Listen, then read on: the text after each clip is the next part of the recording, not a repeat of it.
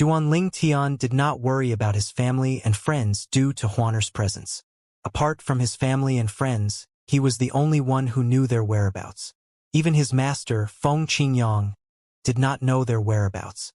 As such, he was also not worried about someone finding them and using them to threaten him into handing over the liquid from the divine fountain he won on the god-defying world's realm battlefield. However, soon enough, Duanling Tian thought of a worrying problem. Huaner's strength improved so quickly because of that mysterious energy, and I speculated that it was from a powerful beast supreme powerhouse. However, there's no free lunch in this world. That beast supreme powerhouse had gone to great difficulties to nurture Huaner. It's possible that there are hidden dangers or conditions. It was undoubtedly amazing that Huaner's strength had increased so greatly. However, if his speculation was right, then it was truly worrying. Nothing came for free after all. Now that she obtained such great strength in such a short amount of time, what kind of price would she have to pay? Before he left, there was nothing amiss, but who knew what would happen in the future? No matter who it is, if they dare to harm Huaner, I won't let them go, Duanling Tian thought to himself. His eyes glinted coldly as he thought about the possible hidden dangers behind Huaner's sudden and rapid increase in strength. However, he also knew that it was impossible for him to protect her now unless he was a world supreme powerhouse. The next stop is Linked Solitary Realm. The Linked Solitary Realm was one of the 36 realms in the Outer Boundary. It was adjacent to the Divine Sand Realm, and unlike the Divine Sand Realm that was at the periphery of the Outer Boundary, it was closer to the heart of the Outer Boundary. It was also more powerful than the Divine Sand Realm. The number of supreme powerhouses in the Linked Solitary Realm was not necessarily higher than the number of supreme powerhouses in the Divine Sand Realm. It might even be smaller. However, their strength lay in quality, not quantity. In the Divine Sand Realm, there were only a handful of powerful people like Qiming and Situlei, but in the Linked Solitary Realm, there were no fewer than 10 supreme powerhouses like Qiming and Situlei. Moreover, in the Linked Solitary Realm, those below the realm of supreme powerhouses were also stronger than those in the Divine Sand Realm.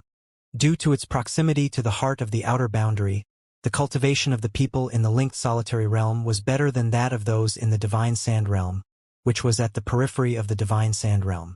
Duanling Tian did not have any specific things to do in the Linked Solitary Realm. It was just one of the stops he had to make on his way to his destination, which was one of the 3 realms in the heart of the Outer Boundary. The true powerhouses in the Outer Boundary were mostly gathered in the 3 realms in the heart of the Outer Boundary. Even powerhouses from other realms would usually go to those 3 realms. The 3 realms were also known as the 3 great sacred realms of the Outer Boundary. There are 36 realms in the Outer Boundary. There are 18 realms in the periphery of the Outer Boundary, and a little closer to the center are 9 realms, including the Linked Solitary Realm. Even closer to the center are another 6 realms, and finally, at the center, there are the 3 great sacred realms. Duanling Tian's destination in the Outer Boundary was one of the 3 great sacred realms. These 3 realms were widely acknowledged as the places with most fortuitous encounters. It was even said that these places were favored by the heavens. My destination is one of the 3 great sacred realms. Starting from the Divine Sand Realm, I'll go to the Linked Solitary Realm and the Peaceful Might Realm. This is the shortest route to my destination. The 36 realms, especially the 3 great sacred realms, are fraught with danger. However, there's no realm that can surpass the 3 great sacred realms in terms of fortuitous encounters and opportunities. The 3 realms have many natural secret realms and trials, and most importantly, they have supreme treasures. It's said that the divine fountain, which liquid I obtained, was found in one of the 3 great sacred realms. Duanling Tian had learned about this from the supreme powerhouse of the Xia clan in the Divine Offering Land.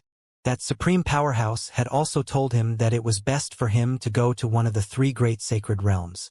After all, the danger in the other realms was not much less compared to the 3 great sacred realms, but there were not many fortuitous encounters, opportunities, and treasures there. Nonetheless, the 3 great sacred realms were still the most dangerous realms.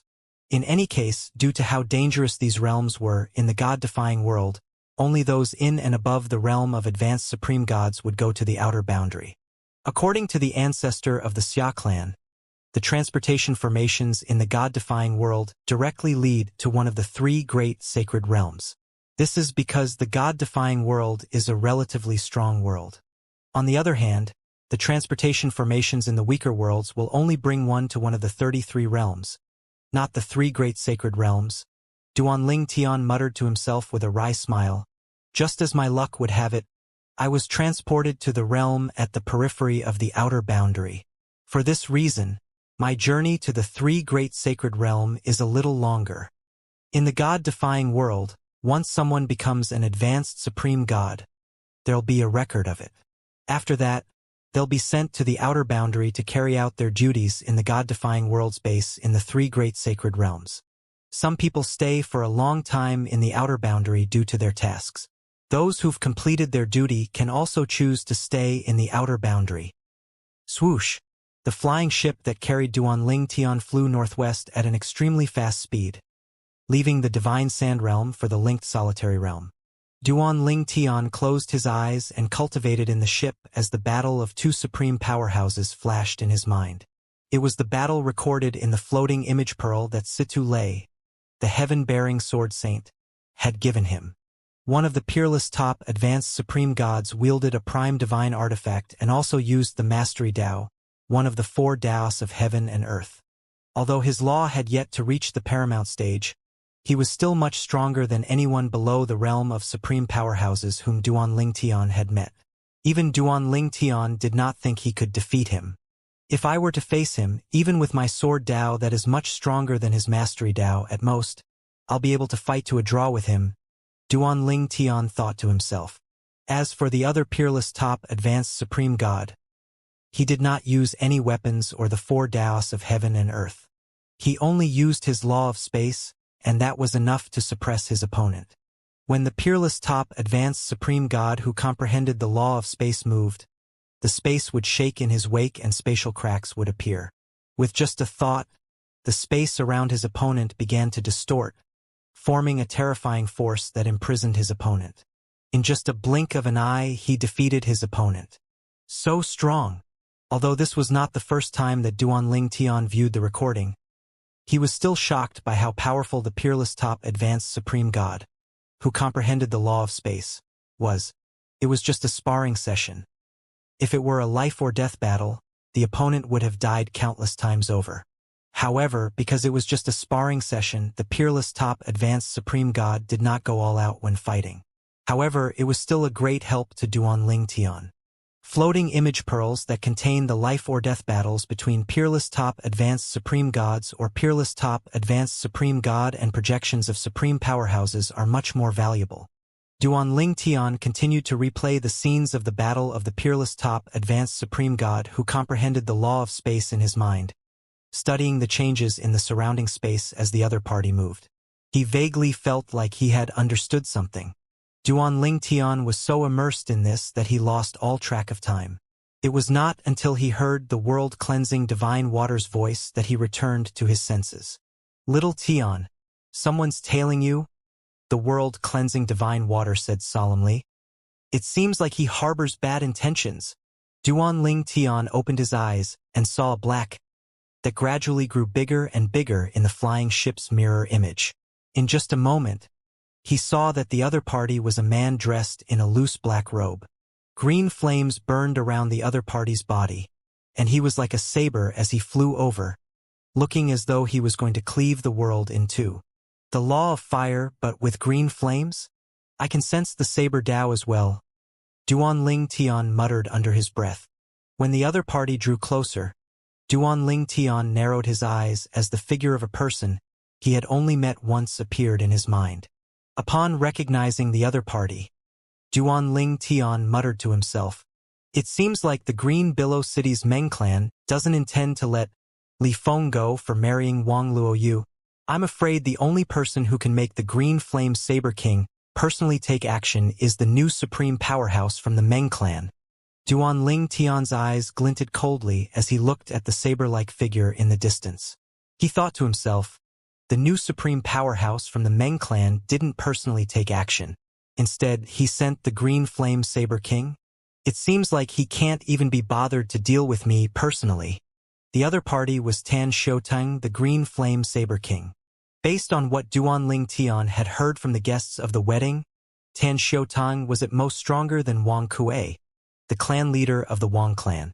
Tan Shouteng was no match for the two supreme elders of the Wang clan.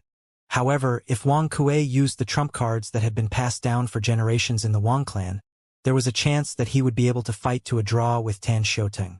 However, even with the trump cards, Wang Kuei was still no match for his clan's two supreme elders.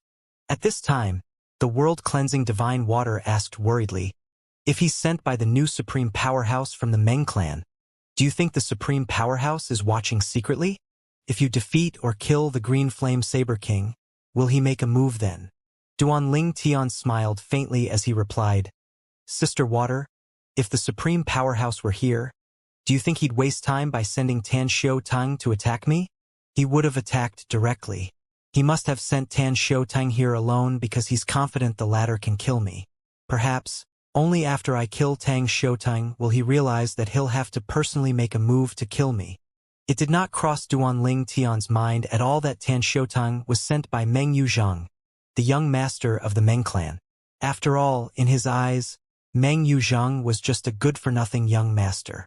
Tan Shouteng was ordered to guard Meng Yuzhang, but it did not mean that just because Meng Yuzhang was upset, he could order Tan Shouteng to follow Duanling Tian for thousands of miles and kill Duanling Tian. It was also clear to Duanling Tian that Tan Shouteng had been waiting for him for a long time. Perhaps, Tan Shouteng had never left at all and had been waiting since 3 years ago. After listening to Duanling Tian, the world-cleansing divine water also realized that she had let her worries cloud her mind. She said, You're right. However, little Tian, even if you can kill him, you should just subdue him for now. If you want to kill him, wait until you're out of the divine sand realm. That's what I thought as well, Duanling Tian said with a nod. Then he flew out of the flying ship. After putting away the flying ship, Duanling Tian watched as Tan Shouteng flew over from the distance. When Tan Shouteng arrived, a solemn expression appeared on his face that was hidden when he realized that Duanling Tian had discovered his presence. He wondered if he had misjudged the situation. Was it possible that there was a supreme powerhouse protecting Duanling Tian in the dark? Or did Duanling Tian discover him on his own? If so, did Duanling Tian sense his energy or did Duanling Tian catch sight of him? Duanling Tian looked at the black-clad man in front of him calmly as he said, Green Flame Saber King, I have to say your nickname sounds impressive, but you're no different from a cowardly rat. Since Duanling Tian had discovered Tan Shouteng's identity, Tan Shouteng saw no need to hide his face anymore. With just a thought, he removed the covering on his face with his divine energy. Then he waved his hand, setting up a formation. In just a moment, a huge light barrier appeared, isolating them. Duanling Tian raised an eyebrow when he saw Tan Shouteng's series of actions. Is he worried that I'll call for help? In the outer boundary, communication was not as seamless as it was in the God-defying world. One could only communicate within a certain distance. At this distance, Duanling Tian, who had left Blue Dawn City, would still be able to contact the Wang clan. Duanling Tian smiled coldly and said, By doing this, you're not only cutting off my means of communication, but you're also cutting off yours. It seems like you're incredibly confident about your strength. Upon seeing Duanling Tian's nonchalant expression, Tan Shouteng said mockingly, Li Feng, stop acting. Do you think I'll be intimidated by your act?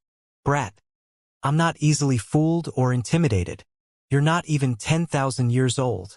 If I, Tan Shouteng, can't defeat you, then I've lived for 70,000 years in vain. Intimidate you? Duanling Tian was briefly stunned by these words. Then, the smile on his face widened as he said icily, We'll see how you feel after this. Following that, a dazzling 7-colored sword appeared in Duanling Tian's hand. It was the 7 Orifices exquisite sword that had transformed into a prime divine artifact. After the 7 Orifices exquisite sword transformed into a prime divine artifact after it successfully absorbed the fragments of prime divine artifacts, Huanger, the sword soul, had fallen into a deep state of slumber. Once she woke up, she would be able to separate from the sword and live independently. Fortunately, it would not affect the strength of the sword since it was now a prime divine artifact. Prime divine artifacts, unlike other divine artifacts, were powerful on their own. Swoosh! The sound of the sword whistling rang in the air as Duan Ling Tian made a move. At the same time, the energy from the law of space surged out violently. Its boundless power seemed capable of destroying the world. Subsequently, the phenomenon of the law appeared in the sky. Tan Xiao Tong smiled contemptuously when he saw Duan Ling Tian's phenomenon from the law of space and said, "You're not even 10,000 years old, but your law of space is close to its perfect form. You're the most talented person I've ever met. Your background must be extraordinary. No wonder the Wang clan values you so much and didn't hesitate to offend the Meng clan that has a supreme powerhouse. Alas, you're dreaming if you think this is enough to defeat me." As soon as Tan Xiaotong finished speaking, powerful saber rays burst forth. Although his movements were casual, he manipulated them very skillfully. At the same time, green flames surged in the sky, seemingly capable of burning the world. Following that, the phenomenon of the law that indicated the law had reached its perfect form appeared in the sky. Swoosh! Swoosh! Swoosh! Swoosh! Swoosh! A torrent of green saber rays, imbued by a mysterious energy, shot out fiercely. Duan Ling Tian, who stood in the midst of the rippling space, faced the green saber rays calmly. Tan Xiaotong held a dazzling long saber that exuded a terrifying energy in his hand and continued to send out terrifying green saber rays as he said, "I, Tan Xiaotong, have killed many prodigies in my life. However, this is the first time I killed a prodigy as outstanding as you. Li Feng, I really have to thank you. If it weren't for you, that good-for-nothing brat wouldn't have offered to lend me the fire-type supreme powerhouse divinity. To show my gratitude, I'll grant you a quick death." Tan Xiaotong spoke confidently and fearlessly as though victory was already in his hand. In his opinion, Duan Ling Tian was no different from a fish on a chopping board, waiting to be slaughtered. Good-for-nothing brat? Fire-type supreme powerhouse divinity. Duan Ling Tian was briefly startled by Tan Xiaotong's words before realization finally dawned on him. At the same time, the world-cleansing divine water said, "Little Tian, it seems like we'd guessed wrongly. It's clear now that Tan Xiaotong isn't sent by Meng Tianfeng, the new supreme powerhouse of the Meng clan. As it turns out, he's sent by Meng Yuzheng. Clearly, Meng Yuzheng bribed him with the supreme powerhouse divinity." Naturally, Duan Ling Tian could also guess this by now. It was also not difficult to figure out that Meng Yuzheng's fire-type supreme powerhouse divinity was from Meng Tianfeng. He could not help but sigh at how Meng Tianfeng doted on Meng Yuzheng. It seemed like the rumors of Meng Tianfeng regarded Meng Yuzheng as the most important one among his descendants were true. After a moment, Duan Ling Tian's thoughts shifted back to Tan Xiaotong. So the famous green flame saber king of the divine sand realm is only this strong? Duan Ling Tian smiled slightly as he looked at the arrogant and confident Tan Xiaotong. Following that, he brandished the seven orifices exquisite sword and cast his sword Dao. In just a blink of an eye, a sharp and clear whistling noise rang thunderously in the air. A gray sword ray shot toward Tan Xiaotong and his torrent of saber rays, leaving spatial cracks in its wake. Although Duan Ling Tian's comprehension of the law of space was not as profound as Tan Xiaotong's comprehension of the law of fire, his ridiculously strong sword Dao increased his strength to a terrifying level. On the other hand, Tan Xiaotong also comprehended the weapon Dao. In his case, it was the saber Dao. However, his weapon Dao was very much inferior to Duan Ling Tian's weapon Dao. The difference between their respective weapon Dao was like that of an adult and a 3-year-old child. This was not surprising since even Situ Lei, the heaven-bearing sword saint and one of the strongest supreme powerhouses in the divine sand realm, was impressed with Duan Ling Tian's sword Dao and even treated Duan Ling Tian like a teacher in regard to the sword Dao. Conversely, Situ Lei also acted like a teacher to Duan Ling Tian in other aspects, and Duan Ling Tian learned a lot from him. In Duan Ling Tian's opinion, What he learned from Situlay was no less than what Situlay learned from him. "You can't hold a tide back with a broom," Tan Xiaotang said with a sneer when he saw the lone sword ray. Clearly, he had yet to sense how terrifying and powerful Duan Ling Tian's sword Dao was. Nonetheless, he was still inwardly surprised by Duan Ling Tian's terrifying strength. Duan Ling Tian was not even 10,000 years old, but he possessed such terrifying strength. Based on his knowledge, there was no one, in the past and the present, in the divine sand realm who possessed such strength when they were not even 10,000 years old. No wonder the Wang clan refused the Meng clan for his sake. Tan Xiaotang was even more certain now that Duan Ling Tian was from an extremely powerful force outside of the divine sand realm. A hint of fear appeared in the depths of his heart, but it was quickly suppressed by his greed and killing intent. No matter what, he had to kill Duan Ling Tian today. It was not only for the sake of the supreme powerhouse divinity. Now that he offended Duan Ling Tian, he had to kill Duan Ling Tian now to prevent Duan Ling Tian from seeking revenge in the future. Upon seeing the torrent of saber rays, Duan Ling Tian said with a disdainful smile, "How ostentatious!" Following that, Duan Ling Tian waved the sword in his hand. With just one move, the deceptively ordinary sword ray seemed to grow stronger, leaving even bigger cracks in its wake.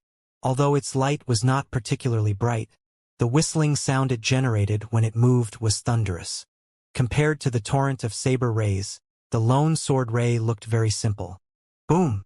As soon as the forces collided, the confident expression on Tan Xiaotang's face vanished immediately.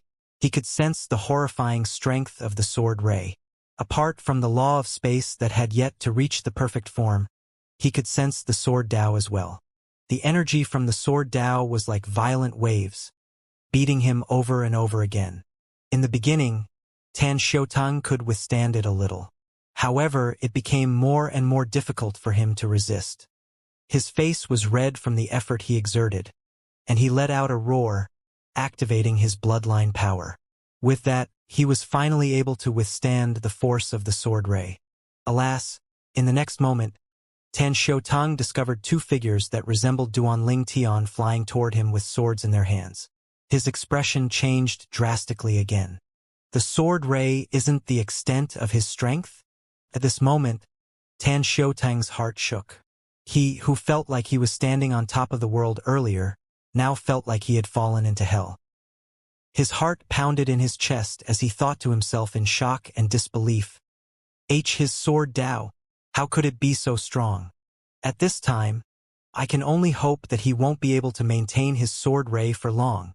Tan Xiaotang had no choice but to deal with Duan Ling Tian's two doppelgangers due to their direct assault. Although the doppelgangers from the law of space and the law of time were not as powerful as Duan Ling Tian, they still possessed at least 60 to 70% of his strength. Since Tan Xiaotang had to deal with the two doppelgangers, he quickly lost the advantage he had gained from his bloodline power that made him on par with the sword ray. In just a moment, Duan Ling Tian's sword ray suppressed him again. Moreover, contrary to his expectations, it seemed like Duan Ling Tian had no problem maintaining the sword ray, and it was clear that the sword ray would not be disappearing anytime soon. He was forced to retreat repeatedly as he fended off the attacks. It did not take long before Tan Xiaotang was exhausted and could no longer hold on. His face was ashen as he asked through gritted teeth, "How can you be so strong?" The band that tied Tan Xiaotang's hair together snapped at this moment, and his hair fluttered messily in the wind, making him look even more pathetic. Tan Xiaotang continued to stare at Duan Ling Tian in shock and disbelief. He did not understand how Duan Ling Tian could be so strong. Earlier, he had thought that there was no one in the divine sand realm, whether it was in the past or the present, who was like Duan Ling Tian. Now, he thought that even in the entire outer boundary and myriad worlds, there were very few people as monstrous as Duan Ling Tian. Perhaps there was no one like him at all in the outer boundary and the myriad worlds. "Who the hell are you?" Tan Xiaotang asked again as despair shone in his eyes.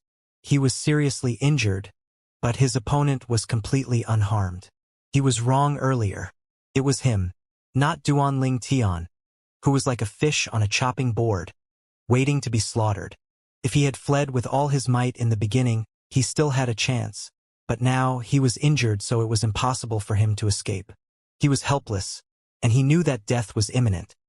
Before his death, he really wanted to know who Duanling Tian was. After all, Duanling Tian was not even 10,000 years old. But he was almost as strong as a peerless top advanced supreme god. He had never heard of anyone like that in the outer boundary and the myriad worlds. Even those prodigies with terrifying strength close to that of a peerless top advanced supreme god were slightly more than 10,000 years old. All you need to know is that I'm from the myriad worlds, Duanling Tian said indifferently as he waved his hand. The law of space swept out quickly and effectively restraining Tan Xiuteng. It also prevented him from healing his injuries. Myriad worlds? Are you from one of the 3 upper worlds? Tan Xiuteng asked, shocked. I can't believe there's a prodigy like you there. Which of the 3 upper worlds are you from? It was only after Duanling Tian came to the outer boundary that he learned that the 3 strongest worlds were known as the 3 upper worlds. The myriad worlds were divided into the 3 upper worlds, 18 middle worlds, and the lower worlds. The god-defying world where Duanling Tian came from was one of the 18 middle worlds. You talk too much, Duanling Tian said with a hint of impatience. Then he asked, you said that Meng Yuzhang sent you to kill me. This means that you've been waiting in Blue Dawn City for 3 years. Is he in Blue Dawn City as well, or has he returned to Green Billow City? If Meng Yuzhang is still in Blue Dawn City, Duanling Tian's eyes shone with killing intent when he thought about it. He thought that Meng Yuzhang should consider himself lucky if he had returned to Green Billow City. He returned to Green Billow City 3 years ago, Tan Xiuteng replied. I sent him back to Green Billow City 3 years ago before I returned to Blue Dawn City to wait for you to leave Blue Dawn City. A regretful expression appeared on Tan Xiuteng's face as he continued to say, if I had known you're so strong, I wouldn't have attacked you no matter what. I didn't expect that I'd be killed by a young man like you who's not even 10,000 years old. Tan Xiuteng had thought about his death in the past, and he had thought about the ways he might die. He thought he might be killed by a peerless top advanced supreme god, a supreme powerhouse, or even the heavenly tribulation. However, not even in his wildest imagination did he imagine that he would be killed by a young man who was not even 10,000 years old. After a moment, Tan Xiuteng's expression eased.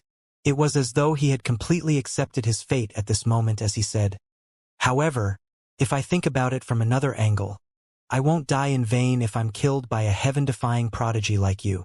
At this time, Duanling Tian, who had just spoken to the world-cleansing divine water, looked at Tan Xiuteng with bright eyes and asked, what? You don't want to live anymore? Are you in such a hurry to die?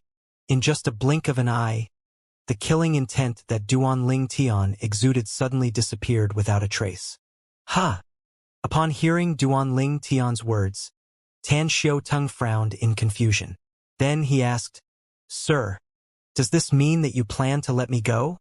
After Tan Xiuteng finished speaking, he laughed at himself for being absurd. How could Duanling Tian possibly spare him? If he were in Duanling Tian's shoes, he would not have spared someone who tried to kill him. After all, not killing someone like that was akin to creating future trouble for oneself. Let you go. Duanling Tian smiled faintly and said, I'm not so magnanimous toward a person who intended to kill me. However, if you swear on the Heaven Vault's blood oath and acknowledge me as your master and become my servant, I'll spare your life. Upon hearing this, Tan Xiuteng sneered and said, impossible. I admit that I'm weaker than you. Even if I die, I admit that I lost fair and square. However, it's impossible for me to swear allegiance to you. There was a specific master-servant contract when swearing on the Heaven Vault's blood oath. After swearing the oath, a master-servant connection would be formed. At that time, the servant could be reduced to ashes as long as the master willed it using the power that governed heaven and earth. Boy, perhaps your elders have never taught you this. Sometimes, people with our cultivation bases place more importance on dignity than life. Moreover, how can someone who lost his freedom overcome his heart devil trial and survive the heavenly tribulation? Tan Xiuteng said mockingly to the young man in front of him. In Tan Xiuteng's opinion, Duanling Tian was dreaming if Duanling Tian thought that he would become his servant. What a joke! Duan Ling Tian was just an advanced supreme god, who was admittedly stronger than him. Even if Duan Ling Tian was a peerless top advanced supreme god or a supreme powerhouse, it was still impossible for him to acknowledge them as his master and become their servant using the Heaven Vault's blood oath. Those below the realm of supreme gods would be fine making such an oath. However, for those in or above the realm of supreme gods, it would draw the heart devil trial during the once-in-a-thousand-year heavenly tribulation, making it almost impossible to survive.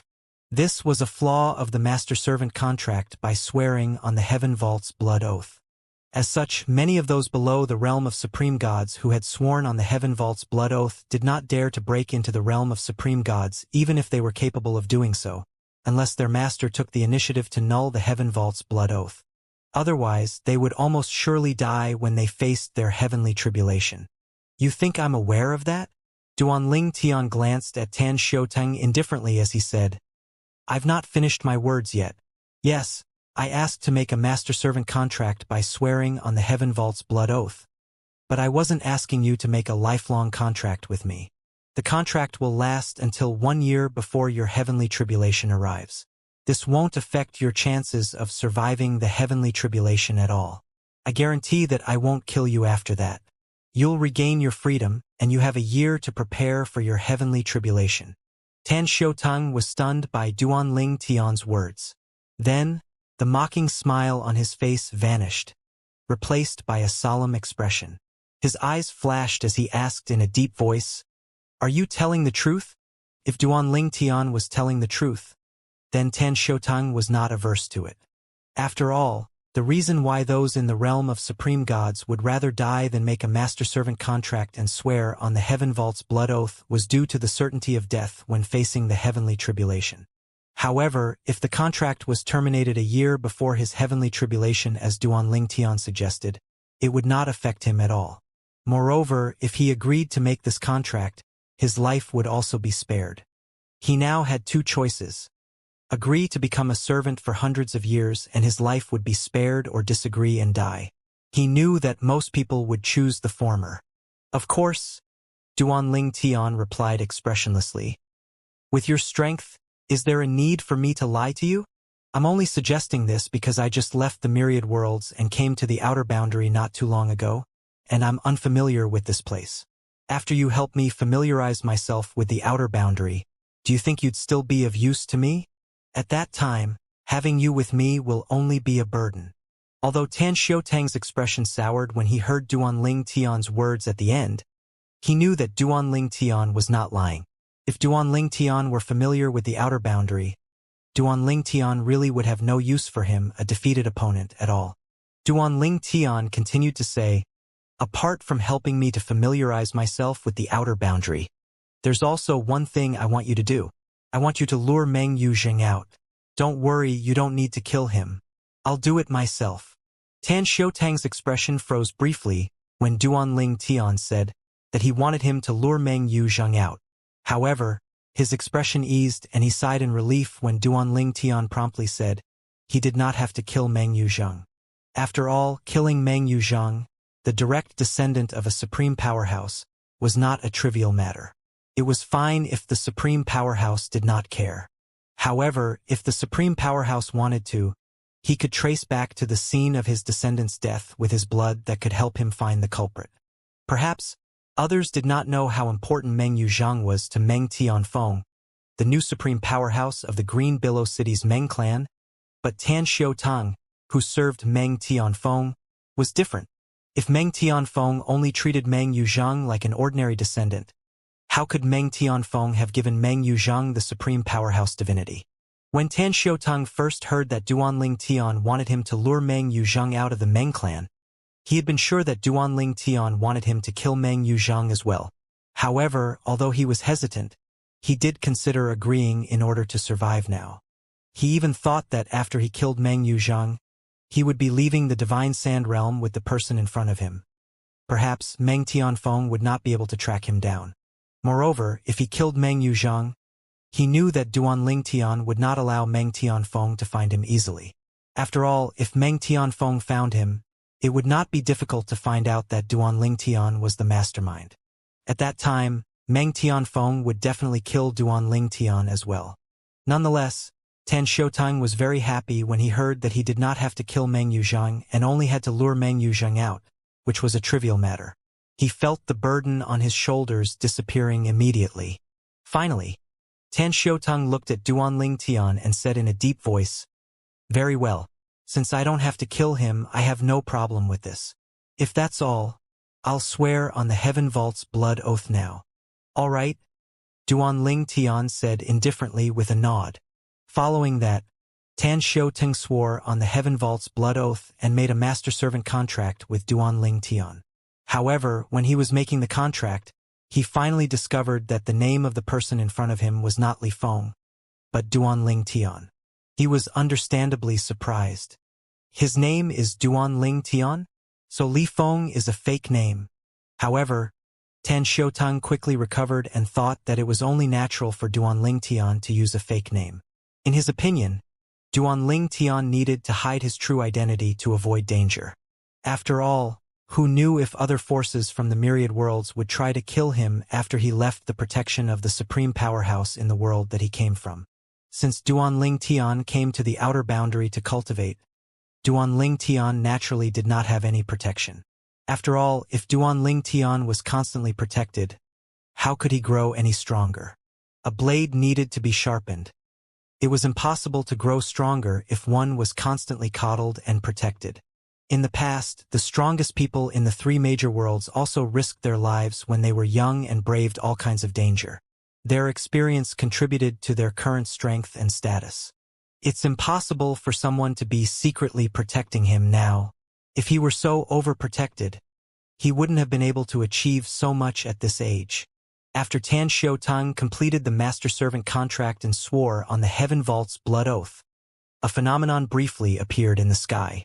A complicated expression appeared on his face when he sensed the connection between him and Duanling Tian. He made a careless mistake which resulted in him becoming a servant for hundreds of years. If he could turn back time, he definitely would not make the same mistake again. At this time, Duanling Tian glanced at Tan Shouteng and said indifferently, "Let's go. Lead me to Green Billow City." Duanling Tian could also sense his connection to Tan Shouteng. The feeling was subtle, but he could feel that he now held Tan Shouteng's life in his hand. With just a thought, he could kill Tan Shouteng. It would be impossible for Tan Shouteng to escape him until the contract ended. This restriction in the master-servant contract is really terrifying, which is good. It means that I don't have to worry about him messing around. At the same time, I can also let him handle all the trivial matters, Duanling Tian thought to himself. In fact, the world-cleansing divine water was the one who suggested making Tan Shouteng his servant. After listening to her, he found that he agreed with her. Not only could he quickly familiarize himself with the outer boundary and have someone deal with trivial matters for him, but he could lure Meng Yuzhang, who wanted his life, out of the Meng clan.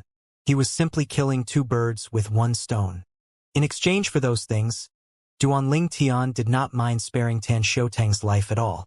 After all, when it came down to it, Tan Shouteng was only following Meng Yuzhang's orders. He would not form a heart devil and affect his chances of surviving the heavenly tribulation if he spared Tan Shouteng and killed Meng Yuzhang. "Yes, my lord," Tan Shouteng said respectfully. "It's fine. Just refer to me as young master," Duanling Tian said with a wave of his hand. "Yes, young master," Tan Shouteng said respectfully. Then, he brought his flying ship out and gestured for Duanling Tian to board the flying ship first before he steered the flying ship in the direction of Green Billow City. As Tan Shouteng steered the flying ship, his mind began to wander. He knew that Duanling Tian spared him because he was not the true mastermind behind the attempt on his life. Then he thought about Meng Yuzhang. That kid will definitely be scared out of his wits later. He'll definitely regret his actions. Tan Shouteng was close to becoming a peerless top advanced supreme god after all. He could naturally understand Duanling Tian's thoughts. With their cultivation bases, they had to consider their actions all the time to avoid forming the heart devil, which would affect their chances of survival during the heavenly tribulation. Tan Shouteng knew that if he was not ordered by Meng Yuzhang and sincerely harbored the intention to kill Duanling Tian, It was likely that Duanling Tian would kill him. It would be fine if Duanling Tian was open-minded.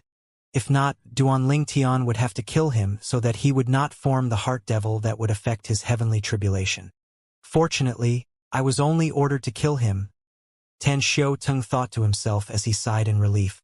Then he shook his head when he thought about Meng Yuzhang. He knew that Meng Yuzhang was going to die soon, after all. You can't blame me. If you need someone to blame, you can only blame yourself for targeting him. Not only did you ruin my life, but you also ruined your own life. However, fortunately, I managed to survive. However, I won't be able to say the same for you. Meanwhile, Duanling Tian cultivated without worries in Tan Xiaoteng's flying ship. He was naturally not worried about Tan Xiaoteng playing tricks now that they had a master-servant contract between them. Although Tan Xiaoteng used to serve Meng Tianfeng, he was not worried about Tan Xiaoteng's loyalty at all. Even if Meng Tianfeng was strong, he could not compare to the restrictions of the master-servant contract.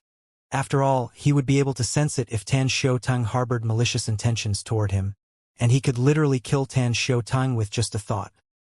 In the Meng clan in Green Billow City, ever since Meng Yuzhang returned from Blue Dawn City, he had been depressed, brooding over the things that happened in the Wang clan. Not only was he humiliated by the new son-in-law of the Wang clan, but he was humiliated in front of so many prominent figures in the Divine Sand Realm. Apart from that, he was also reprimanded by the ancestor of the Meng clan because of the new son-in-law of the Meng clan. With all these things, his hatred toward Li Feng grew even stronger. It's been 3 years. Don't tell me Li Feng didn't leave the Wang clan or Blue Dawn City at all. Over the past 3 years, Meng Yuzhang could not remember the number of times he hovered in the sky above the Meng clan's estate, looking in the direction of Blue Dawn City and talking to himself. Feeling confident about his speculation, Meng Yuzhang muttered under his breath, "If Li Feng has a supreme powerhouse protecting him when he leaves the Wang clan, it means that Tan Xiaoteng won't have a chance to make a move. If that happened, Tan Xiaoteng would have returned and informed me of this. Since Tan Xiaoteng has yet to return, it means that Li Feng didn't leave the Wang clan and Blue Dawn City at all." As usual, after talking to himself for a while, Meng Yuzhang prepared to return to his room to cultivate. Despite his mood, he naturally did not forget to cultivate. However, it had to be said that his progress over the past 3 years was not good. When he cultivated, Li Feng would appear in his mind as though Li Feng was mocking his incompetence. It also reminded him that he was not as good as Li Feng, that he failed to marry Wang Luoyu, that he was looked down upon by the Wang clan, and that his ancestor did not take his side either. He knew that he was going to form a heart devil from this and tried to restrain his thoughts, but it was useless. Since he was young, this was the first time he had suffered such a setback and humiliation. He hated Li Feng so much that one would think Li Feng had murdered his father. If Li Feng doesn't die, I'm afraid that I'll be injured during my upcoming heavenly tribulation due to the heart devil, Meng Yuzhang thought to himself. Previously, he was not worried about his heavenly tribulation at all. He was even confident he would be able to survive it completely unscathed. However, now that he was sure he was going to form a heart devil, he was not certain he would be able to survive the heavenly tribulation. His only hope now is to kill Li Feng to survive. Suddenly, young Master Meng, just as Meng Yuzhang sighed in disappointment and was about to leave, he suddenly received a voice transmission. His eyes lit up immediately. The other party was none other than Tan Xiaoteng, the Green Flame Saber King, whom he had been waiting for 3 years. Under normal circumstances, Meng Yuzhang knew that Tan Xiaoteng could not even be bothered to talk to him. The only reason Tan Xiaoteng accompanied him to Blue Dawn City was due to the orders of Meng Tianfeng, the ancestor of the Meng clan. After all, Tan Xiaoteng served Meng Tianfeng. Meng Yuzhang also knew that Tan Xiaoteng only agreed to stay in Blue Dawn City and look for an opportunity to kill Duanling Tian because he said that he would lend Tan Xiaoteng the supreme powerhouse divinity. Otherwise, how could someone like Tan Xiaoteng listen to his orders? Meng Yuzhang could hardly contain his excitement as he responded to Tan Xiaoteng's message. "Uncle Tan, did you manage to kill Li Feng?" Tan Xiaoteng did not answer Meng Yuzhang's question. Instead, he said, "Young Master Meng, if you want to know the answer, Meet me a few thousand miles south of the city. At that time, I'll hand the floating image pearl to you. In exchange, you'll lend me the supreme powerhouse divinity. I know you've sworn on the Heaven Vault's blood oath that you'll lend me the supreme powerhouse divinity after I completed my task. However, I'm afraid that if our exchange takes place in the city, your ancestor might be alerted and stop the exchange. He might even confiscate the supreme powerhouse divinity from you at that time. Meng Yuzhang did not doubt Tan Xiutang at all. He quickly said, I understand your concerns, Uncle Tan. You said a few thousand miles south of the city, right? I'm on my way now. Meng Yuzhang was desperate and could not wait to get his hands on the floating image pearl that recorded Tan Xiutang killing Li Feng. With the floating image pearl, he would be able to stop the heart devil from forming. In fact, Meng Yuzhang would not doubt Tan Xiutang much if Tan Xiutang said that he had killed Duanling Tian. However, to be safe, he wanted proof and he needed to watch the recording of Tan Xiutang killing Li Feng. It was not only to stop the heart devil from forming, but he also wanted to watch it because he knew he would derive pleasure from watching Li Feng die. Li Feng, in the end, you're no match for me. Meng Yuzhang muttered to himself with a scoff before he flew south toward the agreed-upon meeting place at a high speed, leaving the Meng clan. Since the distance was not very far from the Meng clan, he did not see a need to bring another person with him and went alone. In his opinion, there was no danger in going alone. After all, within 100,000 miles of Greenbillow City, there were very few people who did not know him, the most outstanding one among the younger generation in the Meng clan. Due to his status, even those who were stronger than him did not dare to provoke him. From the beginning to the end, it did not cross Meng Yuzhang's mind at all that Tan Xiutang would trick him. After all, if Tan Xiutang wanted to harm him, Tan Xiutang had plenty of chances to do so during their journey to Blue Dawn City to and fro. There was no need for Tan Xiutang to wait until now. Moreover, even after Tan Xiutang knew that he possessed the supreme powerhouse divinity, Tan Xiutang did not make a move at all during their journey back to Greenbillow City, even though he was unaccompanied by Meng Tianfeng. At that time, he had left with a few members of the Meng clan while Meng Tianfeng left on his own. If Tan Xiutang wanted to harm him at that time, Tan Xiutang's success was almost guaranteed. A few thousand miles south of Greenbillow City, apart from a stretch of mountain range and endless yellow sand, there was no plant at all. It was as though plants had been forbidden to grow in this place. At this moment, a middle-aged man sat cross-legged in the air with his eyes closed. At the same time, faint green flames danced around his body, looking like sabers at times. Apart from the spatial ring that he wore on his finger, there was a huge and heavy token hanging from his waist. If there were a skilled blacksmith present, he or she would be able to sense the slight fluctuations from the token, and he or she would be able to tell that the token was a spatial artifact. At this time, the middle-aged man, Tan Xiutang, projected his voice into the token and said, Young master, my divine consciousness sensed that Meng Yuzhang is about to arrive. He came alone. I'm sure he doesn't suspect or doubt anything. After all, in his mind, if I wanted to harm him, I had plenty of opportunities to do so 3 years ago. Moreover, he's not afraid that anyone will look for trouble with him in this area. I can sense that he's in a hurry.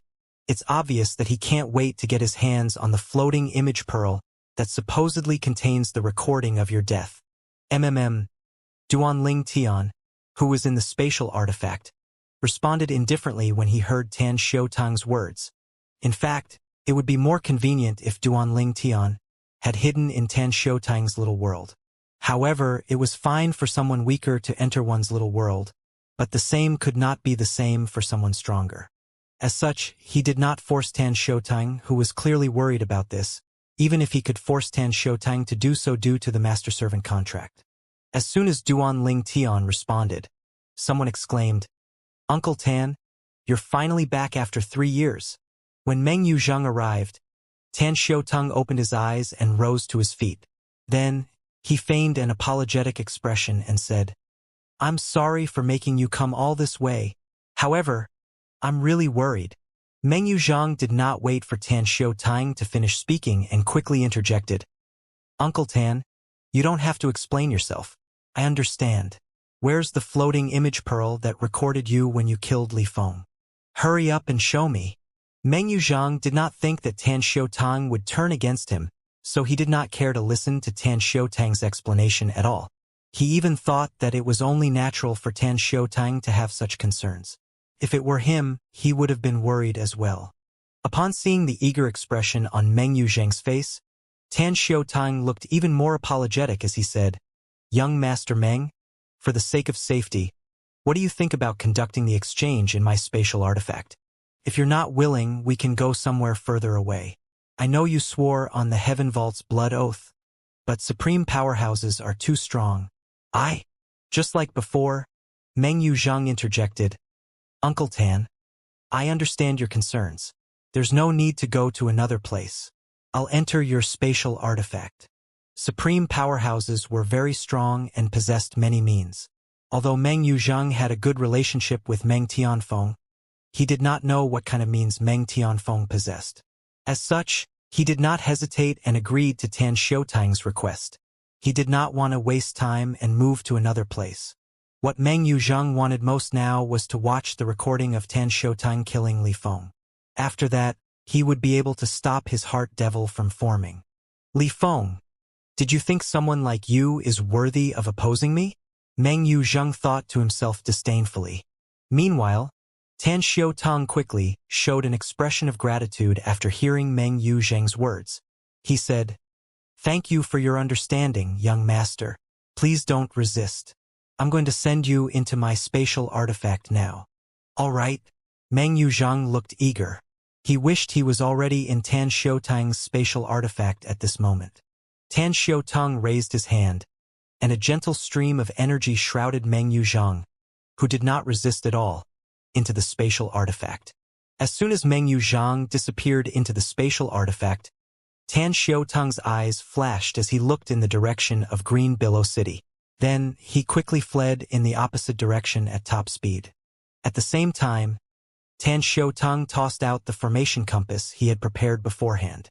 A few complex formations appeared, destroying the area along with the mountain range. The force of the explosion caused the space to distort. Tan Xiutang had done this to get rid of his tracks. Although it was clear that something had happened here, since he had destroyed this place, when Meng Tianfeng came, it would be difficult for Meng Tianfeng to find any clues that pointed to the culprit. Apart from that, if Meng Yuzhang did not die here, it would be difficult for Meng Tianfeng to find this place using their blood connection. Meng Yuzhang was naturally unaware of what was happening outside now that he was in Tan Xiutang's spatial artifact. He was currently alone, but he did not think too much of it, waiting for Tan Xiutang to come in. Just like before, he was not worried that Tan Xiutang would harm him. Put everything else aside. His supreme powerhouse divinity and his other treasures were in his self-destructive spatial ring. If Tan Xiutang killed him, Tan Xiutang would not gain anything. Even if Tan Xiutang managed to obtain the supreme powerhouse divinity and killed him, Tan Xiutang had sworn on the Heaven Vault's blood oath that he was going to borrow it. If Tan Xiutang snatched it away forcefully, Tan Xiutang would be punished. Swoosh! Just as Meng Yuzhang expected, Tan Xiutang soon entered the spatial artifact. As soon as he saw Tan Xiutang, his eyes lit up, and he asked urgently, "Uncle Tan, where's the floating image pearl?" Tan Xiutang did not respond. Instead, he looked at Meng Yuzhang's spatial ring. His meaning was clear. If you want the floating image pearl, bring the supreme powerhouse divinity out first. "Uncle Tan, I've already made the Heaven Vault's blood oath. I can't possibly go back on it," Meng Yuzhang said as he shook his head and brought the fire-type supreme powerhouse divinity, which was given to him by Meng Tianfeng, out of his spatial ring. In the past, Meng Tianfeng had also relied on this supreme powerhouse divinity to rapidly improve his law of fire, laying a solid foundation on his road to becoming a supreme powerhouse. Since he did not need it anymore, he had given it to Meng Yuzhang to help Meng Yuzhang comprehend the law of fire. "Uncle!" Just as Meng Yuzhang was about to hand the supreme powerhouse divinity over, swoosh! The clear sound of swords whistling rang in the air before blood suddenly spurted out of Meng Yuzhang's arm socket before his entire left arm, which was holding the supreme powerhouse divinity, fell to the ground with a thud. "Who is it?" Meng Yu Zheng's expression changed drastically. He did not look for the attacker.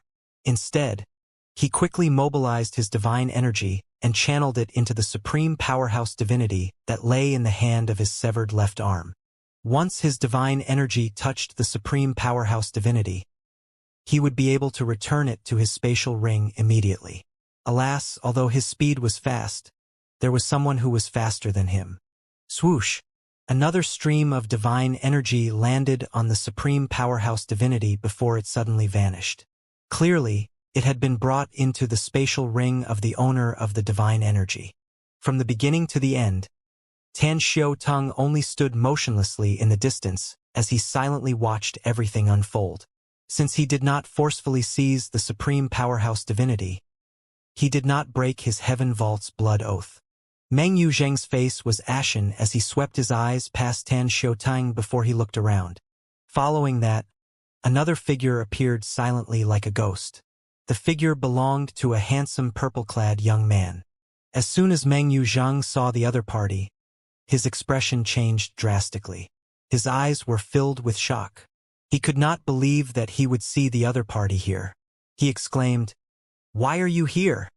Countless questions raced through Meng Yu Zheng's mind at this moment. Why is Li Feng here? Why did Li Feng take away my supreme powerhouse divinity? Didn't I ask Uncle Tan to kill him? Why is he here? How dare he attack me? After a moment, Meng Yu Zheng quickly calmed down. He was seeing red as he glared at Tan Xiaotong, who was standing behind Duanling Tian, and said, "Tan Xiaotong, you actually joined forces with Li Feng to snatch away my supreme powerhouse divinity. Do you think you'll be able to escape the punishment from the Heaven Vault's blood oath if you do this?" Meng Yu Zheng looked like a fierce beast at this moment. It was as though he wanted to bite Tan Xiaotong to death. Meng Yu Zheng was furious. In his opinion, it would be impossible for Tan Xiaotong to escape the punishment for breaking the Heaven Vault's blood oath that would undoubtedly kill the other party. But Li Feng would be completely unharmed after snatching the supreme powerhouse divinity away. "Li Feng, hand the supreme powerhouse divinity over, and I'll grant you a quick death," Meng Yu Zheng said grimly.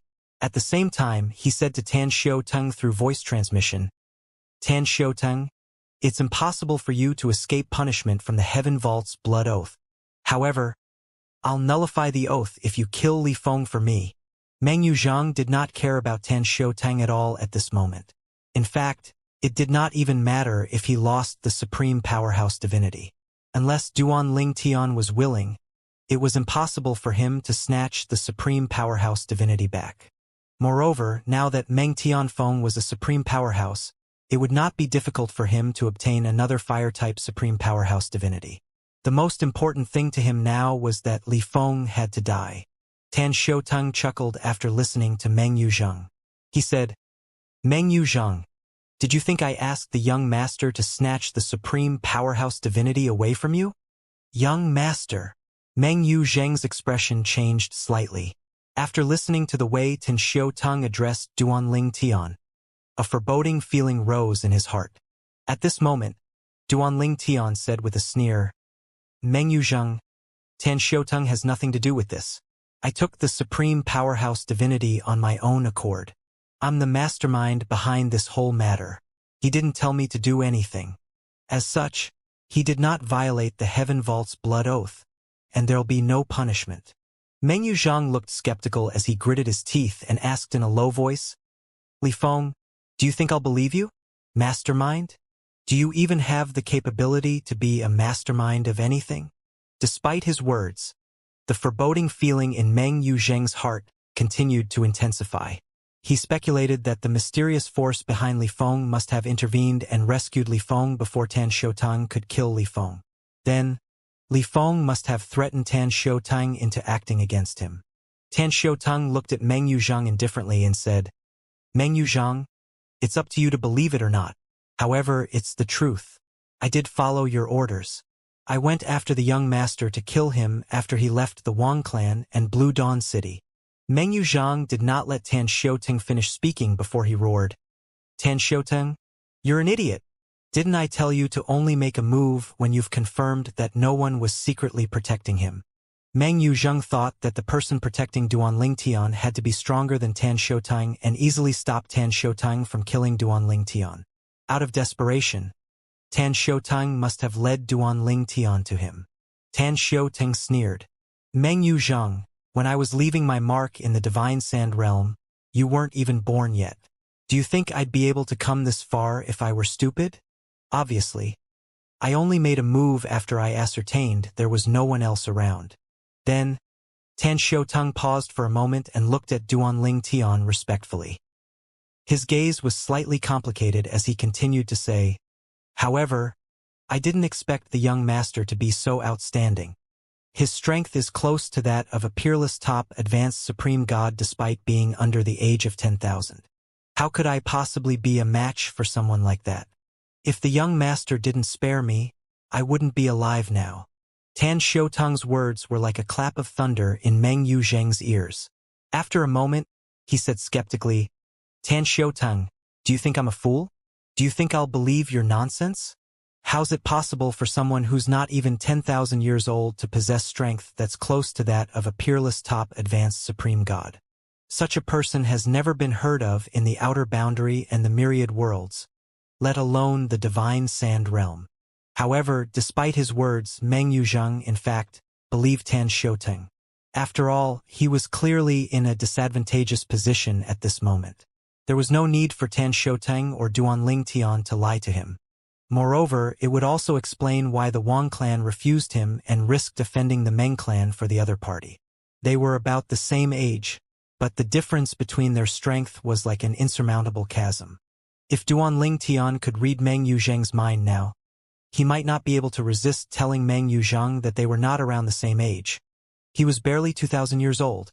Tan Shoutang said, like I said earlier, it doesn't matter if you believe it or not. After a beat, he added, Meng Yuzheng, provoking the young master is the most foolish mistake you've made in your life. Because of a woman, you brought upon your own death. Meng Yuzheng glared at the two people in front of him before he said threateningly, Tan Shoutang, Li Feng, you better let me go. Otherwise, I'll summon my ancestor here with the phantom projection jade token he had given me. Duanling Tian smiled when he heard these words. On the other hand, Tan Shoutang said with a sneer, Meng Yuzheng, do you think I'm stupid? Your ancestor just became a supreme powerhouse recently. It's impossible for him to waste his blood essence on a phantom projection jade token. The blood essence of a supreme powerhouse was needed to forge a phantom projection jade token, and the process was not as taxing compared to using the supreme spirit blood essence. The phantom projection jade token was the jade tokens that those few people, whom Duanling Tian met on the god-defying world's realm battlefield, had used to summon the manifestation of their respective supreme powerhouses. At that time, one of his opponents escaped by using the phantom projection jade token. Duanling Tian had learned from his mistake, and he had been worried about Meng Yuzheng possessing a phantom projection jade token as well. However, after bringing up his concerns to Tan Shoutang reassured him that it was unlikely for a new supreme powerhouse to forge a phantom projection jade token. After hearing that, he finally felt at ease. Meanwhile, Meng Yuzheng broke down after his final attempt to preserve his life was thwarted by Tan Shoutang. In just a moment, despair overwhelmed him. No, I don't want to die. Meng Yuzheng was in despair. All supreme powerhouses, new or old, were able to create phantom projection jade tokens with their blood essence. However, due to the laborious process, most new supreme powerhouses were unlikely to create a phantom projection jade token since they would be busy stabilizing their cultivation bases. Apart from that, supreme powerhouses would only give these tokens to the direct descendants who were the most talented or the direct descendants they favored the most. Based on Meng Yuzheng's status in the Meng clan, he would definitely be first in line to receive a phantom projection jade token from Meng Tianfeng, his ancestor. Unfortunately, Meng Tianfeng was a new supreme powerhouse who was likely focused on stabilizing his cultivation base. Even if Meng Tianfeng did create a phantom projection jade token, it would be impossible for him to create one in a short amount of time. Meng Yuzheng's expression was unsightly as he dropped to his knees and kowtowed as he pleaded frantically, Young Master Li Feng, please show mercy. You can have all the treasures in my spatial ring. Just spare my life, please. Meng Yuzheng was terrified at this time. He was confident Meng Tianfeng would be able to link his death to Li Feng, but he was not sure Meng Tianfeng was a match for the mysterious force behind Li Feng. He had no doubt Duanling Tian was from an extremely powerful force after Tan Xiuteng said Duanling Tian was almost as strong as a peerless top advanced supreme god despite being under the age of 10,000. Duanling Tian looked at Meng Yuzheng indifferently and said, "Spare your life? Perhaps. I'll change my mind if I find something useful in your spatial ring. Give up your ownership over the spatial ring now." Duanling Tian would naturally not refuse this offer. Moreover, he did not intend to kill Meng Yuzheng for now. He was only going to imprison Meng Yuzheng for now.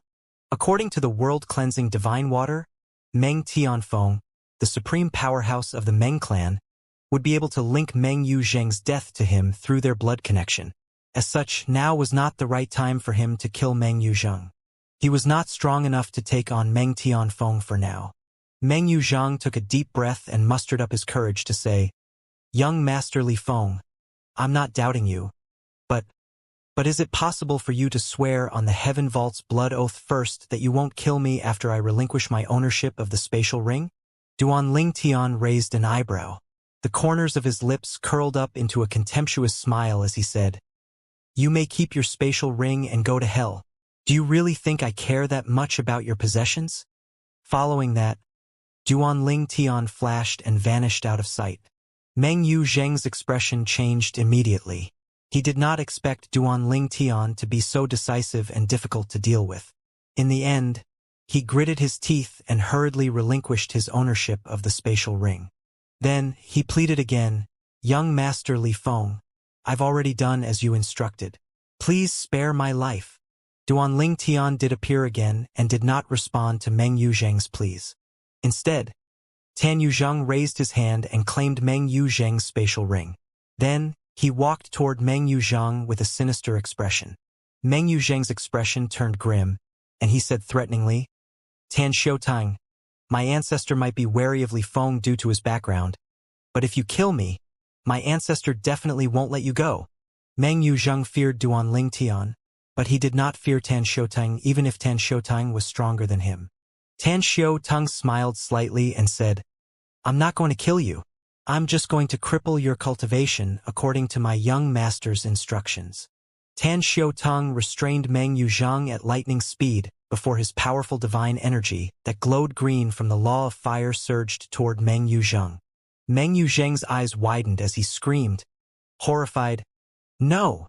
In just a moment, Meng Yuzheng fell to the ground unconscious as Tan Xiuteng's divine energy entered his meridians and destroyed his heavenly veins. At this time, Duanling Tian reappeared. He glanced at Meng Yuzheng, who was lying motionless on the ground, and said, "Make sure he doesn't die. If he dies, it'll be difficult to deal with Meng Tianfeng." "Young master, rest assured. I won't let him die," Tan Xiuteng said respectfully. "I don't know much about Meng Yuzheng, but I know he's too cowardly to take his own life. Even if he's physically crippled, he'll still be begging to live." Duanling Tian nodded. "Good. When the time is right, we'll deal with him." Then he added, "All right, let's go to the linked solitary realm now." "Yes, young master," Tan Xiuteng replied respectfully. During the journey to Green Billow City, Tan Xiuteng learned from Duanling Tian that the linked solitary realm was just a stop on his way to the three great sacred realms in the center of the outer boundary. In the past, he had spent some time in the three great sacred realms. In fact, it was due to his time and fortuitous encounters there that he was so strong now. If he had stayed in the Divine Sand Realm, he would not be so strong now. However, it also had to be said that he had many close calls with death during his time there as well. During the journey to the linked solitary realm, Duanling Tian cultivated peacefully in Tan Xiuteng's flying ship. Unless it was absolutely necessary, Tan Xiuteng would not disturb his cultivation. Quite some time after Duanling Tian crossed the border into the linked solitary realm, the Green Billow City's Meng clan finally discovered that Meng Yuzheng, the young master of the clan, had gone missing. After Meng Tianfeng became a supreme powerhouse, Meng Yuzheng's status in the clan had risen greatly as well since he was very favored by Meng Tianfeng. At this time, the high-ranking officials of the Meng clan were gathered in the clan's main hall for an emergency meeting. An old man with a full white beard said grimly, "We've searched everywhere, but we still can't find Yu Zheng. How are we going to explain this to the ancestor when he comes out of his closed-door cultivation?" Someone spotted Yu Zheng going south after leaving Green Billow City. However, no one knows why he left the city. Perhaps he was lured out of the city. Yu Zheng couldn't have gone too far. He hasn't returned, and we can't find him at all. I'm afraid something bad has happened to him. Calm down. You're overthinking things. Yu Zheng's soul pearl is still intact, so he's definitely still alive. That's right.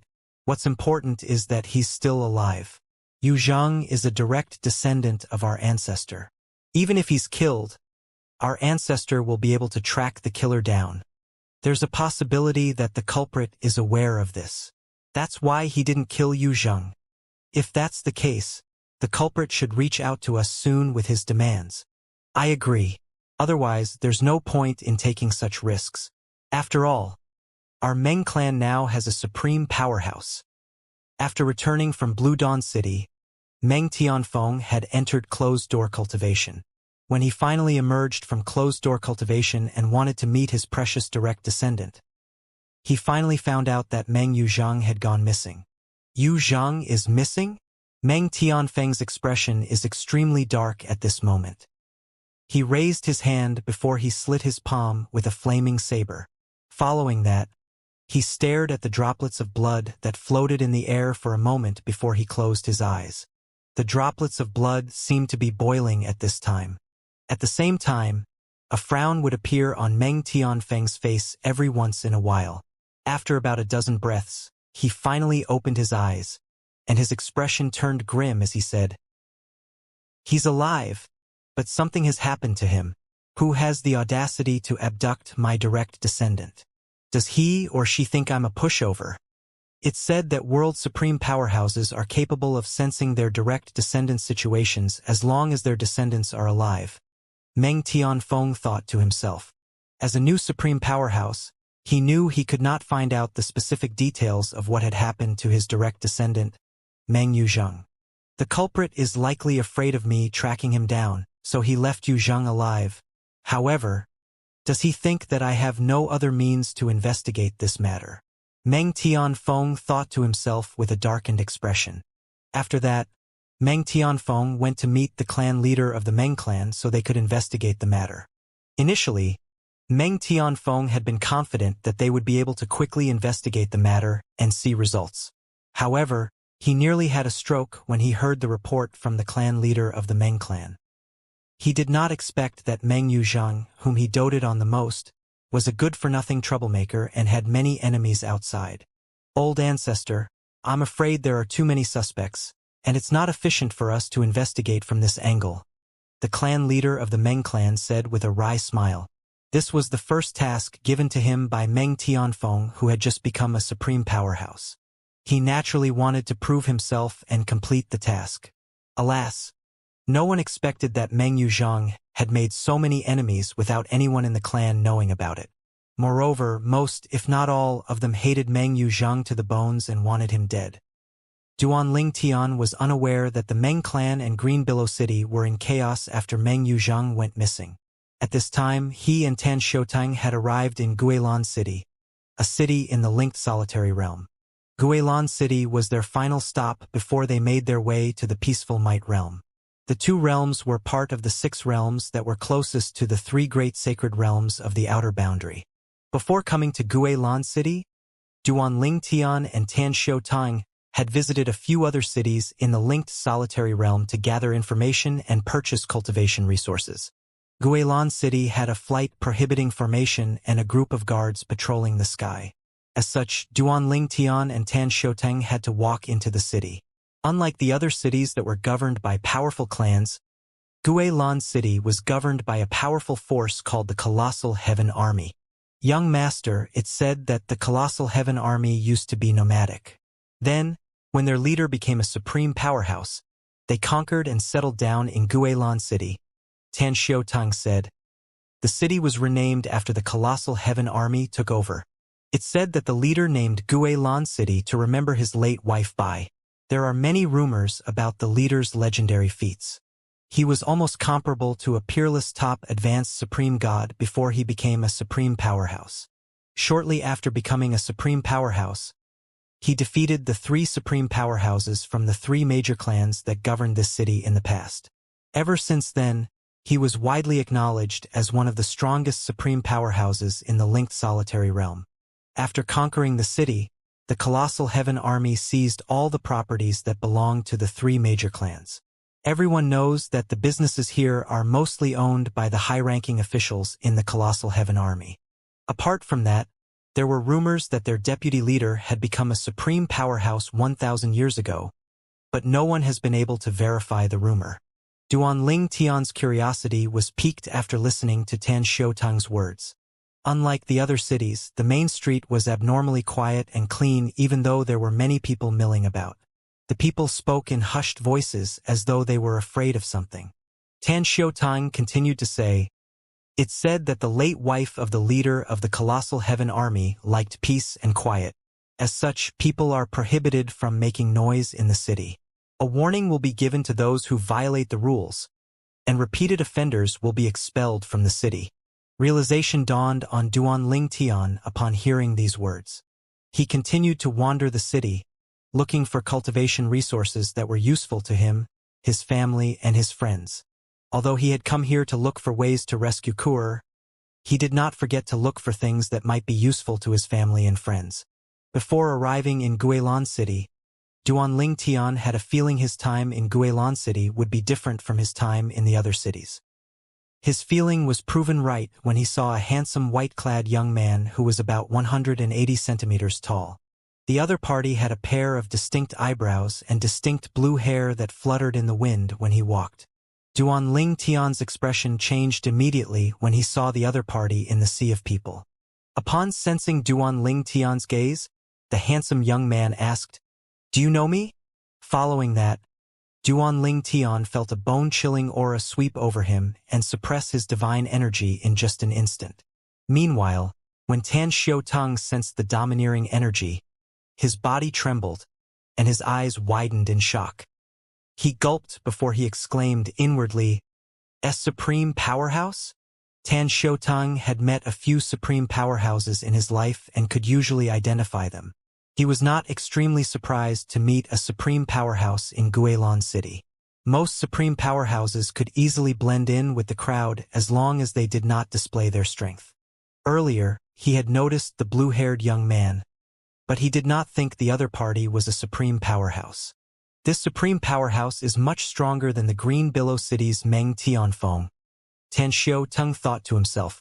He did not expect to run into such a powerful supreme powerhouse as soon as they arrived in Guilan City. At this time, a hint of fear could be seen in Duanling Tian's eyes as he looked at the white-clad and blue-haired young man. The other party was none other than Han Wang, the supreme powerhouse whom Qi Ming enlisted help from to take down the 5 supreme powerhouses of Dancing Sun City.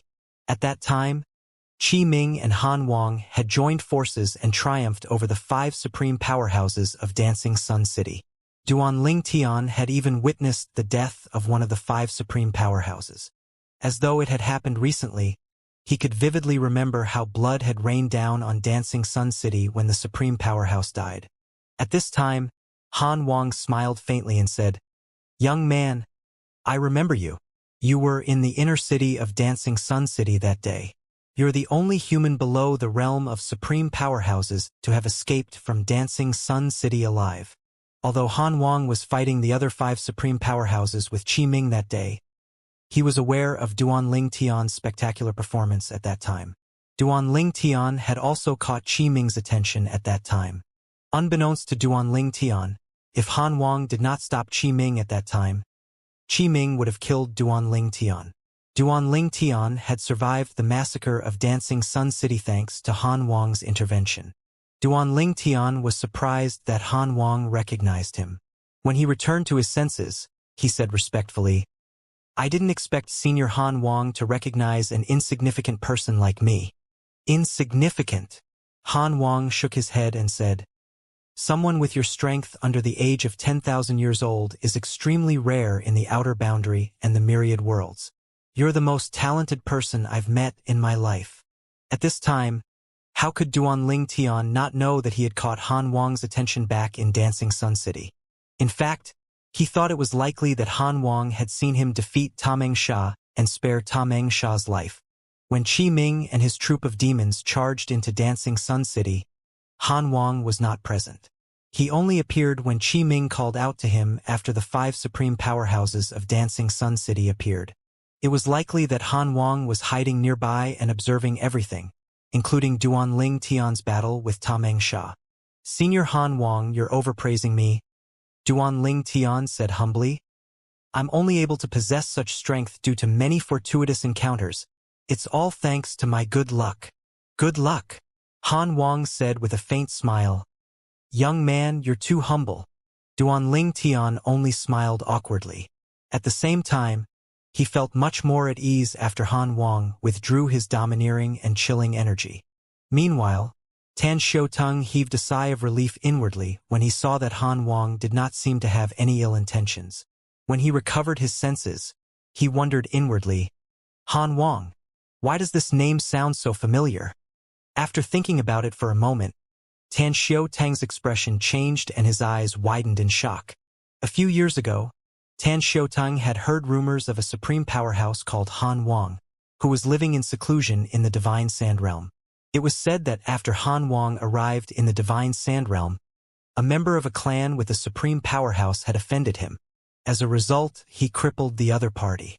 At that time, to avenge the dead member, that clan's supreme powerhouse called another supreme powerhouse and went to Han Wang's cultivation ground to kill him. Although the 2 supreme powerhouses joined forces, Han Wang managed to kill one of them in fewer than 30 moves. With that, the remaining supreme powerhouse lost the will to fight and was killed in just 3 moves. All in all, Han Wang killed 2 supreme powerhouses with just 33 moves. After the battle that shook the Divine Sand Realm, he became famous in the Divine Sand Realm, and no one dared to approach his cultivation ground. It was as though his cultivation ground had become a forbidden place. At that time, Qi Ming had also witnessed the battle. Even Qi Ming was not confident about facing Han Wang. "It's really him. He's on par or stronger than the top supreme powerhouses in the Divine Sand Realm," Tan Xiaotung exclaimed inwardly as his heart skipped a beat. A hint of fear could be seen in his eyes as he continued thinking to himself, "It seems like it's true that he joined forces with Qi Ming and killed 2 out of the 5 supreme powerhouses of Dancing Sun City. Young man, are you heading to the Peaceful Might Realm after leaving the linked solitary realms Guilan City?" Han Wang asked Duanling Tian with a friendly smile, looking elegant. "Yes, Senior Han Wang. I plan to go to the Peaceful Might Realm next," Duanling Tian replied with a nod. Han Wang laughed and said, "What a coincidence. I'm going to the Peaceful Might Realm as well to visit an old friend. Why don't we travel together?" Duanling Tian could not help but feel uneasy upon hearing Han Wang's words. He wondered if Han Wang harbored ill intentions. He was now very vigilant after his experience in Crimson Demon Ridge. Han Wang could sense Duanling Tian's unease, so he said with a smile, "Relax.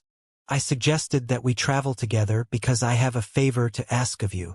Duanling Tian was stunned when he heard that Han Wang wanted to request a favor from him. He wondered why such a powerful supreme powerhouse would need his help specifically. Did he discover some ruins that supreme powerhouses can't enter, so he needs someone below the realm of supreme powerhouses to help him? Duanling Tian speculated inwardly. After a moment, he dismissed this thought and continued thinking to himself, "No, this doesn't make sense. I'm not a peerless top advanced supreme god after all. Based on Han Wang's strength and status among supreme powerhouses, it won't be difficult for him to find a peerless top advanced supreme god. Right?" Sensing Duanling Tian's hesitation, Han Wang said with a smile, "Rest assured, it's not difficult. My old friend in the Peaceful Might Realm has a junior who comprehended the law of death to the perfect form at slightly over 10,000 years of age. My old friend is worried that his junior is blinded by arrogance and ignorance, and that his junior will suffer as a result. My old friend said that perhaps his junior would only learn a lesson after he's defeated by someone stronger.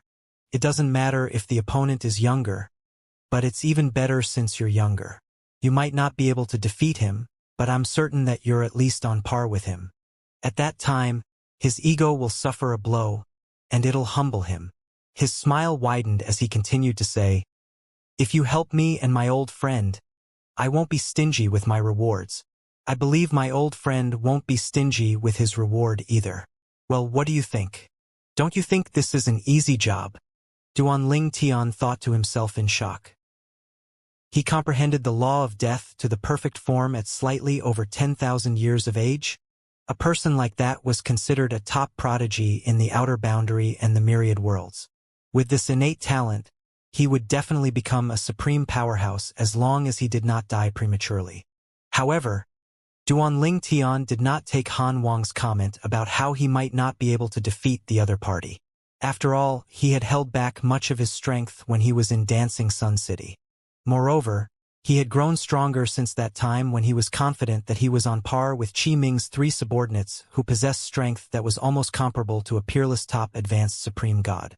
Seeing the pensive expression on Duanling Tian's face, Han Wang asked again, "So, what do you think?" Duanling Tian regained his senses and quickly replied, "Senior Han Wang, I'm honored to be able to help you out and to travel to the peaceful Might Realm with you." Duanling Tian was very cautious when dealing with Han Wang, a supreme powerhouse. He knew that if Han Wang wanted him to die, it would be impossible for him to survive. "That's great," Han Wang said with a laugh. "Since you agreed, this is a token of appreciation. I believe it'll help you tremendously in your cultivation. If you're able to grow stronger from this and defeat my old friend's junior, I believe my old friend will be even more delighted." After Han Wang finished speaking, he tossed a floating image pearl to Duanling Tian. It looked identical to the one that Situ Lei, the heaven-bearing sword saint, had given to him.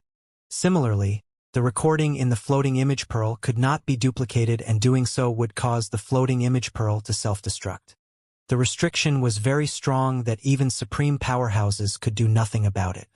Han Wang glanced at Tan Xiuteng, who was standing behind Duanling Tian, before he said to Duanling Tian through voice transmission, "This floating image pearl contains the recording of 2 peerless top advanced supreme gods, and one of them comprehended the law of space to the paramount stage."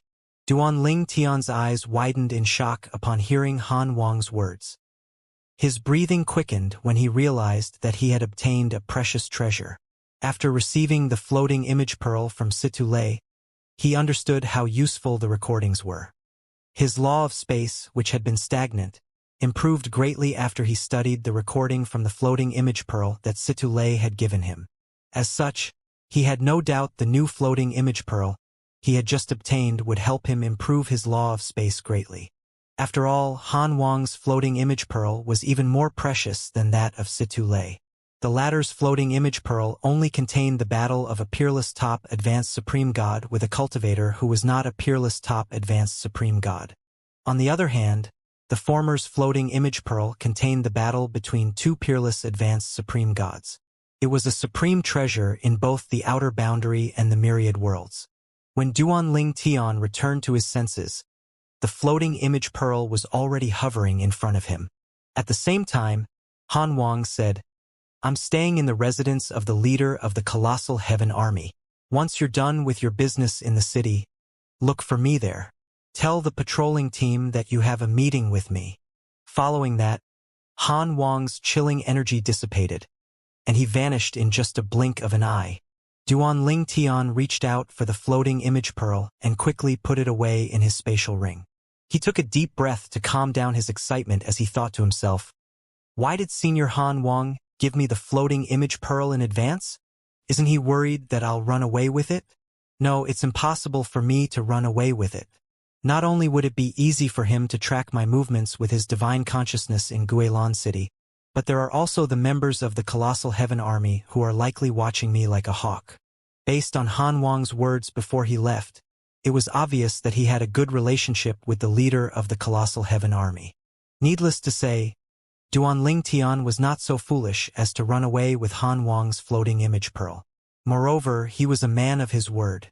When Duanling Tian was captured by the Crimson Demon, he had made a promise to fulfill Wang Yuan's dying wish, and he kept his promise even though no one would be the wiser if he did not fulfill the promise. I'll definitely be able to improve my law of space with this floating image pearl, Duanling Tian thought to himself as his eyes shone brightly. I'll look for an inn so I can study the recording now. According to Senior Han Wang, one of the peerless top advanced supreme gods comprehended the law of space. Then what about the other peerless top advanced supreme god? Duanling Tian wondered inwardly.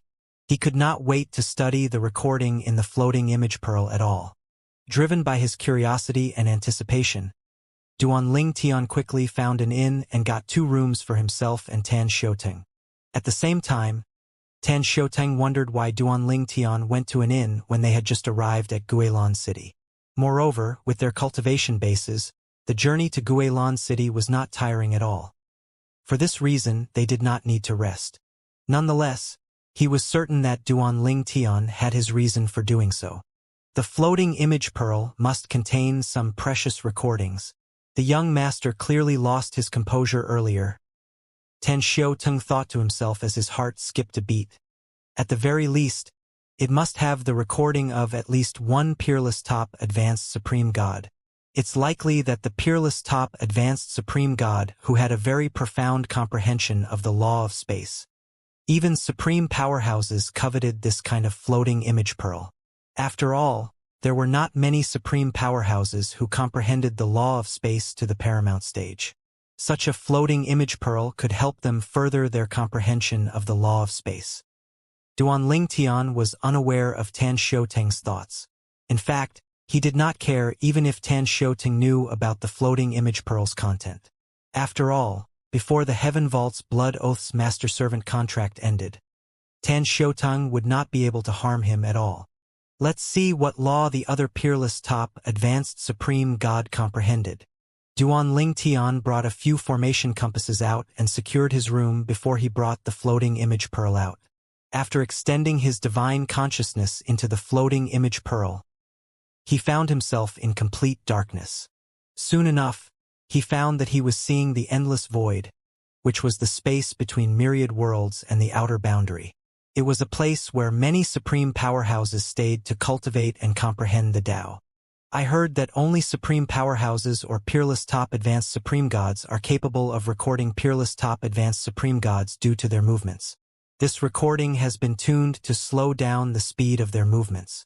If I were to witness a battle like this in person, I won't be able to see their movements clearly at all. When Duanling Tian witnessed a battle between supreme powerhouses for the first time, his strength was slightly weaker than what it was now.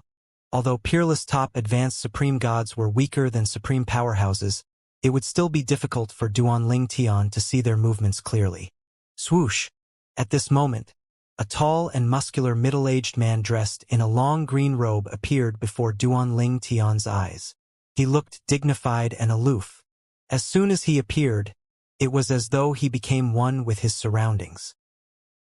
He must be the peerless top advanced supreme god who comprehended the law of space. It did not take long that the middle-aged man was the peerless top advanced supreme god whom Han Wang mentioned. At this time, a voice echoed in the endless void. "You Tian, the Lord of Kong World, will bear witness to our life or death battle." Duanling Tian's heart skipped a beat upon hearing this. At the same time, he realized that he was watching this through the eyes of a world's supreme powerhouse, who recorded this battle. Soon after, another person appeared in front of Duanling Tian. He Jiu Yu. The other person was an old man who was dressed in a gray Taoist robe. His hair and brows were as white as snow, but his face looked relatively youthful. His figure flickered every once in a while, appearing and disappearing. At this time, the old man said indifferently, "The Lord of the Kong world will judge which of us is stronger today. Let's see if your law of space or my law of time, which had both been comprehended to the paramount stage, is stronger." He comprehends the law of time. Duanling Tian was shocked.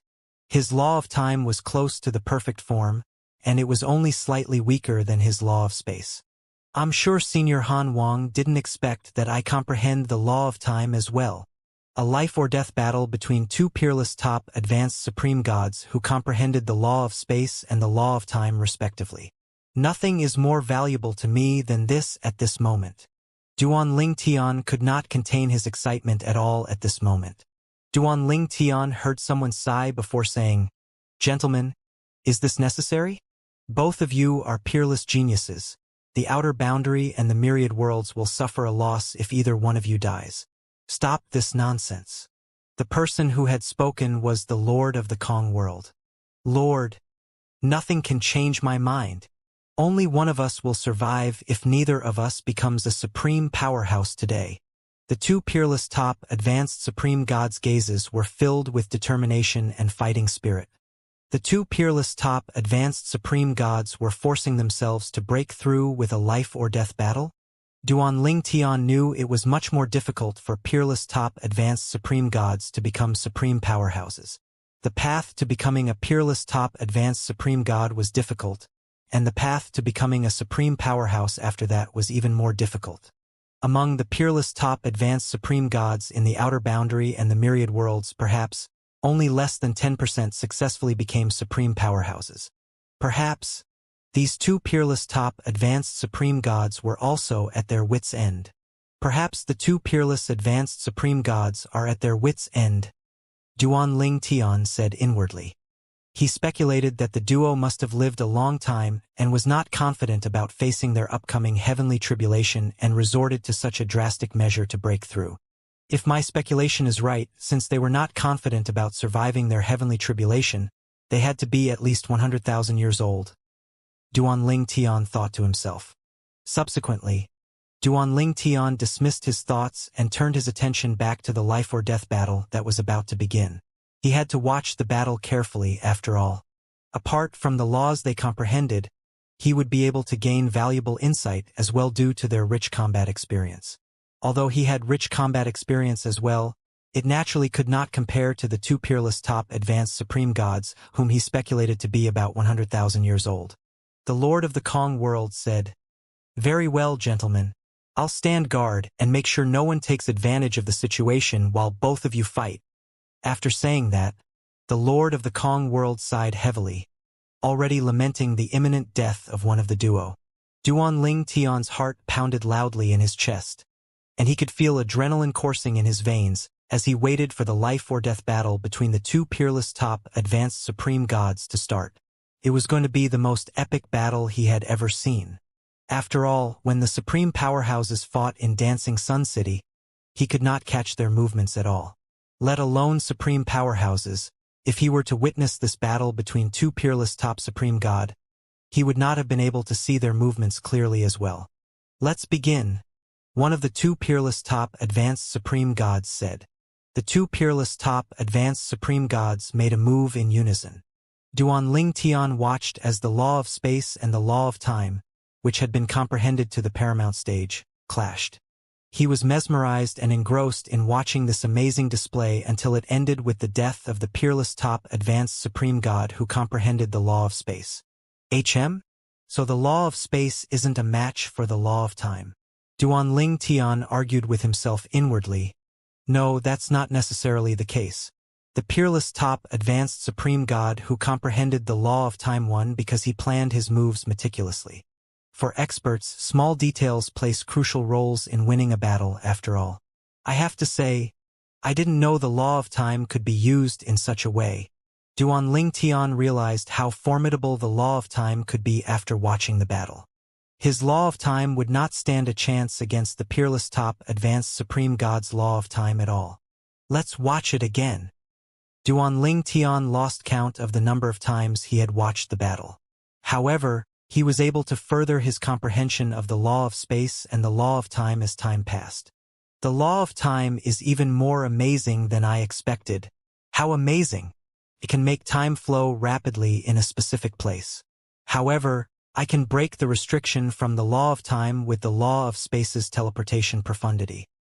When Duan Ling Tian finally emerged from his room, he realized that he had spent 3 months watching the same battle over and over again. His law of time and law of space did not improve significantly yet, but he knew the insights he gained would help him to quickly comprehend the two laws. I didn't expect 3 months to fly by just like that, Duanling Tian thought to himself before he said to Tan Xiuteng. Let's explore the city before we look for Senior Han Wang. Yes, young master, Tan Xiuteng replied. At the same time, a hint of surprise could be seen in his eyes when he looked at Duanling Tian. Although he did not know why, he could see that Duanling Tian had grown even more confident than before. Did the young master grow stronger again? Tan Xiuteng wondered as the shock in his eyes was replaced with admiration. Tan Xiuteng used to think he was very talented, but Duanling Tian's appearance had disabused him of that notion. He's a real monster. If Tan Xiuteng had Duanling Tian's innate talent and comprehension skills, perhaps he would have become a peerless top advanced supreme god or even a world supreme powerhouse by now. Guilan City was governed by the colossal Heaven Army, and most of the businesses in the city were owned by the army as well. Unlike the cities Duanling Tian had previously visited, Guilan City was much more organized and peaceful. Previously, in other cities, many people coveted the items that Duanling Tian bought. Quite a few of them tried to rob him before they were frightened away or killed depending on the severity of their actions. Unless the opponent was strong, Tan Xiuteng would always take action. The colossal Heaven Army is doing a good job governing the city, Duanling Tian said when he found that there was no one tailing him, coveting the things he bought. Tan Xiuteng added, I heard that Guilan City is safe and peaceful. It really lives up to its reputation. After obtaining what they needed, Duanling Tian said, let's go look for Senior Han Wang and make our way to peaceful Might City. Upon hearing Duanling Tian's words, Tan Xiuteng's expression turned solemn, and a hint of fear and worry could be seen in his eyes. The residence of the leader of the colossal Heaven Army was like the grand palaces of rulers of the land. The leader of the colossal Heaven Army was a powerful supreme powerhouse, and rumors had it that he had killed many supreme powerhouses. After conquering Guilan City, the leader of the colossal Heaven Army changed his title to Lord to sound more sophisticated. However, his men would address him as Commander privately just like they did before. The Lord of the colossal Heaven Army must be as strong as Senior Han Wang. After all, birds of a feather flock together, Duanling Tian thought to himself. Based on the battle between supreme powerhouses in Dancing Sun City, Duanling Tian knew how powerful Han Wang was. He was so powerful that even Qi Ming, the supreme demon of Qiming Mountain, was respectful to him. The Lord of the colossal Heaven Army was one of the top supreme powerhouses in the Linked Solitary Realm and was stronger than the top supreme powerhouses in the Divine Sand Realm. Duanling Tian speculated that Han Wang and the Lord of the colossal Heaven Army were on par with each other because Han Wang spoke about the other party casually and had said the other party was an old friend. Clearly, Han Wang treated the other party as an equal. When Duanling Tian arrived at the entrance of the residence of the Lord of the colossal Heaven Army, he announced his intention to the patrolling team. Young master, our Lord has informed us to bring you in when you arrive. We'll inform Master Han Wang of your arrival. After seeing the indifferent patrolling members changing their attitude after he announced that he was here to see Han Wang, Duanling Tian was even more certain of his speculation. If Han Wang was weaker than the Lord of the colossal Heaven Army, the patrolling team would not have been so respectful. Young master, this way please. One of the patrolling guards said before leading Duanling Tian and Tan Xiuteng through the main entrance. The other patrolling guards looked at them respectfully as they left. When they finally disappeared from sight, they returned to their positions and began to chat through voice transmission. Hey, who is he? What relationship does he have with Master Han Wang? I don't know. Lord who only said to treat him as Master Han Wang's direct disciple. Perhaps he's Master Han Wang's direct descendant. Master Han Wang's direct descendant? I'm really envious. Master Han Wang is on par with Lord Hu after all. I heard that Lord Hu and Master Han Wang had sparred in the past, and it ended in a draw. However, according to Lord Hu, Master Han Wang is 30,000 years younger than him. Perhaps, at the same age, Master Han Wang might be stronger than Lord Hu. Before Master Han Wang became a supreme powerhouse, he was very close to becoming a peerless top advanced supreme god. At that time, he was widely acknowledged as being invincible among those below the realms of peerless top advanced supreme gods and supreme powerhouses in the 9 Eastern Realm. I wonder why Master Han Wang didn't become a peerless top advanced supreme god first before becoming a supreme powerhouse. After all, he was really close to becoming one. Perhaps, he was worried about the difficulty of becoming a supreme powerhouse if he were to become a peerless top advanced supreme god first. Duan Tian was naturally unaware of the guard's conversation. The patrolling guard led him past a few small guest courtyards before he arrived at a huge courtyard in the inner area. The patrolling guard said to 2 maidservants standing in front of the courtyard, "This is Master Han Wang's guest." Master Han Wang has been informed of his arrival. The young and beautiful maidservants' eyes lit upon hearing this, and they quickly bowed respectfully at Duan Tian. "Young master, please rest first. Let me know if you need any assistance," the patrolling guard said. Duan Tian nodded slightly. He ignored the 2 maidservants that were exchanging looks. At this time, the patrolling guard added, "Young master, these maidservants have not been touched before. They are here to serve you, and they won't disobey you." "All right," Duan Tian replied indifferently. Subsequently, the maidservants showed Duan Tian and Tan Xiutang to their respective rooms. The spacious courtyard, which was grandly decorated unlike the others, had 6 rooms. Obviously, this courtyard was reserved for important guests. Duan Tian occupied the master bedroom while Tan Xiutang occupied the room next to his.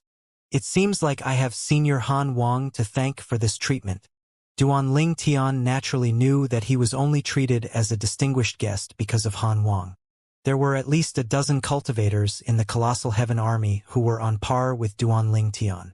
To be precise, according to Tan Xiutang, there were 13 cultivators in the army who were close to becoming a peerless top advanced supreme god like Duan Tian. As such, based on Duan Tian's strength alone, it was impossible for him to receive such a treatment. "I'll wait until Senior Han Wang is ready to meet me." A day and a night later, the 2 maidservants looked at each other with disappointed expressions on their faces. They were sent here to serve Duan Tian. After doing so, they would not have to serve another person again. They were naturally happy to serve the handsome Duan Tian. Alas, he did not show any interest in them at all. The next day, Han Wang finally appeared in Duan Tian's courtyard. He asked with a smile, "How should I address you?" "Li Feng," Duan Tian replied. He was reluctant to reveal his true identity to Han Wang. After all, who knew when word of him possessing liquid from the divine fountain would spread to the outer boundary? It would definitely bring unwanted trouble if he rashly revealed his identity.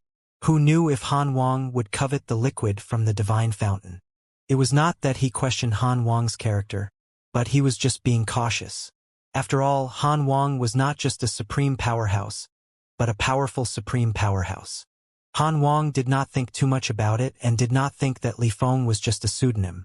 He said, "People call me Han Wang, but my name is Han Yuqing." Han Wang smiled and continued to say, "Li Feng, my old friend, the Lord of the Colossal Heaven Army, wanted to meet you as soon as he heard about you. Are you willing to meet him? If not, we can leave." Duan Tian's heart skipped a beat when he heard that the Lord of the Colossal Heaven Army wanted to meet him. Duan Tian was not even 10,000 years old, but he was close to becoming a peerless top advanced supreme god. He knew that the Lord of the Colossal Heaven Army wanted to meet him because Han Wang had told him about this. Otherwise, there was no other reason for the Lord of the Colossal Heaven Army to meet him. "I'm honored that the Lord of the Colossal Heaven Army wants to meet me. I'll naturally oblige," Duan Tian replied. Han Wang had said that it was up to him if he wanted to meet the Lord of the Colossal Heaven Army or not, and he did not plan to refuse. Before arriving in Guilan City, Tan Xiutang had spoken about the Lord of the Colossal Heaven Army many times, and he could see that Tan Xiutang respected the Lord of the Colossal Heaven Army. Moreover, the Lord of the Colossal Heaven Army was also among the top supreme powerhouses in the linked solitary realm. For this reason, Duan Ling Tian also wanted to meet the Lord of the Colossal Heaven Realm. If he could get acquainted with such a person and they had no conflicts, he could only benefit from it. Although he was far from being able to speak to the other party on equal footing, it was still not a bad thing to get acquainted with the other party. Han Wang smiled slightly and said, "You won't regret meeting him. I have to say, both of you have fate. He also comprehends the law of space. That's also one of the reasons he wants to meet you. In fact, he was the one who gave me the floating image pearl I gave you. He had obtained it a long time ago and spent many years studying it until it was no longer of use to him." Upon hearing this, Duan Ling Tian was even more interested to meet the Lord of the Colossal Heaven Army. Han Wang led Duan Ling Tian to the training ground to meet the Lord of the Colossal Heaven Army. The training ground was located in the residence, but it was actually an independent realm. It was located in the deepest part of the residence, and without Han Wang, Duan Ling Tian would not have been able to find his way at all. When they arrived at the entrance of the training ground, Tan Xiutang, the famous green flame saber king in the divine sand realm, had to wait outside since the Lord of the Colossal Heaven only wanted to meet Duan Ling Tian. He was naturally envious, but he was not surprised. Although he was not too bad, he knew he could not compare to Duan Ling Tian at all in terms of talent, strength, and background. Swoosh! Duan Ling Tian's vision turned dark briefly as he was transported into the independent realm. When his vision returned to him, he found that he was in a lush jungle. He quickly regained his bearing and followed Han Wang to a thatched hut. Duan Ling Tian had wondered about the appearance of the Lord of the Colossal Heaven Army before this. In his mind, he thought that the other party had to be a valiant and bold middle-aged man. However, when he finally met the other party, he discovered that reality was very different from his imagination. The Lord of the Colossal Heaven Army was a handsome young man dressed in a scholar's robe. He even looked a little frail. He held a folding fan in his hand and seemed to have a perpetual polite smile on his face. At this moment, he looked at Duan Ling Tian before he turned to Han Wang and asked with a smile, "Brother Yu Qing, this is the young man you spoke about?" "That's right," Han Wang replied with a nod. Then, he looked at Duan Ling Tian and said, "Li Feng, this is Hu Bu Gue, the Lord of the Colossal Heaven Army." This was the first time Duan Ling Tian had heard of the name of the Lord of the Colossal Heaven Army. "I'm Li Feng. Greetings, Lord Hu," Duan Ling Tian said as he bowed respectfully at Hu Bu Gue, the Lord of the Colossal Heaven Army. In terms of seniority and strength, Hu Bu Gue surpassed him after all. "Not bad," Hu Bu Gue said with a nod. His eyes flashed as he said, "I heard from Brother Yu Qing that you're already close to becoming a peerless top advanced supreme god despite being very young. I also heard that your strength doesn't come from the laws, bloodline powers, or the doppelgangers, but from your sword Dao. My deputy is also close to becoming a peerless top advanced supreme god. Are you interested in sparring with him?" As though he was worried Duan Ling Tian would refuse, Hu Bu Gue continued to say, "Needless to say, if I find flaws in your place during the sparring session, I'll point them out to you and advise you after. Although I've yet to comprehend the law of space to the paramount stage, I'm close to it. With that, I think I'm still qualified to guide you." After that, Hu Bu Gue unfolded the fan and fanned it slowly as he waited for Duan Ling Tian to speak. "Lord Hu, it's my honor to receive advice from you," Duan Ling Tian said, clearly agreeing. Hu Bu Gue nodded slightly upon hearing this, and just a few moments later, a figure appeared in the independent realm. Following that, a melodious voice called out, "Greetings, Godfather." The newcomer was a woman dressed in a red robe and silver armor. With her delicate face, she looked charming in her attire. "This is the deputy commander of the Colossal Heaven Army?" Duan Ling Tian was slightly surprised. He did not expect the woman to be the deputy commander of the Colossal Heaven Army. Apart from that, based on her words, she was also the goddaughter of Hu Bu Gue. After a moment, Duan Ling Tian recovered his senses. After thinking about it further, he was no longer surprised. Although women were slightly weaker, there are still many powerful women. Just like other cultivators, there were also female supreme powerhouses and female world supreme powerhouses. After greeting Hu Bugui, the woman looked at Han Wang and said, "Greetings, Senior Han Wang." Han Wang laughed and said, "Fei Yan, it's been a long time since we last met. I didn't expect that when we meet again, you're already almost as powerful as a peerless top advanced supreme god. Previously, when Brother Bugui mentioned his deputy, I assumed it was one of those two people. I didn't expect it to be you." Han Wang was naturally familiar with the woman.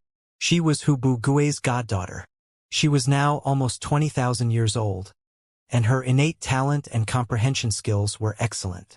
She was stronger than most men. However, he was unaware that she was now almost as powerful as a peerless top advanced supreme god.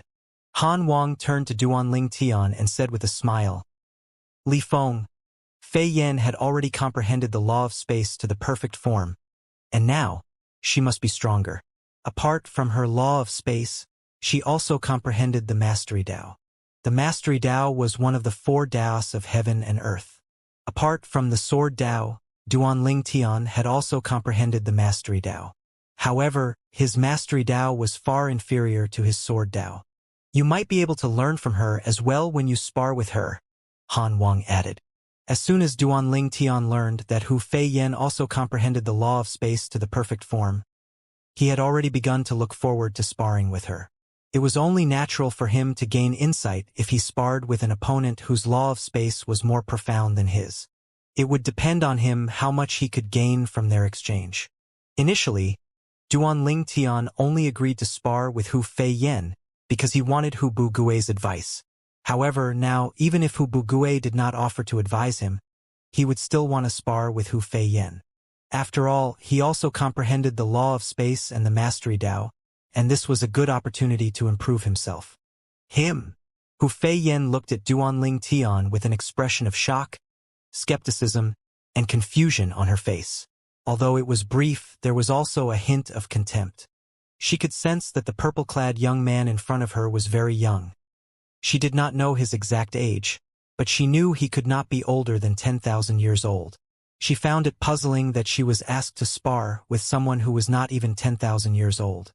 Hu Fei Yan looked at Hu Bugui and asked with an unnatural expression on her face, "Godfather, earlier you said that he's no weaker than I am?" Hu Fei Yan did not doubt her Hu Bugui, but she found it really difficult to believe that someone who was not even 10,000 years old was almost as strong as a peerless top advanced supreme god. Hu Bugui naturally understood Hu Fei Yan's thoughts. He said, "Fei Yan, don't look down on Li Feng just because he's young. Although it's rare for people under the age of 10,000 years old to be almost as strong as a peerless top advanced supreme god, it's not unprecedented. In the upper three worlds of the myriad worlds, there are a few people like that in each of them. In the outer boundary, based on what I know, excluding him, there are no fewer than 5 people like that." With this, Duanling Tian also learned that there were a few young people with strength close to that of a peerless top advanced supreme god. Based on Lord Hu's words, there are no fewer than people like me in the outer boundary and myriad worlds.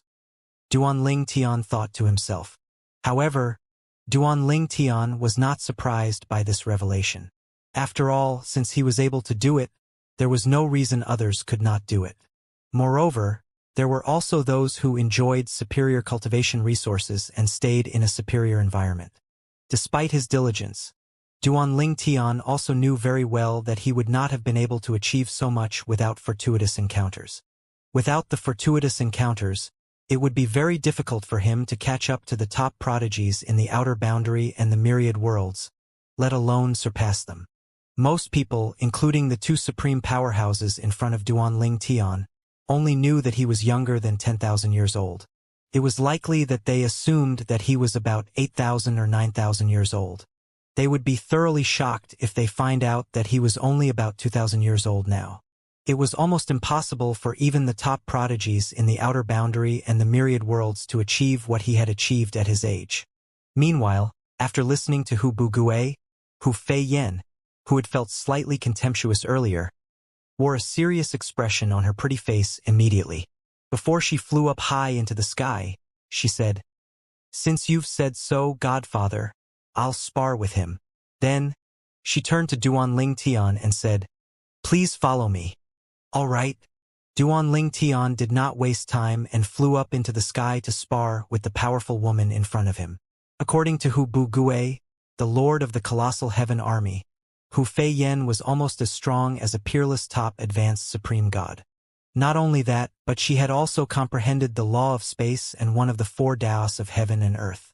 Although he looked calm inwardly, he was brewing with excitement to fight inwardly. In Duan Tian's eyes, Hu Fei-Yen was different from the supreme elder of the Blue Dawn City's Wang clan whom he sparred with previously. After all, she comprehended the law of space and the mastery Tao. If it were in the past, perhaps it would be difficult for him to fight to a draw with her. However, he had grown stronger since that time he fought the supreme elder of the Wang clan.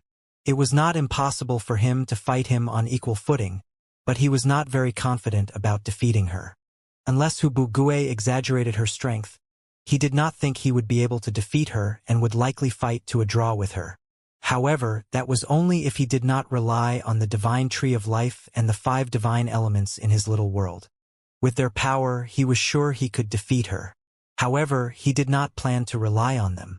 Out of the 5 divine elements, excluding the world-cleansing divine water, the others were still recuperating and in a deep state of slumber. Even the divine tree of life was greatly weakened. Although it was recovering faster than the 4 divine elements, it only recovered about 30% to 40% of its strength. Even if he asked for the divine tree of life's help, the help it provided would be limited, unless he also asked for help from the world-cleansing divine water. However, he did not want to deplete the strength of the world-cleansing divine water and the divine tree of life without good reason. After all, it was just a sparring session. He would only ask for help if his life was at stake and he had no other choice. When Duan Tian came to a stop in front of Hu Fei-Yen, she said loudly with a hint of arrogance, "I, Hu Fei-Yen, have cultivated for more than 10,000 years, and I've never been defeated by someone younger than I am. There's also no one younger than me or the same age as me who could withstand 10 moves from me." Hu Fei-Yen was clearly very proud of this. She was peerless among her peers. She had far surpassed her peers that it was difficult for them to catch up to her. Upon hearing those words, Duan Tian smiled indifferently and said, "Put aside the myriad worlds. Just the outer boundary alone is so vast. Deputy, have you traveled to all corners of the outer boundary? Did you also challenge everyone from the same generation as you?" Hu Fei-Yen frowned slightly and said, "No, but I've traveled to the surrounding areas of the linked solitary realm. No one in the same generation as me is a match for me, and I've never heard of anyone stronger than me in my generation." Duan Tian continued to say with a smile, "The surrounding areas of the linked solitary realm? So, you've never been to the 3 great sacred realms, Deputy? Those who are truly talented are likely all gathered at the 3 great sacred realms." The 3 great sacred realms? Upon hearing Duan Tian's words, Hu Fei-Yen instinctively glanced at one of the 2 figures who had also flown up. In the past, her godfather had never taken her to the 3 great sacred realms. He also did not seem to like talking about the 3 great sacred realms. Even the members of the colossal heaven army knew this and took special care not to mention the 3 great sacred realms in front of him. For this reason, she, who respected her grandfather, subconsciously disliked the 3 great sacred realms and did not have any desire to go there. However, despite her dislike, when she became almost as strong as a peerless top advanced supreme god, it had crossed her mind a few times to go to the 3 great sacred realm. She knew many prodigies, who were on par with her, were gathered there. She had thought about speaking to her godfather about this matter, but she did not know how to bring it up, afraid of making her godfather upset. For all these reasons, Hu Fei-Yen instinctively looked at Hu Bu-Gui when Duan Tian brazenly mentioned the 3 great sacred realms. She was worried it would upset Hu Bu-Gui. After all, this was a sensitive subject for Hu Bu-Gui. Initially, she assumed that Hu Bu-Gui's expression would at least change a little even if Hu Bu-Gui would not get angry at their guest. However, to her surprise, Hu Bu-Gui was calm, as though he did not hear Duan Tian's words at all. At the same time, Han Wang, who noticed Hu Fei-Yen's look, turned to Hu Bu-Gui and asked through voice transmission, "Fei-Yen hasn't been to the 3 great sacred realms before?" "That's right," Hu Bu-Gui replied. In the past, she was not strong enough to protect herself there. However, now, if she wants to improve and become a peerless top advanced supreme god, she'll have to go to the 3 great sacred realms. I plan to send her there soon. Then you? Han Wang trailed off, looking apprehensive. Hubu Gue seemed to know what Han Wang was going to say. His expression turned cold immediately as he said, "If those people are honest and don't target Fei Yen, then it'll be fine. Otherwise, if they dare to target her, then they can't blame me for breaking my promise of not stepping foot into the 3 great sacred realms again." Duan Ling Tian and Hu Fei Yen looked at each other silently for more than a dozen breaths before she finally said, "I'm going to make a move after 3 breaths." As Hu Fei Yen spoke, she mobilized her divine energy, poised to strike. She had reminded Duan Ling Tian because she did not want to take advantage of him. With this, Duan Ling Tian, who understood her intention, had a better impression of her. He said with a slight smile, "Go ahead, deputy." Following that, Duan Ling Tian's expression turned serious as his divine energy surged violently. At the same time, he imbued his divine energy with the law of space, causing the void to shake. The void around Duan Ling Tian and Hu Fei Yen trembled and shook as they stood across from each other. However, it could be seen that the distortion and turbulence of the void around Hu Fei Yen were much more intense compared to that of Duan Ling Tian. This was not surprising since she had comprehended the law of space to the perfect form while Duan Ling Tian was only close to comprehending it to the perfect form. Hu Fei Yen moved at lightning speed. When she made a move, a feng shui compass, which emitted a terrifying aura, appeared in her hand. Based on its aura, it was clear that it was a prime divine artifact. In fact, Hu Fei Yen did not think Duan Ling Tian was stronger than her or even on par with her. However, since her godfather had praised him so much, she did not dare to underestimate him. As such, she did not pull her punches as soon as she attacked. She had also used her mastery Dao. The only thing she had yet to use was her bloodline power. When she moved, the void shook. It was as though she could control space. So strong. Duan Ling Tian, who was facing Hu Fei Yen, turned serious. He could see clearly the differences between those who were almost as strong as peerless top advanced supreme gods as well at this moment. For example, if the supreme elder of the Blue Dawn City's Wang clan fought Hu Fei Yen, Duan Ling Tian thought that it was likely that the supreme elder would be defeated by Hu Fei Yen. However, he also knew that it would not be easy for Hu Fei Yen to defeat the supreme elder. She would likely win by a narrow margin. Nonetheless, a victory was still a victory. No matter how narrow the margin was, it was not a tie. It also meant that there was a possibility that one could kill the other. Swoosh! Duan Ling Tian did not dare to let his guard down. He brought the dazzling 7 orifices exquisite sword out before he flew out as well, mobilizing his divine energy, law of space, and sword Dao. Although Hu Fei Yen was powerful, he did not look weak in comparison. At the same time, before Duan Ling Tian and Hu Fei Yen were about to clash, Hu Bugui's eyes suddenly lit up as he said, surprised, "Brother Yu Qing, although I believed you, Brother Yu Qing, deep down I still had some doubts. However, after seeing him now, I have to say that you're right. This Li Feng is really amazing. This is my first time seeing someone, excluding world supreme powerhouses, who comprehended the sword Dao to this extent. Although he has yet to comprehend the law of space to the perfect form, his sword Dao alone is enough to make him almost as strong as a peerless top advanced supreme god.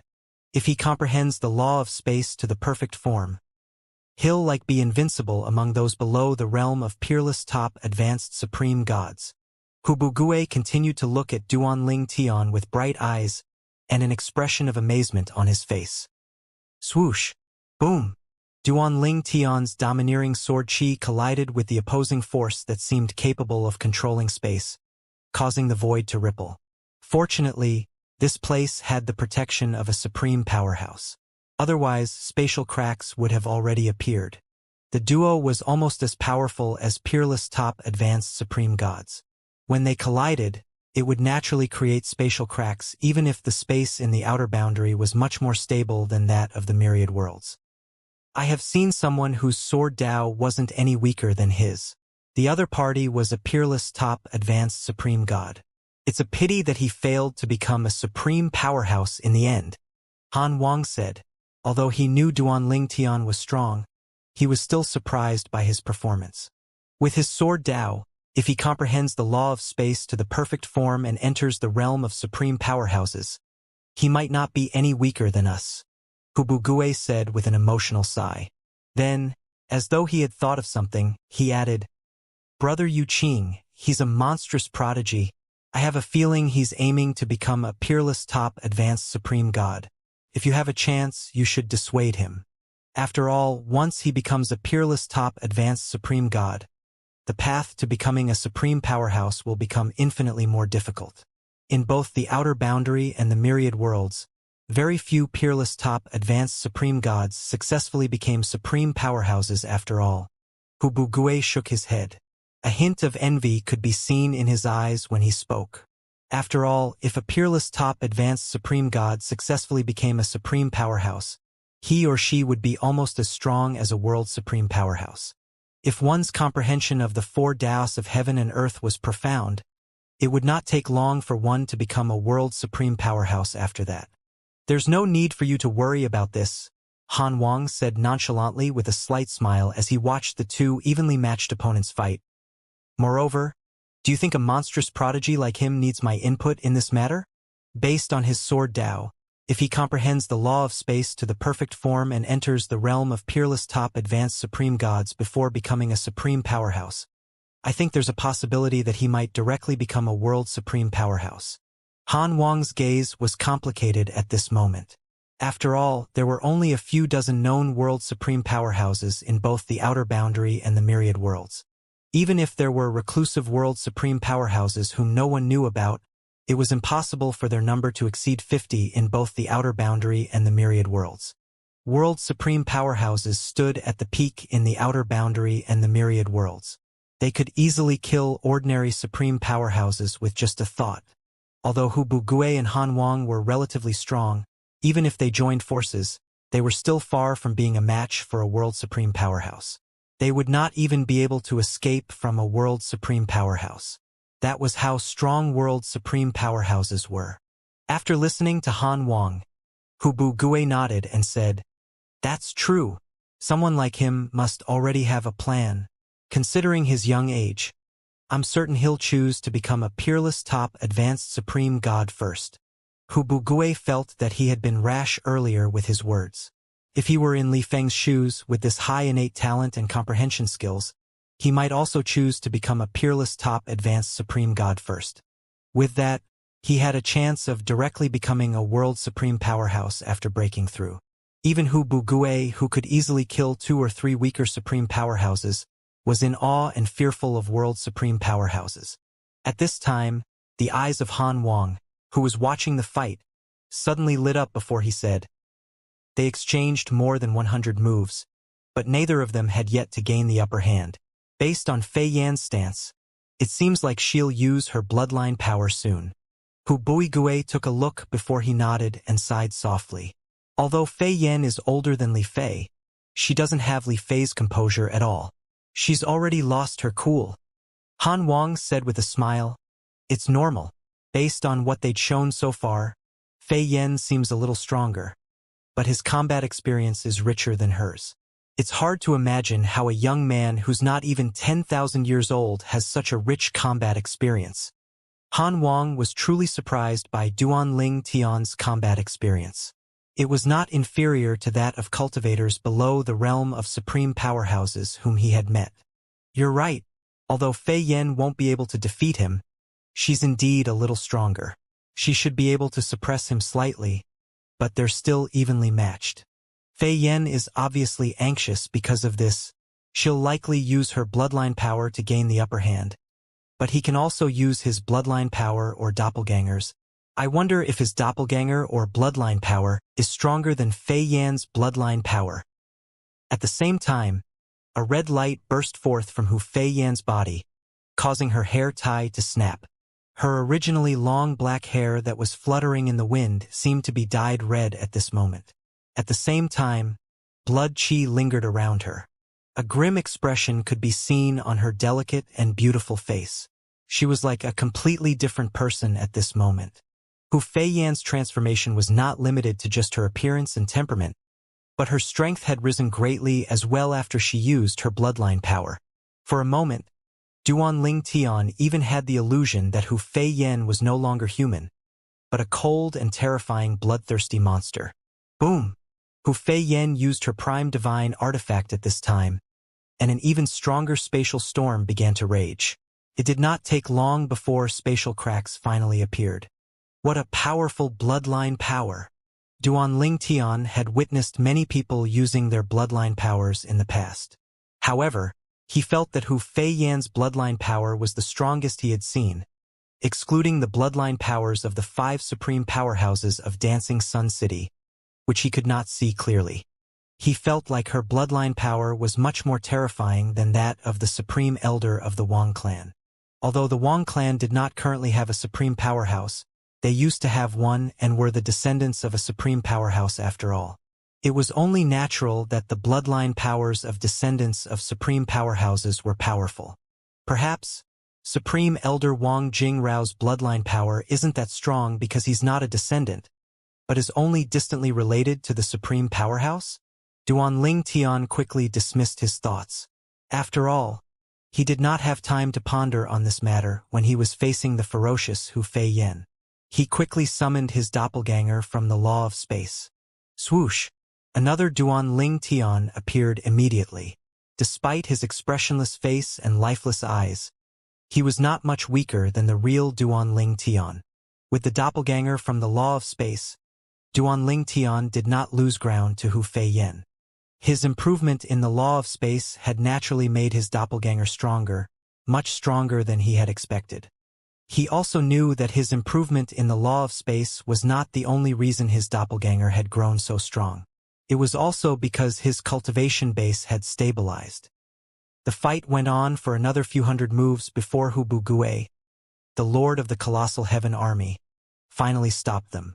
At the same time, a hint of fear could be seen in Hu Feiyan's eyes when she looked at Duan Tian. After their fight, she could keenly sense how terrifying the young man, who was not even 10,000 years old, was. It was her first time meeting such a monstrous prodigy. With this, her pride and arrogance seemed to crumble as well. As it turned out, there was someone more outstanding than her.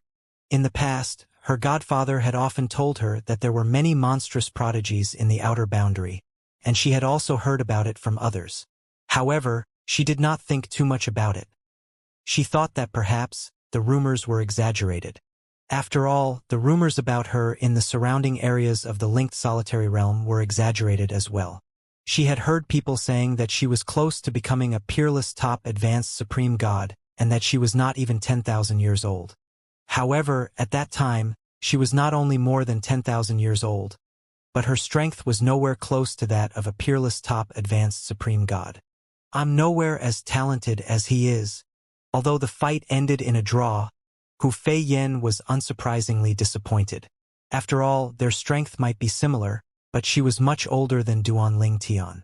If Duan Tian was the same age as her, perhaps, Duan Tian would likely be stronger than her.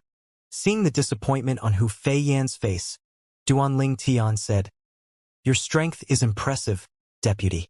I've fought a few people who were almost as strong as peerless top advanced supreme gods in the past, but none of them were as strong as you are." At the same time, Duan Tian thought to himself, "It seems like this female deputy commander of the colossal heaven army is very competitive." Han Wang laughed and said, "Li Feng, you're much stronger than when I last saw you. How surprising. Initially, although I was confident you'd fight to a draw with Fei Yan, I thought you'd be a little worse for wear at the end of the fight. I didn't expect it to be so easy for you." Hu Bugue looked at Duan Tian appreciatively as well before he turned to look at Hu Feiyan and said softly, "Girl, do you see the difference between you and a real prodigy now?" Hu Feiyan returned to her senses and smiled bitterly. She had always been very proud of herself, and she regarded herself as her godfather's pride. However, today, she finally realized that she was truly lacking and was not yet qualified to become her godfather's pride. She needed to work harder.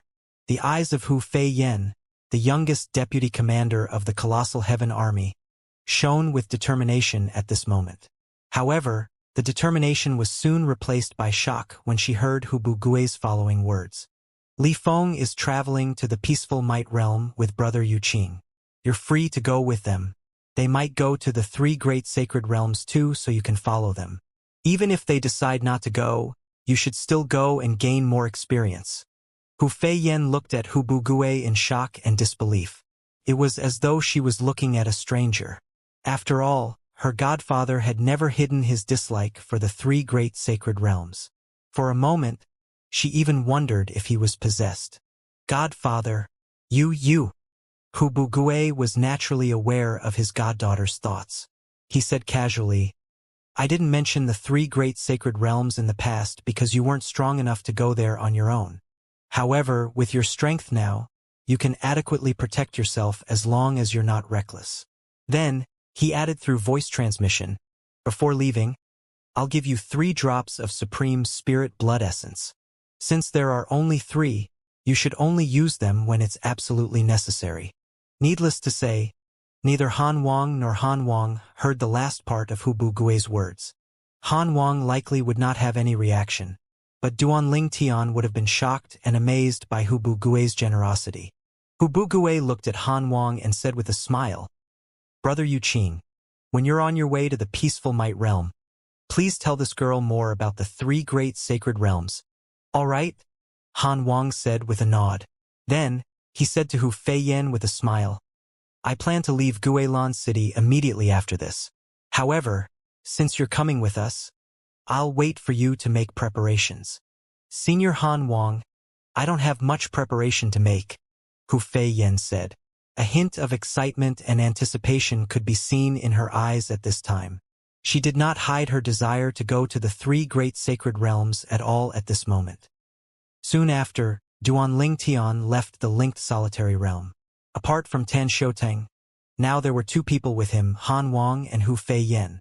The party of 4 flew on Hu Fei Yan's flying ship, making their way to the peaceful Might Realm from the linked solitary realm. Hu Fei Yen was the deputy commander of the Colossal Heaven Army.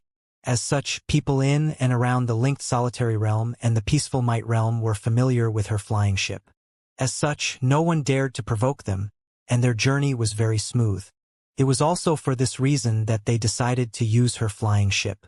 During the journey, although Hu Fei Yen was not a particularly talkative person, she would ask Duanling Tian questions from time to time. It was clear she was curious about him. When she learned that he came from the myriad worlds, she was slightly surprised. Just like Tan Shouteng, she assumed Duanling Tian was from one of the 3 upper worlds, and Duanling Tian did not deny nor confirm it. Before leaving, Duanling Tian had reminded Tan Shouteng not to reveal his real name without permission. As such, Han Wang and Hu Fei Yen continued addressing him as Li Feng. Tan Shouteng was now restricted by the Heaven Vault's blood oath. He naturally would not go against Duanling Tian. However, he could not help but feel puzzled. He could not figure out why Duanling Tian did not want to reveal his true identity to others. Naturally, he would never be able to guess the reason Duanling Tian wanted to hide his identity was due to the liquid from the divine fountain that he obtained while he was in the god-defying world. Even supreme powerhouses coveted the divine fountain. If people found out that he was Duanling Tian from the god-defying world who possessed liquid from the divine fountain, he would definitely be targeted. Although Tan Shouteng was not weak and was quite famous in the Divine Sand Realm, almost no one had heard of him outside of the Divine Sand Realm. He did not have connections to powerful people in the outer boundary. It was not surprising that he did not know about Duanling Tian, the heaven-defying prodigy from the god-defying realm who had obtained a large amount of liquid from the divine fountain. Duanling Tian was aware of this, so he did not bother to hide his identity from Tan Shouteng. In his opinion, Tan Shouteng would not come in contact with powerful people even if they were traveling together. However, he did not expect that they would meet not 1, but 2 supreme powerhouses so soon after they left the Divine Sand Realm. After a moment, Duanling Tian looked at Han Wang, who was resting with his eyes closed, fearfully as he thought to himself, "It seems like Senior Han Wang usually stays in the Divine Sand Realm and the linked Solitary Realm, but I wonder if he's heard of me, If my identity is exposed, I might be in danger. Fortunately, Tan Xiaotong swore on the Heaven Vault's blood oath. Until the contract expires, I don't have to worry about him exposing me. I have to change the color of my robes occasionally so people won't make the connection. Duanling Tian hoped to become a peerless top advanced supreme god first before his identity and the fact that he possessed the liquid from the divine fountain were exposed. With that, at the very least, he would have some sort of protection. Meanwhile, the more Tan Xiaoting thought about it, the more he felt like something was amiss. He speculated inwardly. I wonder why young master won't let me reveal his name. Don't tell me the force or supreme powerhouse behind him has a conflict with Han Wang or the Lord of the Colossal Heaven Army. Tan Xiaotong naturally could never guess that it was because his young master possessed treasures that even supreme powerhouses coveted. When they crossed the border of the peaceful Might Realm, Han Yuqing finally opened his eyes. Seeing that Duanling Tian was not cultivating, he took the initiative to chat with Duanling Tian. He asked about Duanling Tian's experience after leaving Dancing Sun City. Duanling Tian recounted what had happened in the Blue Dawn City's Wang clan. Naturally, he concealed many things as well. He did not mention that he went to the Wang clan to marry Wang Luoyu in order to fulfill a promise. He only said that he fell in love with Wang Luoyu. As expected, even prodigies can't resist beautiful women. Li Feng, I really envy your passion, Han Wang said. After sighing, he continued, I forgot. You're not even 10,000 years old. When I was your age, I was also filled with passion. A hint of nostalgia could be seen in Han Wang's eyes when he finished speaking. He was clearly recalling his past. He had broken the hearts of many beauties, and he had also fallen in love. However, the person he loved had turned into dust with the passage of time, and he was so devastated by the parting that he had given up on love altogether. I heard that you advised the heaven-bearing sword saint in the divine saint realm. I'm sure his sword Dao will improve significantly. Who knows, I might not even be able to defeat him in the future. Han Wang said. Although he was not familiar with Situ Lei, the heaven-bearing sword saint, he had heard of Situ Lei. He knew a few supreme powerhouses in the divine sand realm, and Qi Ming, the supreme demon from Qi Ming Mountain. He had heard about Situ Lei from Qi Ming, and he also knew that when Qi Ming and Situ Lei fought in the past, the fight had ended in a draw. It's a pity I didn't comprehend the sword Dao. Otherwise, I could have gotten some inspiration from you, Han Wang said, feeling slightly envious of Situ Lei. It was difficult to grow stronger in the realm of supreme powerhouses after all. It was not that there was no one who could provide the kind of help that Duanling Tian provided Situ Lei. It was just that those people were stronger than him or world supreme powerhouses. How could it be easy to seek help from those people? Even if they were willing, he would definitely have to pay a considerable price. Moreover, there were also risks. He could not guarantee that the other party did not harbor ill intentions. He would naturally feel more at ease if the other party was weaker than him. If he was stronger, he would have the upper hand. Considering all things, how could he not envy Situ Lei? Senior Han Wang, you're overpraising me, Duanling Tian said. Your mastery Dao likely isn't much weaker than mine. After saying that, Duanling Tian glanced at the beautiful figure sitting cross-legged with her back facing them nearby. Then, he said, looking slightly puzzled, Senior Han Wang, when I fought Deputy Commander Hu earlier, I had felt that her mastery Dao was a little familiar. I only saw the initial moment when you made a move in Dancing Sun City, but I still found the similarities between your and Deputy Commander Hu's mastery Dao.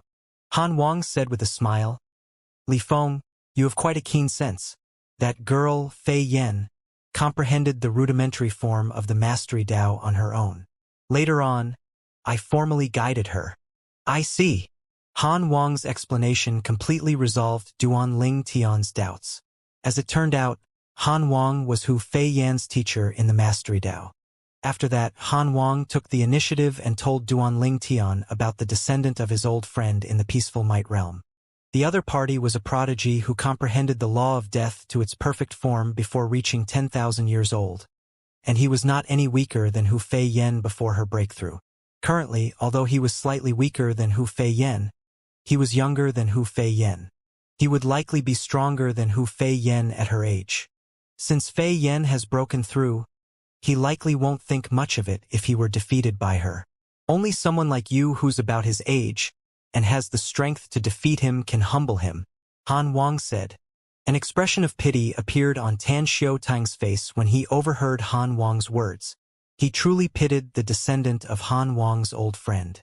That kid is out of luck. In the beginning, Tan Xiaotang was curious about the supreme powerhouse who was Han Wang's old friend. In his opinion, the other party was definitely not simple since he was friends with Han Wang. He thought that the other party had to be a famous figure in the Peaceful Might realm. He was familiar with the top supreme powerhouses in the Peaceful Might realm, and when he heard the other party's name from Han Wang, he paled in shock. It's him. There were many powerful cultivators and powerful supreme powerhouses in the Peaceful Might realm. The Peaceful Might realm was relatively close to the three great sacred realms, after all. It was stronger than the linked solitary realm, which was stronger than the divine sand realm. There were very few people who could defeat Hu Bu, the lord of the colossal heaven army, in the linked solitary realm. However, there were no fewer than 3 known supreme powerhouses who could defeat him in the Peaceful Might realm. Tan Xiaotang, who was familiar with the supreme powerhouses in the Peaceful Might realm, had heard of the supreme powerhouse whom Han Wang mentioned. Although the other party was not among the strongest in the Peaceful Might realm, the other party was only second to the strongest ones in the Peaceful Might realm. The other party was not any weaker than Han Wang and Hu Bu. Most importantly, the other party's father was one of the 3 strongest supreme powerhouses in the Peaceful Might realm. His father was said to be almost as strong as a world supreme powerhouse. He was an imminent world supreme powerhouse. It was widely known in the outer boundary and the myriad worlds that imminent world supreme powerhouses were invincible among those below the realm of world supreme powerhouses. Although Tan Xiaotang expected Han Wang's old friend to be extraordinary, he did not expect it to be so shocking. After all, even a third-tier supreme powerhouse in the Peaceful Might realm could be considered among the top supreme powerhouses in the Divine Sand realm, which was located at the periphery of the outer boundary. If Qi Ming and Situ Lei, who were among the strongest in the Divine Sand realm, came to the Peaceful Might realm, they would barely make it into the 3rd tier. Not only was Han Wang's old friend among the strongest 2nd-tier supreme powerhouses, but his background was very extraordinary as well. After a moment, Tan Xiaotang called out to Duan Ling Tian and told him about Han Wang's old friend. Duan Ling Tian was shocked as well. I didn't expect someone from the Divine Sand realm to know so much about the supreme powerhouses in the Peaceful Might realm, Han Wang said, slightly surprised by how knowledgeable Tan Xiaotang was. Tan Xiaotang smiled wryly and said, Lord Han, Lord Ku Mu's reputation has spread far and wide. Everyone knows his master is an imminent world supreme powerhouse. Those who pay a little attention know about this. Even if one isn't familiar with the 2nd-tier supreme powerhouses in the Peaceful Might realm, one has definitely heard of Lord Ku Mu. Back then, before Lord Ku Mu was a 2nd-tier supreme powerhouse, he offended someone powerful from the 3 great sacred realms, and the other party even went to the Peaceful Might realm. At that time, everyone thought he would surely die. However, at the critical moment, Lord Yuan he took action and killed that person. It was also at that time that people from the Peaceful Might realm found out that Lord Ku Mu, a 3rd-tier supreme powerhouse at that time, was the son of Lord Yuan he. After that, news of that spread like a wildfire in the outer boundary. Although I was just a young man who had not even broken into the realm of supreme gods at that time, I had also heard about it, Tan Xiaotang explained. Duan Ling Tian gained a lot of useful information after listening to Tan Xiaotang. As it turned out, Han Wang's old friend was the son of Yuan He, one of the 3 most powerful supreme powerhouses in the Peaceful Might realm, and he was an imminent world supreme powerhouse. However, no one knew if Yuan He and Ku Mu were their real names. What a coincidence, Han Wang said with a smile. When this happened, I hadn't broken into the realm of supreme gods as well. Upon hearing these words, Tan Xiaotang shut up and only smiled bitterly. Even if Han Wang had not become a supreme god back then, Han Wang was likely an advanced supreme god like him back then. However, many years later, Han Wang had become a supreme powerhouse, a relatively powerful supreme powerhouse who could be a top supreme powerhouse in the linked solitary realm and a 2nd-tier supreme powerhouse in the Peaceful Might realm. On the other hand, he was still in the realm of a supreme god. Meanwhile, Duanling Tian thought about the favor Han Wang asked of him. The other party was a descendant of Ku Mu, which meant that the other party was a descendant of Yuan He, the imminent world supreme powerhouse. It was not surprising that the other party was arrogant. Moreover, with two big shots supporting the other party, one could only imagine what kind of resources the other party had enjoyed since young. After a moment, Duanling Tian glanced at Hu Fei Yen. From the beginning until now, she did not say anything, nor did she look surprised. Obviously, she had known about Ku Mu and Yuan He. Under Han Wang's direction, the group traveled to a place that was like the land of ice. The ice on the ground spanned a vast area, and when they traveled further in, they saw towering glaciers. However, after passing a very tall glacier, the surroundings changed, and they found themselves in a green valley with fragrant flowers, lush trees, and chirping birds. The snow and glacier surrounding the periphery of the valley contrasted the valley greatly.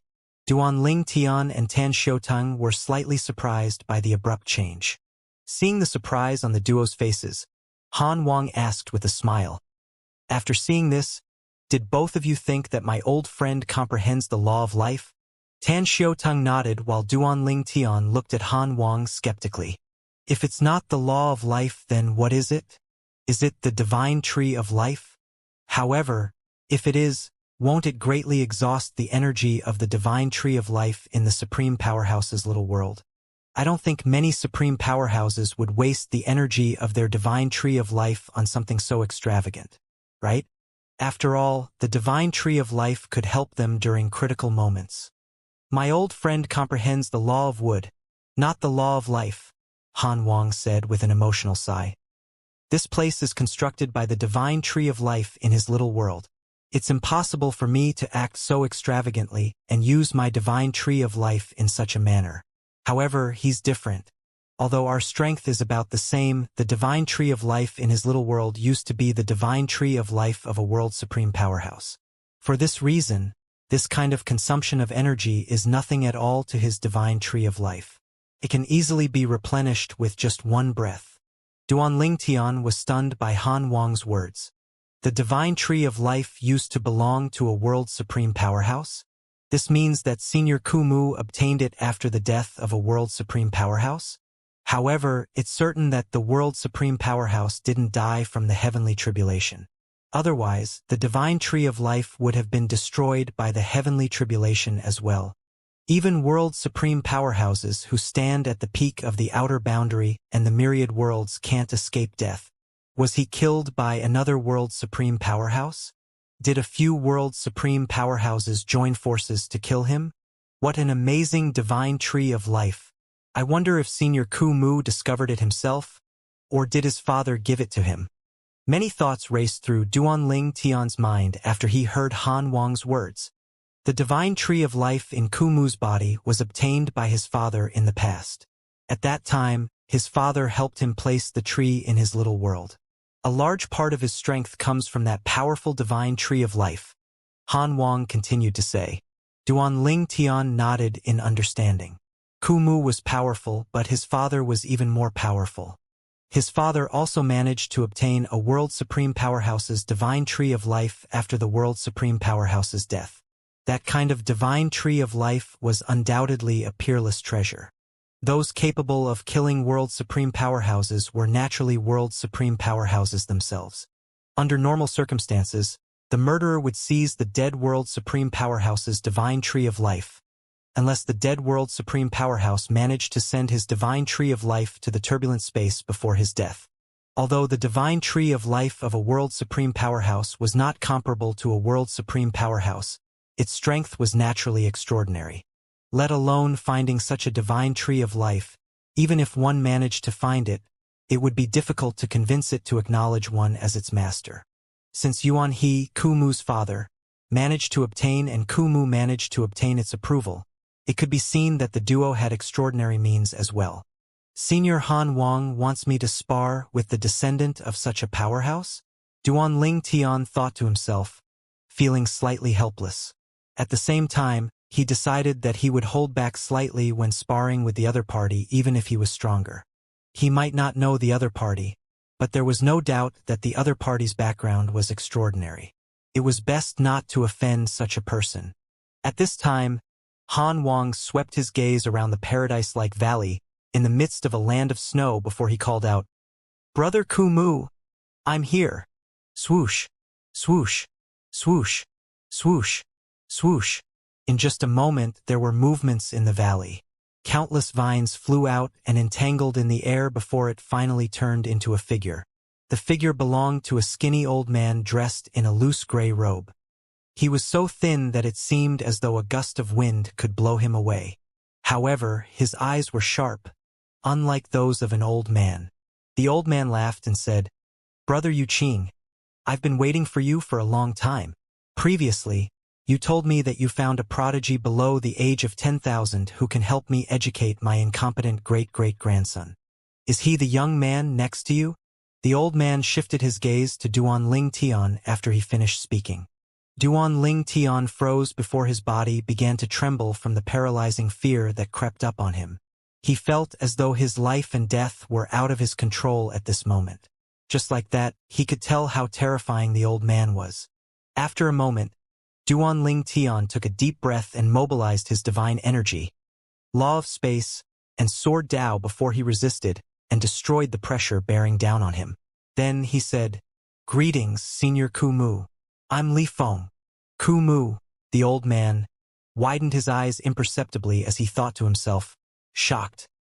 Although his law of space has yet to reach its perfect form, his sword Dao is really shocking. Kumu had heard about Duan Ling Tian's ability from Han Wang, whose real name was Han Yuqing. Although he had heard about how powerful Duan Ling Tian's sword Dao was, seeing it for himself was naturally different from just hearing about it. Indeed, the sword Dao was just as powerful as Han Wang had claimed. It was at least a level higher than his father's devouring Dao, alias one of the four Daos of heaven and earth.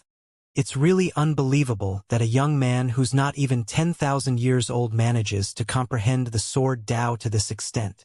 When Kumu returned to his senses, he looked at Duan Ling Tian and said with a smile on his face, "Young man, I heard about how extraordinary you were from Brother Yuqing. I thought he was exaggerating at that time. However, after meeting you, I realized now that he wasn't exaggerating. You're indeed stronger than my great-great-grandson." Then Kumu sighed before he asked, "Li Feng, to have such achievements at such a young age, you must have an extraordinary background. Where did you come from?" Duan Ling Tian stuck to his story and said, "Senior Kumu, I from the myriad worlds." Duan Ling Tian did not further explain, and Kumu also did not ask any more questions. Kumu could tell that Duan Ling Tian did not intend to reveal which world he came from. He speculated inwardly, perhaps, he's worried about enemies from his world targeting him in the outer boundary. Kumu did not find this suspicious. After all, many people from the myriad worlds were killed after coming to the outer boundary by their enemies, since they were no longer under the protection of their respective forces in the outer boundary. Despite the danger, people still came to the outer boundary. After all, they would not be able to improve if they only stayed in the myriad worlds. Moreover, only those who were able to overcome great danger would be able to rise to the peak and become supreme powerhouses. At this time, Hu Fei Yen, the deputy commander of the Colossal Heaven Army, stepped forward and greeted Kumu. "Greetings, Senior Kumu. We've not met for many years, but you still looked as energetic as before." Kumu turned to look at Hu Fei Yen and said with a smile, "I was so distracted by Li Feng earlier that I forgot about you. I heard Brother Yuqing say that your godfather allowed you to go to the three great sacred realms. I almost couldn't believe it when I first heard about it. It seems like he finally thought things through." Hu Fei Yen looked at Kumu curiously and asked, "Senior Kumu, what do you mean by, he's finally thought things through?" Upon hearing these words, Kumu's expression changed slightly before he glanced at Han Wang. Then he shook his head and replied, "I just meant that he finally decided to allow you to go to the three great sacred realms. In the past, he must have been worried that you weren't strong enough to protect yourself in the three great sacred realm. If you were to go there rashly, you'd be in danger. Now that you're almost as strong as a peerless top advanced supreme god, you're better equipped to protect yourself there." Kumu clearly did not want to continue on this topic as he turned to Han Wang and said, "Brother Yu Qing, all of you should rest here first. My great-great-grandson will only return in about 2 months." Following that, Kumu made arrangements for them to stay in the valley. Over the next 2 months, Kumu, being a considerate host, did not let them wait in vain and gave them advice regarding their cultivation. Although Kumu comprehended the law of wood, he possessed the divine tree of life of a world supreme powerhouse after all, and his father was an imminent world supreme powerhouse. He was naturally unlike others and was very knowledgeable. Duanling Tian and Hu Fei Yen both benefited greatly from him during the 2 months they stayed in the valley. Thanks to Duanling Tian, even Tan Xiutang was given the opportunity to ask for advice about cultivation from Kumu. Kumu was also patient for Duanling Tian's sake and answered his question. He was naturally overjoyed by the opportunity, and he was filled with gratitude when he looked at Duanling Tian again. Previously, Tan Xiutang's loyalty to Duanling Tian came from the Heaven Vault's blood oath. However, he now felt that it was not a bad thing to follow Duanling Tian. What he had gained in the past 2 months exceeded his 1,000 years of hard work. Moreover, his life was not at risk at all during the 2 months. Usually, to gain something, one would have to face danger. Li Feng, brother Ku Mu's descendant, is back. Duanling Tian was resting in his room when he heard Han Wang's voice that bypassed his noise-canceling formation. With this, he was once again reminded of how powerful supreme powerhouses were. "With my strength now, it'll be easy for a supreme powerhouse to kill me.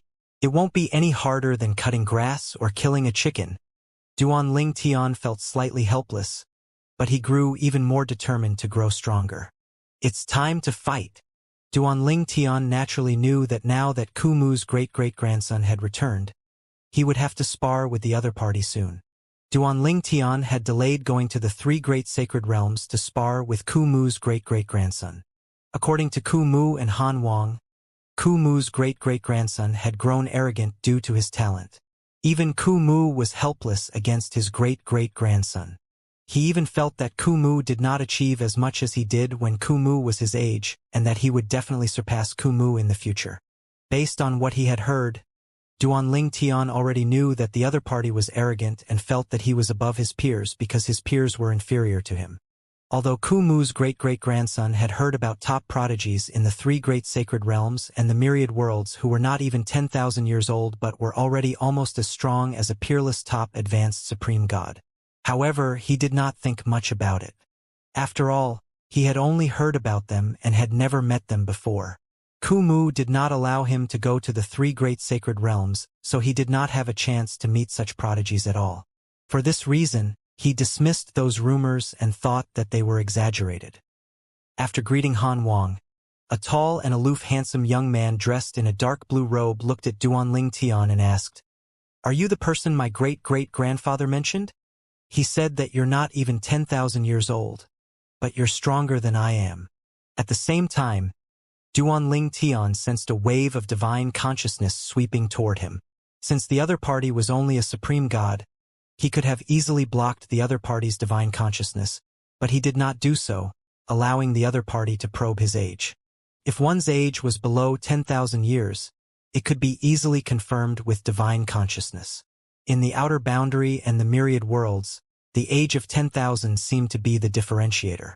People with the same cultivation bases could detect if someone was 10,000 years old or below through their divine consciousness. As for those with different cultivation bases, those with a higher cultivation base could roughly sense if the other person was over 10,000 years old without using divine consciousness. "You're really not even 10,000 years old," the young man said with a nod. Then, he smiled disdainfully as he continued to say, "I believe that you're younger than me, but I don't believe that you're stronger than me." At this time, Kumu, who had just arrived, frowned. He looked at the young man and reprimanded the young man. "He Luo." The young man quickly removed the disdainful smile on his face while Kumu smiled apologetically and said to Duanling Tian, "Li Feng, my great-great-grandson has been spoiled by me. I hope you don't take it to heart." Duanling Tian smiled slightly and said, "Senior Kumu, it's nothing. I've met many narrow-minded people like your great-great-grandson in my life, and I'm already used to it. Narrow-minded. Unsurprisingly, He Luo, Ku Mu's great-great-grandson, was angered by Duanling Tian's words. He said, Li Feng, how dare you call me narrow-minded? Initially, I planned to go easy on you when we spar. However, it seems like I have to teach you a lesson later. Otherwise, I'm not qualified to be the descendant of a supreme powerhouse. He Luo's eyes burned with the flames of fury. If Duanling Tian did not come with Han Wang, he would have killed Duanling Tian to vent his anger. After all, Duanling Tian had humiliated him with his words. All right, I look forward to it, Duanling Tian said with a faint smile. I heard from Senior Han Wang that you just returned. Do you want to rest before sparring with me? Although Duanling Tian wanted to get this over with as quickly as he could so he could go to the three great sacred realms, he did not want to take advantage of the person in front of him. Since He Luo had just returned, it was only fair that He Luo had time to rest first. He Luo said with a sneer, No need. I returned using the flying ship and I've not fought for a long time so my divine energy is full. We can spar now. He Luo's eyes shone with fighting spirit when he spoke. All right, this is what I want as well, Duanling Tian said with a nod. Sensing the tense atmosphere, Han Wang and Ku Mu exchanged a look before they spoke through voice transmission. Brother Ku Mu, I'm afraid your great-great-grandson is going to suffer. Don't worry. I'll tell Li Feng to go easy on him so he doesn't lose too badly. There's no need for that, Brother Yuqing, Ku Mu replied. He Luo needs to lose fair and square. Tell Li Feng not to hold back and go all out. I'm here so He Luo's life won't be in danger. The faster Li Feng defeats him, the better it'll be. I'll tell He Luo to go all out and warn him not to underestimate Li Feng as well. If Li Feng can defeat him within 10 breaths, I'll double the rewards I plan to give him. Han Wang could feel how frustrated Ku Mu was with his great-great-grandson when he heard these words. He did not waste time and sent a message to Duanling Tian. Meanwhile, Duanling Tian's eyes lit up when he heard Han Wang's words. Previously, Ku Mu had promised to give him a floating image pearl that recorded the fight of a peerless top advanced supreme god, who comprehended the law of time since Ku Mu did not have the recording of a peerless top advanced supreme god who comprehended the law of space. However, to him, the recording of a peerless top advanced supreme god who comprehended the law of time was just as precious. So if I defeat He Luo within 10 breaths, he'll give me 2 floating image pearls? I wonder what kind of law the peerless top advanced supreme god comprehended in the other floating image pearl. Duanling Tian wondered inwardly. Although Duanling Tian felt that the reward surpassed what he had to do, he did not plan to refuse Ku Mu's offer since he really wanted another floating image pearl. In the end, he decided that he would repay this favor in the future. Duanling Tian knew that if he refused, it was no different from deliberately slowing down his speed to become stronger. How could he do that when he had to become stronger for Kur, his family, and his friends? After coming to the outer boundary, he realized how vast the world was. What if a world supreme powerhouse attacked the God-defying world in the future? The God-defying world was not among the 3 strongest worlds, after all. It was just one of the 18 worlds under the 3 strongest worlds. During his time in the outer boundary, he had also heard many stories about worlds like the God-defying world that were destroyed for various reasons. The survivors of those worlds were mostly only supreme powerhouses and their close relatives. The cold wind blew as Duanling Tian and He Luo stood across from each other. The 2 young men's robes fluttered in the wind as they stared at each other fiercely. Finally, Duanling Tian said unhurriedly, You better not hold back. I don't want you crying foul when you lose. I'm not interested in sparring with you again. He Luo raised an eyebrow and said with a scoff, Don't worry. I won't hold back. I don't know if you're really that strong, but my great-great-grandfather warned me not to underestimate you. Earlier, He Luo had sensed that Duanling Tian was at least 3,000 to 4,000 years younger than he was, so he thought that Duanling Tian was about 5,000 years old. As such, he found it hard to believe that Duanling Tian was stronger than him. However, he did not take his great-great-grandfather's warning lightly. If it were another person, he would have scoffed. You're only 5,000 years old, but you think you can defeat me? In He Luo's opinion, there might be cultivators under 10,000 years old who were stronger than him in the outer boundary and the myriad worlds, but the difference in their ages should not be so big. Boom! At this time, a powerful black energy surged out as He Luo mobilized his divine energy and the law of death. His eyes shone with killing intent as death energy lingered around him. It was as though a demon had been awakened in his body. Swoosh! Subsequently, a narrow and slightly curved knife appeared in He Luo's hand. It was clearly a prime divine artifact. Naturally, no one was surprised. He was the great-great-grandson of a supreme powerhouse after all. At this time, Han Wang, Ku Mu, Hu Fei Yen, and Tan Xiutang turned to look at Duanling Tian. Duanling Tian held a seven-colored sword in his hand as the void around him began to distort. As a spatial storm raged around him, spatial cracks began to appear as well. At the same time, he emitted a terrifying sword intent. It was as though he had turned into a very sharp sword, poised to attack at any moment. The sword Dao. Earlier, when He Luo sensed that Duanling Tian had yet to comprehend the law of space to its perfect form, he grew even more contemptuous. However, his expression turned grim when he sensed how extraordinary Duanling Tian's sword Dao was. He Luo had comprehended the weapon Dao many years ago, but he only comprehended its rudimentary form. It was naturally too weak to boost his strength significantly. At this moment, he instinctively cast his knife Dao, but it dissipated quickly. This was also how he knew how terrifying Duanling Tian's sword Dao was.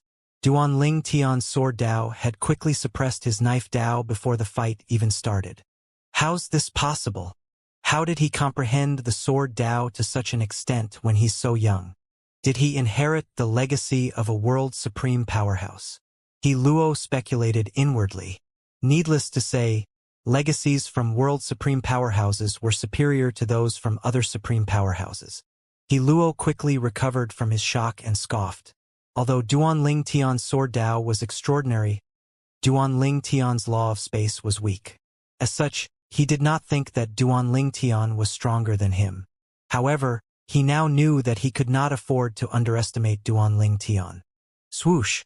The wind whistled in the air and spatial cracks appeared when He Luo brandished his knife. The death energy lingering around his body converged at the tip of the knife before it shot toward Duanling Tian. In just a moment, a dark energy gathered around Duanling Tian and restricted his movement. How strong! Duanling Tian thought to himself.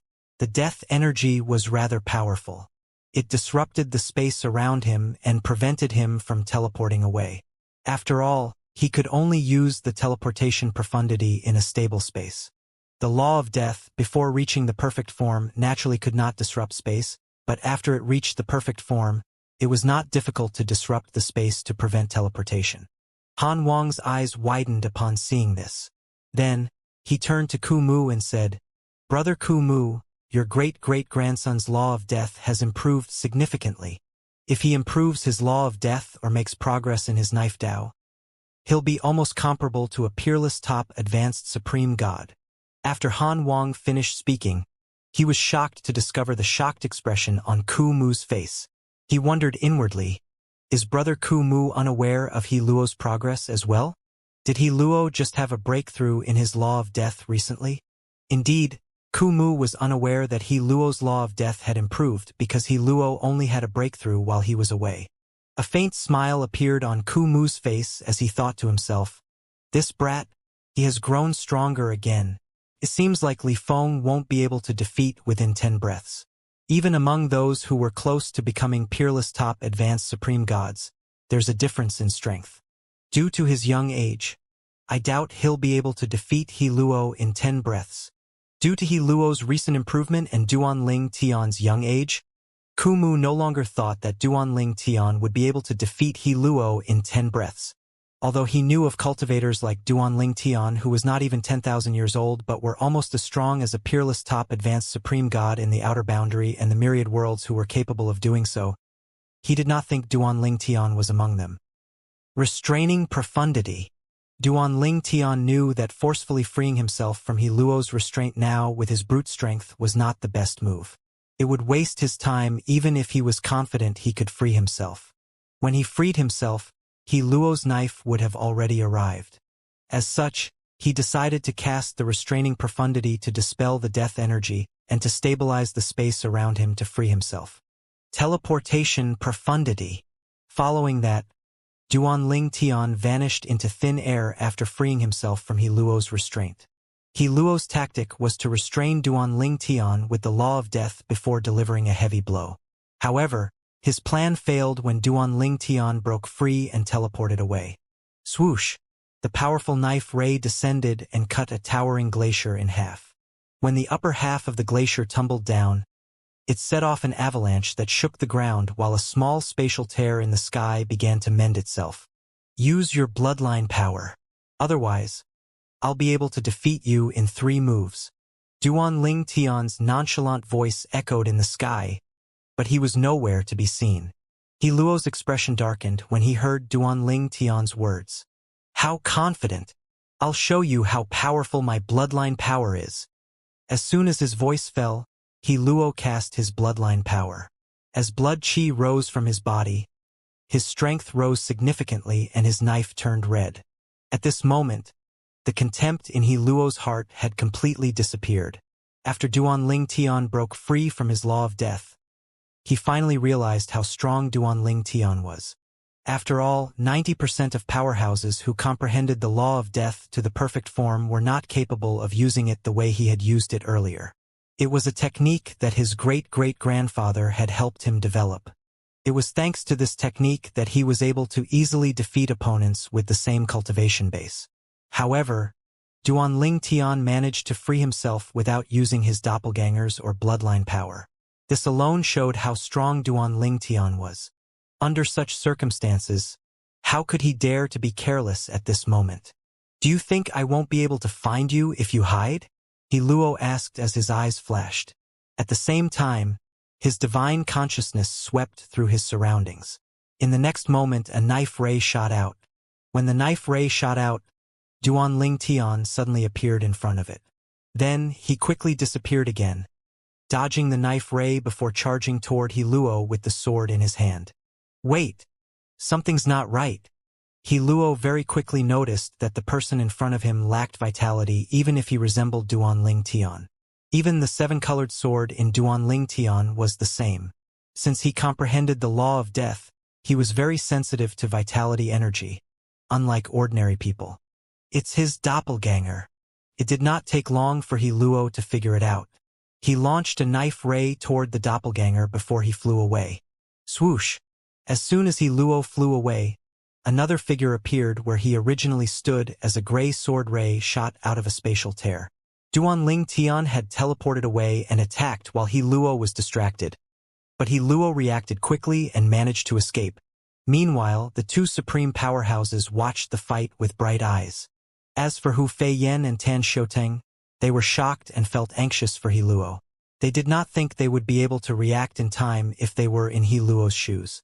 Although I'm no match for the young master and deputy commander who, I thought I was on par with Lord Ku Mu's descendant. However, after watching this, I don't think I'd be able to withstand more than a dozen moves from him. Tan Xiuteng thought to himself, feeling disheartened. Tan Xiuteng was considered a genius in the Divine Sand Realm, and he took pride in this. However, after witnessing how monstrous He Luo and Duanling Tian were despite being younger than 10,000 years old, he felt embarrassed to call himself a genius. He Luo's reaction time is amazing. He's able to detect Li Feng's doppelganger so quickly and dodge Li Feng's attack. Han Wang said as he looked at Ku Mu. That's because he comprehends the law of death. Those who comprehend the law of death can quickly sense the lack of vitality in doppelgangers in just a moment. Ku Mu said with a smile. If he didn't comprehend the law of death, he might have been minorly injured by Li Feng earlier. A hint of excitement could be seen in Ku Mu's eyes, amazed by Duanling Tian's strength. Duanling Tian was younger than He Luo, but he was so powerful. Duanling Tian was undoubtedly a monster among monsters. Han Wang shook his head and said, Brother Ku Mu, based on the current situation, He Luo might not be able to withstand more than 10 moves from Li Feng. Meanwhile, after He Luo dodged the attack, Duan Ling Tian and his doppelganger flew toward He Luo. With just 2 moves, they managed to suppress He Luo and gain the upper hand. The difference in their strength is too great, Kumu thought to himself in shock. Then, he said with a sigh, his sword Dao is too terrifying. I don't think any supreme powerhouses in the outer boundary and the myriad worlds, excluding world supreme powerhouses, have comprehended the sword Dao to such a high level. Han Wang nodded in agreement as he said, indeed, it's difficult to think of anyone, excluding world supreme powerhouses, who can rival his sword Dao in the outer boundary and the myriad worlds. Perhaps, only the sword Dao of the Sword of Time from the God-defying world was stronger than that of Li Feng. Ku Mu turned pensive upon hearing Han Wang's words. The Sword of Time was a genius from the same generation as Yuan He, Ku Mu's father. Just like Yuan He was an imminent world supreme powerhouse. In the past, Yuan He was defeated by the Sword of Time. Unfortunately, the Sword of Time offended a world supreme powerhouse in the past and was killed. Otherwise, he would have become a world supreme powerhouse by now. According to Yuan He, Ku Mu also learned that the Sword of Time's law of time became stagnant after reaching the perfect form, and it was thanks to his sword Dao that he became an imminent world supreme powerhouse. Without his sword Dao, he would be ranked at the bottom among the supreme powerhouses in the outer boundary and the myriad worlds. Even among world supreme powerhouses, the Sword of Time's sword Dao was unrivaled. Ku Mu muttered under his breath. If Duan Ling Tian overheard this conversation between Ku Mu and Han Wang, he would have been shocked to learn that the God-defying world, where he had come from, had such a monstrous sword expert in the past.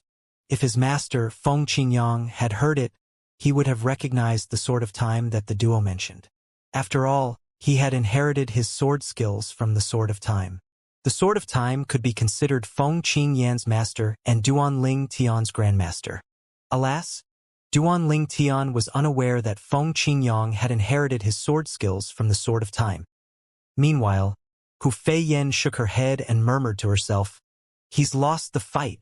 As soon as Hu Feiyan's voice fell, a loud explosion rang in the air. He Luo fell to the ground after Duan Ling Tian's attack landed. A huge hole appeared in the thick layer of ice, and he was nowhere to be seen. After a few moments, he emerged from the freezing water. His face was pale as he exclaimed, how's this possible? He's so much younger than me, but he's so much stronger. Impossible. He Luo did not suffer any serious injuries, but he seemed to be suffering from a mental breakdown at this moment. He Luo was born with a silver spoon in his mouth, and he was envied by many because his great-great-grandfather was a supreme powerhouse and his ancestor was an imminent world supreme powerhouse.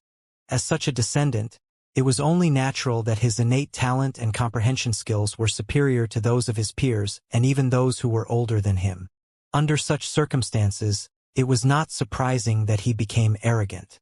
Although his great-great-grandfather had warned him that he might not be able to defeat Duan Ling Tian, he did not believe it, especially when he discovered that Duan Ling Tian was about 3,000 to 4,000 years younger than him. It was out of his expectations that he would be defeated even after he had a breakthrough and fought with all his might. How's this possible? This thought kept flashing in He Luo's mind. He really could not believe that he lost to someone so young. Meanwhile, Ku Mu, He Luo's great-great-grandfather, and Han Wang were shocked to see He Luo experiencing a mental breakdown after losing to Duan Ling Tian. Brother Ku Mu, he's taking this loss much harder than we expected, Han Wang said solemnly. Ku Mu frowned slightly. He did not expect He Luo to react like this after losing to his peer, even if He Luo had lived a smooth-sailing life since he was young. Perhaps, the blow was even more devastating because He Luo knew that if Duan Ling Tian was the same age as him, Duan Ling Tian would have been able to crush him like an ant. Swoosh! At this time, Hu Feiyan flew over and stood next to Duan Ling Tian before she looked at He Luo, who was sitting on the ground dejectedly. Li Feng, is he going to be okay? It seems like he suffered a huge blow. Won't you offend Senior Ku Mu by doing this? Hu Feiyan asked through voice transmission. Duan Ling Tian replied indifferently, it's not my idea to spar with him, so I'm not at fault. It's Senior Ku Mu's idea, so if he wants to blame someone, he can only blame himself or even Senior Han Wang. I was only following instructions given by Senior Han Wang to spar with He Luo. Moreover, I wouldn't be here if Senior Han Wang didn't invite me here. In fact, Duanling Tian did not think Kumu would blame him.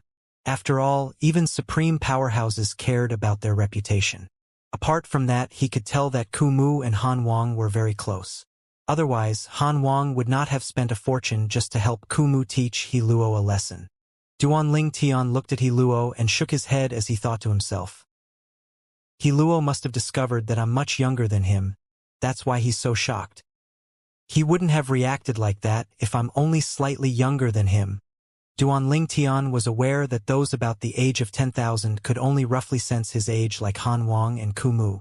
He could not imagine how He Luo would react if He Luo knew his true age. After the fight ended, He Luo was still dispirited no matter how hard Kumu tried to make him snap out of it. As such, Kumu's expression turned rather unsightly. At the same time, Han Wang told Duanling Tian to return to his courtyard first before he continued to say through voice transmission, Li Feng, Brother Kumu has said that he doesn't blame you for his great-great-grandson's reaction, and he won't go back on his words to reward to you. However, you'll have to wait for a few days because he'll have to get one of the floating image pearls from his father, Senior Yuan He. Duanling Tian nodded and left after speaking to Han Wang. Hu Feiyan shook her head and left as well. There was no point in her staying after all. It was best to leave Kumu alone to deal with He Luo. Tan Xiaotong followed closely behind Duanling Tian and said reverently through voice transmission, Young master, you're really strong. Based on your strength, you should be one of the strongest among those who are close to becoming a peerless top advanced supreme god. Not all cultivators had the same strength after all, even if they were in the same realm. The strongest one could kill the weakest one even if it would not be an easy job. In fact, He Luo is strong as well.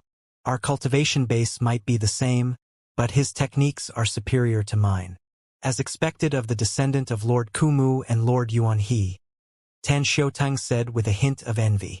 In his opinion, if he were in He Luo's shoes, he would also be just as strong. At this time, Hu Feiyan suddenly called out from behind, Li Feng, when are you leaving for the three great sacred realms? Hu Feiyan naturally planned to go to the three great sacred realms as well.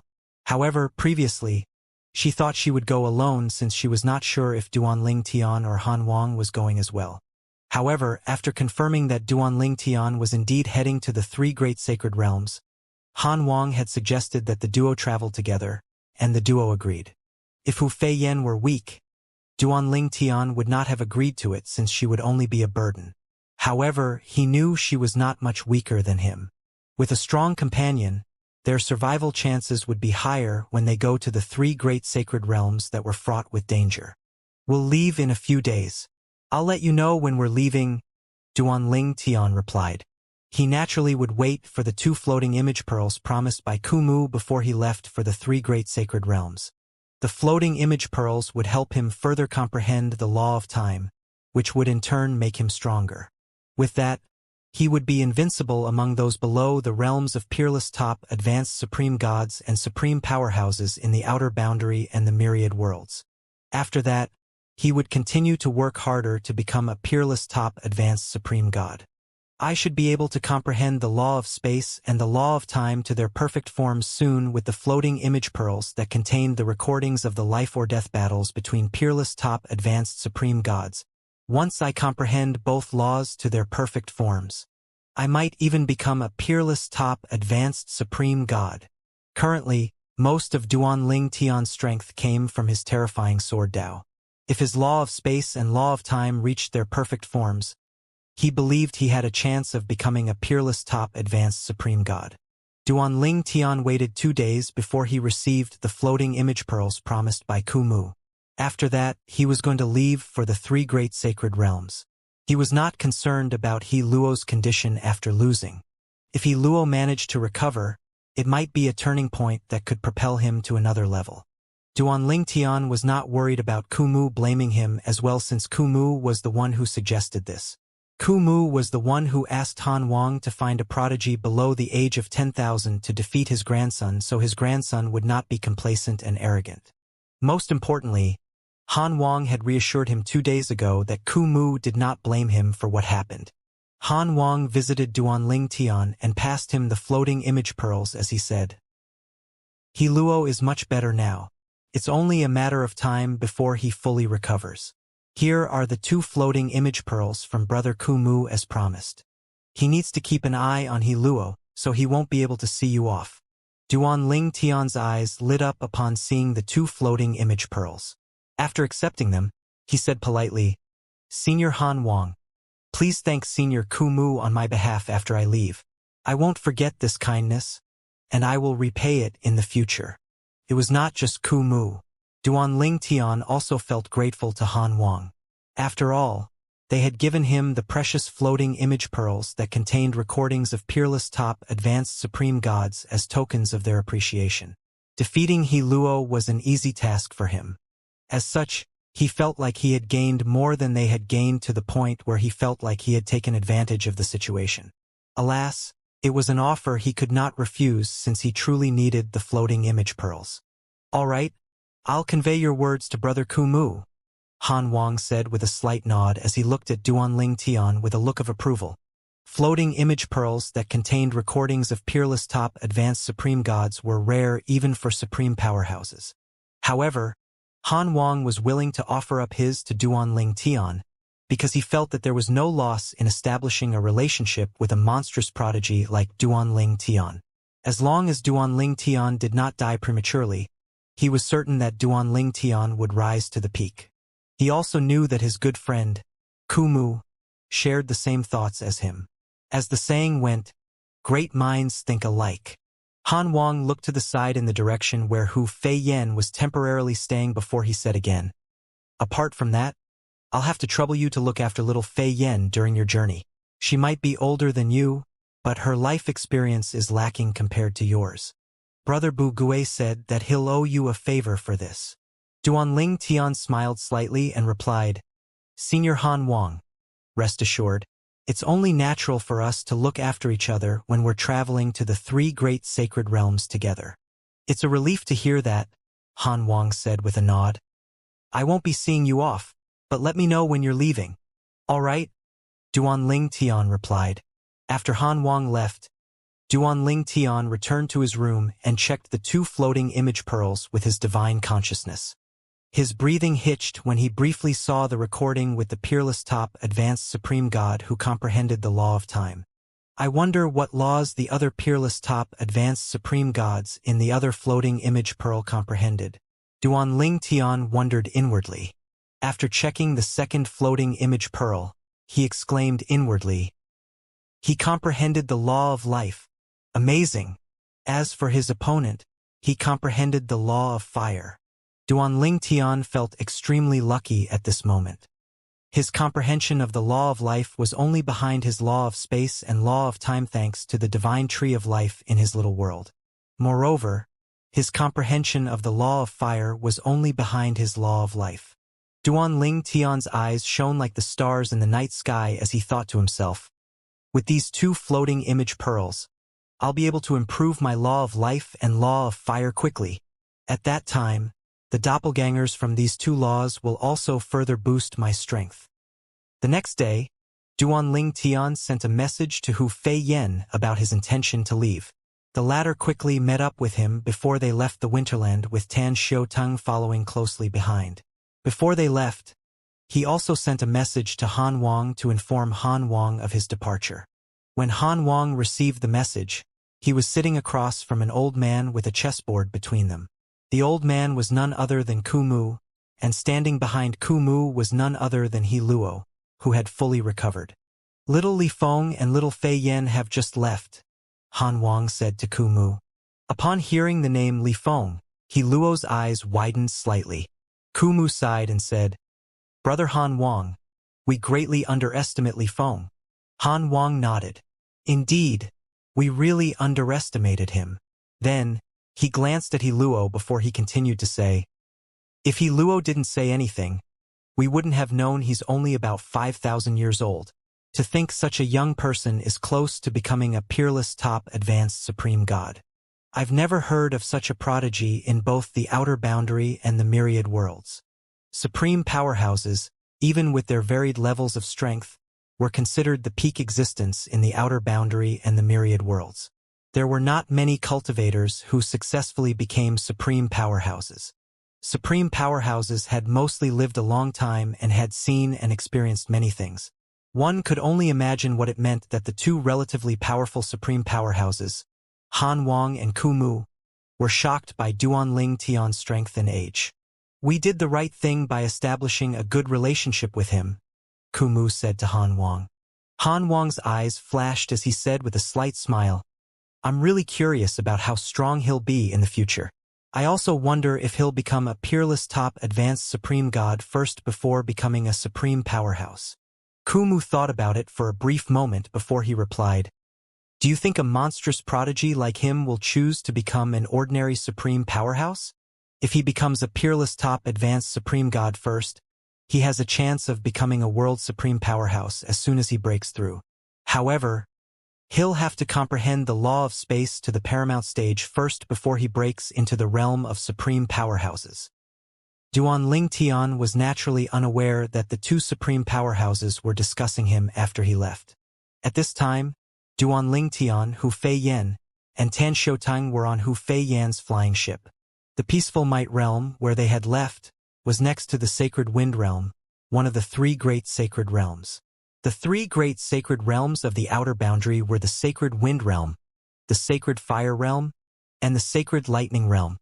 Before they were known collectively as the three great sacred realms, they were known as the Wind Realm, the Fire Realm, and the Lightning Realm respectively. At this time, Duanling Tian and Hu Fei Yan were chatting. "I'm sure you've heard of world supreme powerhouses by now, but you might not be aware that it's only what they're called in the myriad worlds," Hu Fei Yan said. Duanling Tian raised an eyebrow and asked, "So what are they called in the outer boundary?" Duanling Tian was curious, wondering why Hu Fei Yan brought his matter up. "World supreme powerhouses are called saints in the outer boundary," Hu Fei Yan said.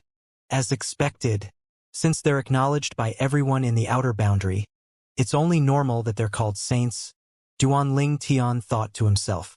"There's a saying that the calamity would befall heaven and earth if one provoked a saint. It's not entirely unfounded. Saints might not be able to destroy the entire outer boundary, but they're capable of destroying the myriad worlds," Hu Fei Yan said. Duanling Tian did not doubt Hu Fei Yan's words at all. After all, even ordinary supreme powerhouses were capable of destroying one world, let alone world supreme powerhouses. Almost all of the saints in the outer boundary are gathered in the three great sacred realms, and saint rank forces as the strongest forces in the three great sacred realms and the outer boundary, Hu Fei Yan said as she looked at Duanling Tian meaningfully. "And there is more than one saint rank force in each of the three great sacred realms." In Hu Fei Yan's opinion, Duanling Tian must have come from a saint rank force with a saint. Even Hu Bugue, her adoptive father whom she looked up to and admired the most, was no match for saints. According to her adoptive father, he would not even be able to withstand half a move from a saint. Duanling Tian learned more about the three great sacred realms after he listened to Hu Fei Yan. He could not help but ask, "Deputy Commander Hu, how do you know so much about the three great sacred realms when you've never been there?" Hu Fei Yan said, "Godfather gave me a jade token containing information about the three great sacred realms. That's why I know about those things." Duanling Tian nodded. It made sense that Hu Fei Yan knew so much about the three great sacred realms thanks to Hu Bugue, the lord and commander of the colossal heaven army. At this time, Hu Fei Yan's eyes suddenly widened before her expression turned cold. Upon seeing this, Duanling Tian shook his head and smiled faintly before he asked, "Is someone blocking our path?" The influence and reputation of the colossal heaven army were known in the peaceful Might Realm. As such, they did not encounter any problems when traveling in the peaceful Might Realm. However, after leaving the territory of the peaceful Might Realm, they had encountered at least a dozen groups of bandits blocking their way. The bandits they encountered ranged from ordinary advanced supreme gods to powerful advanced supreme gods comparable to Tan Xiutang. Although Tan Xiutang was weaker than Duanling Tian and Hu Fei Yan, he was still capable of going against powerful advanced supreme gods. Previously, when they were stopped by a group of bandits, he managed to kill the leader of the bandits after dozens of moves. After that, he killed the other bandits. Deputy Commander Hu, I'll deal with them, Tan Xiaoting said as he rose to his feet. His eyes burned with battle intent. He knew that he likely would not be able to help much after they arrived in the three great sacred realms. After all, most of the cultivators there would be on par with him at least and close to the realm of peerless advanced supreme gods. Even among those who were close to the realm of peerless top advanced supreme gods, their strengths varied. The strongest ones among them were mostly focused on cultivating to become a top peerless top advanced supreme god or a supreme powerhouse. This was the most important thing to them, after all. They naturally did not have time to cause trouble. Tan Xiaotung's eyes burned with battle intent as he flew out of the flying ship. He was excited to fight the bandits to improve himself, after all. Previously, when he went to the three great sacred realms, he had spent a fortune to hire powerhouses to protect him. In the area between the three great sacred realms and the peaceful might realms, flying ships could be seen flying back and forth, and these flying ships mostly belonged to powerful forces or powerful cultivators in the area. There were also flying ships that ferried people from the divine sand realm to the three great sacred realms, and under normal circumstances, there were about 30 to 100 passengers on board this flying ship. In the past, when Tan Xiaotung went to the three great sacred realms, he had shared the flying ship with about 40 other people. Whenever they encountered bandits, the powerhouses on board would either chase them away or kill them. I don't have to worry about my opponents being stronger than I am. If I'm no match for them, young master and deputy commander who will help me. Due to Duan Ling Tian and Hu Feiyan's presence, Tan Xiaotung was able to fight without any worries. After all, the duo was close to becoming a peerless top advanced supreme god and were very powerful. There are only 4 of them? Tan Xiaotung raised an eyebrow when he saw the people who stopped them. The group consisted of 2 young men, a young woman, and a disheveled middle-aged man. The 2 young men and the young woman stood shoulder to shoulder in front while the middle-aged man stood at the back, slightly bowing. Tan Xiaotung's eyes narrowed slightly when he saw the word "Thun" that was embroidered in the middle of the middle-aged man's robe. He found the middle-aged man's robe slightly familiar, and it did not take long before he recalled that a group of bandits that he previously killed wore the same robes as well. The leader of the group of bandits was rather strong, and before the leader died, he said threateningly to him, "You'll regret it if you kill me." At that time, Tan Xiaotung had ignored the other party's threat and killed the other party. He had grown numb to this kind of threat. After all, he had received similar threats during his time in the Divine Sand Realm, and most of them proved to be just empty threats in the end. Are they here to avenge that person's death? Tan Xiaotung wondered inwardly as he narrowed his eyes. Previously, when he had killed the leader of the bandit, he had heard a slight commotion in the forest nearby. At that time, he assumed it was a demon beast or a passing cultivator who was scared away by his divine energy. At this time, based on the current situation, it seemed like the person from that time was the disheveled middle-aged man. As expected, the disheveled middle-aged man glared at Tan Xiaotung and said, "My lord, he's the one who killed my leader. He's only slightly stronger than my leader, but he was much faster. That's how my Yuan organization was annihilated by him." With this, Tan Xiaotung learned that the group of bandits he killed previously was known as the Yuan organization. Moreover, based on the middle-aged man's words, it was clear the other 3 people were not from the Yuan organization. At this time, a young man dressed in a white robe with golden trimmings stepped forward. He looked at Tan Xiaotung condescendingly and asked, "So you're the one who killed my junior brother, Zhang Yuan?" Tan Xiaotung had never heard the name Zhang Yuan before, but he knew that it was likely the leader of the Yuan organization whom he had previously killed. "I didn't hold back at all when I killed that group of bandits." This young man said he's Zhang Yuan's senior brother, and it's clear that he's here to avenge Zhang Yuan. Since he dares to look for me, he's likely stronger than I am. Tan Xiaotung thought to himself as he sighed inwardly. He did not expect to encounter someone stronger than him before they even arrived in the 3 great sacred realms. Following that, he did not hesitate to inform Duan Ling Tian about what happened. At this time, Duan Ling Tian was still chatting with Hu Feiyan. unaware of what was going on outside until he received Tan Xiutang's message. He raised an eyebrow and smiled before he said, Tan Xiutang said that he might not be a match for those people outside. How does he know he's not a match for them when they haven't fought yet? Hu Feiyan asked with a slight frown on her face. Let's go and have a look, Duanling Tian said as he rose to his feet. We need to stretch our limbs anyway. The duo flew out of the flying ship that was hovering in midair and landed next to Tan Xiutang. After Hu Feiyan put her flying ship away, a young man dressed in a green robe laughed and said, Zhongyu, he's not alone, so don't be embarrassed to ask for help from us. Miss Linghu and I are here to help you after all. Miss Linghu was naturally the young woman standing next to the green-clad young man. Her appearance was ordinary, and her expression was extremely cold. Hu Feiyan's eyes lit up with excitement upon hearing this name. She stared at the white-clad young man and asked, Zhongyu? The young master of Mount Tai's Zhong clan in the peaceful Might realm. Duanling Tian was slightly taken aback by Hu Feiyan's reaction. When he returned to his senses, he thought, Hu Feiyan seems to know him, and she seems eager to fight him. She really lives up to her reputation as the deputy commander of the Colossal Heaven Army. The members of the Colossal Heaven Army were famous in the linked solitary realm for their love of fighting. Clearly, Hu Feiyan, the deputy commander of the Colossal Heaven Army, was excited to have encountered a strong opponent. The young master of Mount Tai's Zhong clan? Duanling Tian shifted his eyes to the white-clad young man. The other party was likely close to becoming a peerless top advanced supreme god as well.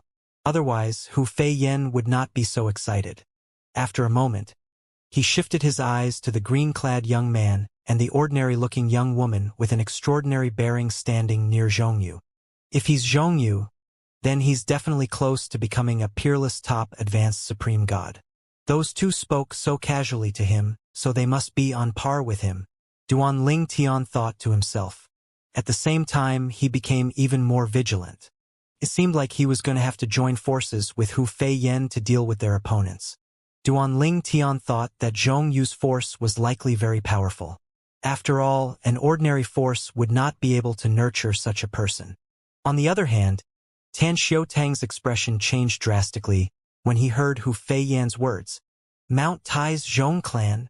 He's the young master of the Zhong clan? I actually killed the junior brother of such a person. Damn it! It seemed like I'd kicked the hornet's nest. Tan Xiutang thought to himself as chills ran up his spine. Tan Xiutang knew a thing or two about the forces in the peaceful Might realm thanks to the time he was traveling in the past. The Mount Tai's Zhong clan might not be a top supreme rank force in the peaceful Might realm, but it was still a second-tier supreme rank force. The force's strongest supreme powerhouse was relatively powerful as well and was only slightly weaker than Kumu. If I'm not mistaken, the current clan leader of the Zhong clan is the direct descendant of the strongest supreme powerhouse among the three supreme powerhouses in the clan. He's only slightly weaker than Lord Kumu. If this young man is the young master of the Zhong clan, then he's also a direct descendant of that supreme powerhouse. I actually killed his junior brother, Tan Xiutang thought to himself as he shuddered inwardly. Subsequently, Tan Xiutang hastily said to Duanling Tian through voice transmission, Young master, you must save me if he's really the young master of the Zhong clan. I killed his junior brother previously because he blocked our flying ship. Tan Xiutang truly feared for his life at this moment. After all, the result of provoking a strong powerhouse in the outer boundary could be fatal.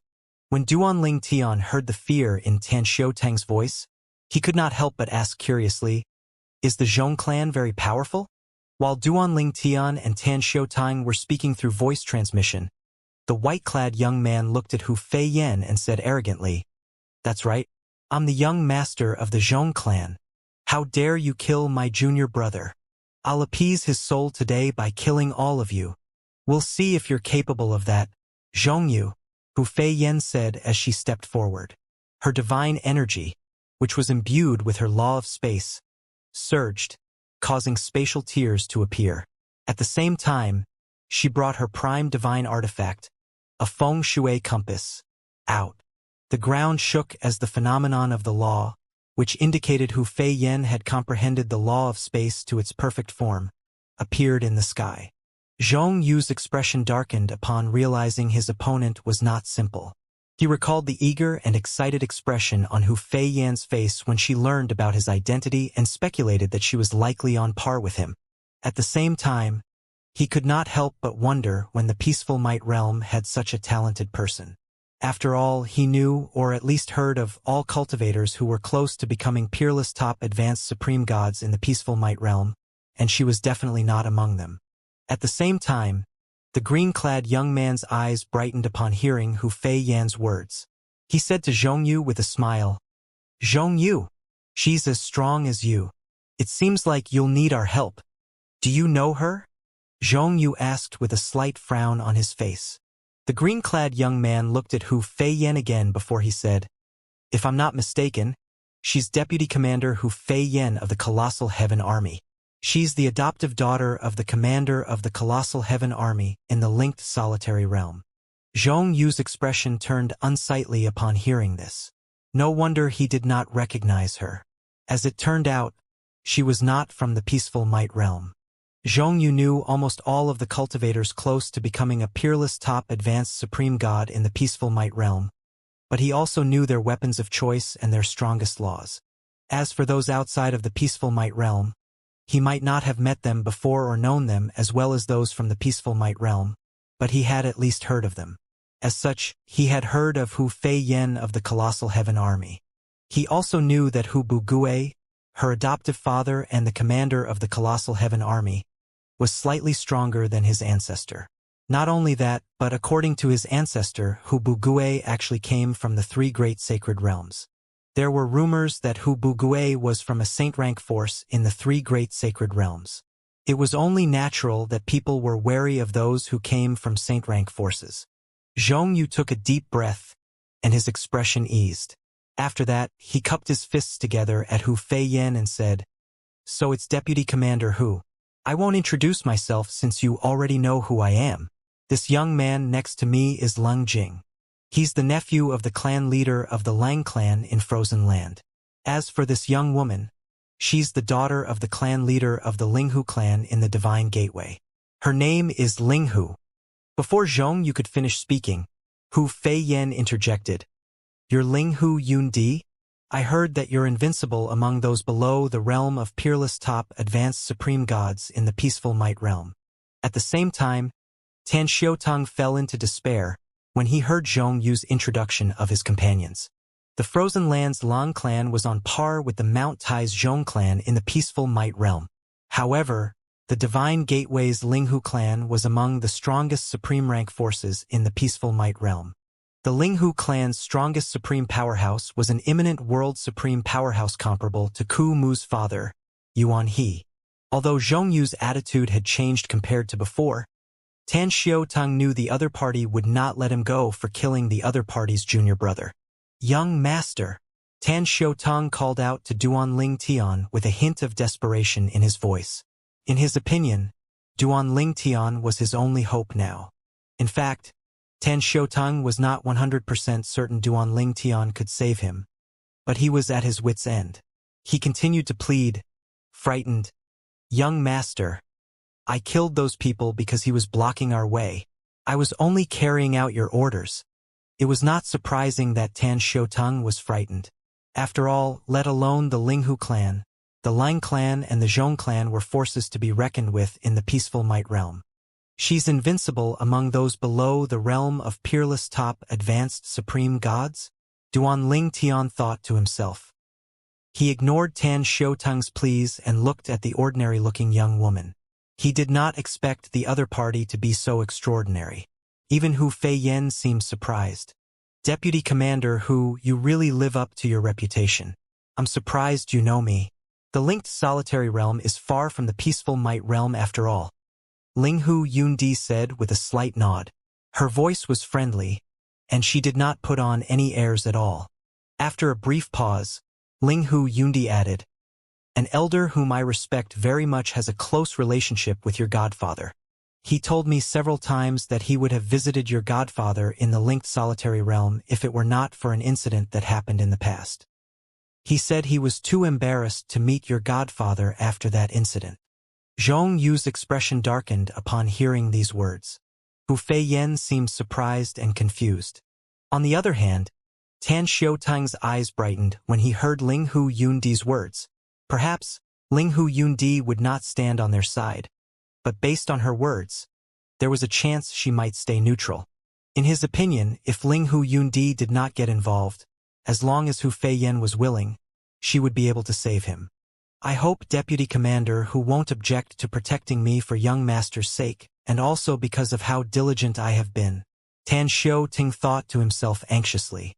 His life was at stake after all. I've never heard my godfather mention this matter before, Hu Feiyan said. Her expression had eased as well. Ling Hu Yundi was acknowledged as being invincible among those below the realm of peerless top advanced supreme gods. Although Hu Feiyan had never fought with Ling Hu Yundi before, she knew she was no match for Ling Hu Yundi. With the varying strengths of cultivators in the same realm, it was not impossible for the strongest cultivator to kill the weakest cultivator in the same realm. Ling Hu Yundi sighed softly and said, "Perhaps your godfather is still angry at the elder.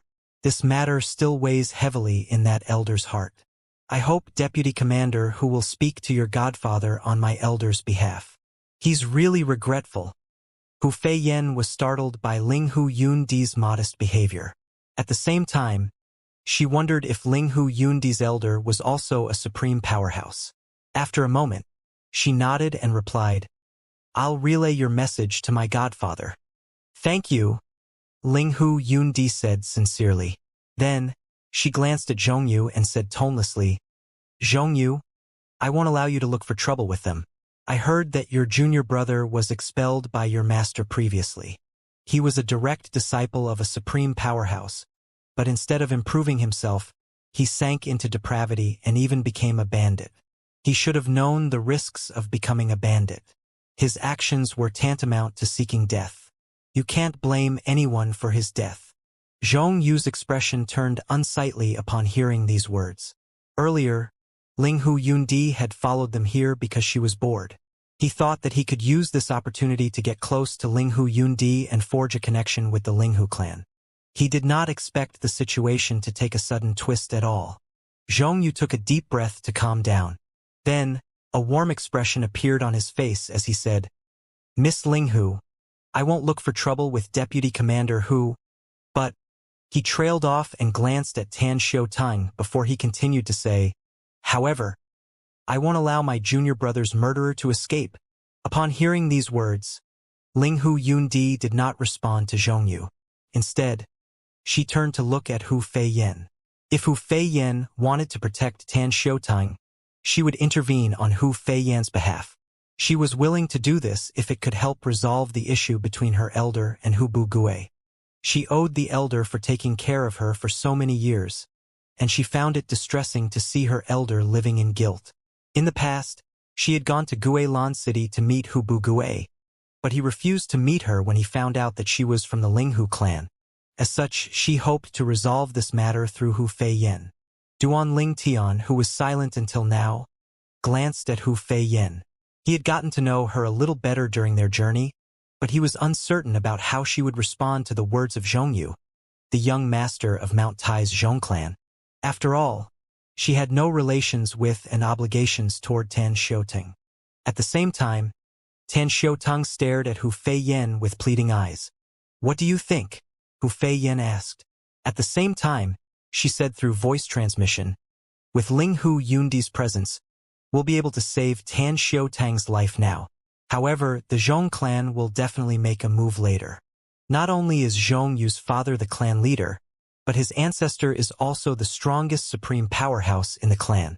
It's said that the Zhong clan's ancestor dotes on him as well. Zhong Yu is strong not only because of his innate talent and comprehension, but it's mostly because of his ancestor." After a pause, Hu Feiyan continued to say through voice transmission, "We'll be able to avoid future troubles if we hand Tan Xiaoting over to Zhongyu." Hu Feiyan's meaning was obvious. If they did not hand Tan Xiaoting over, their journey to the Sacred Wind Realm, one of the three great sacred realms, would be dangerous.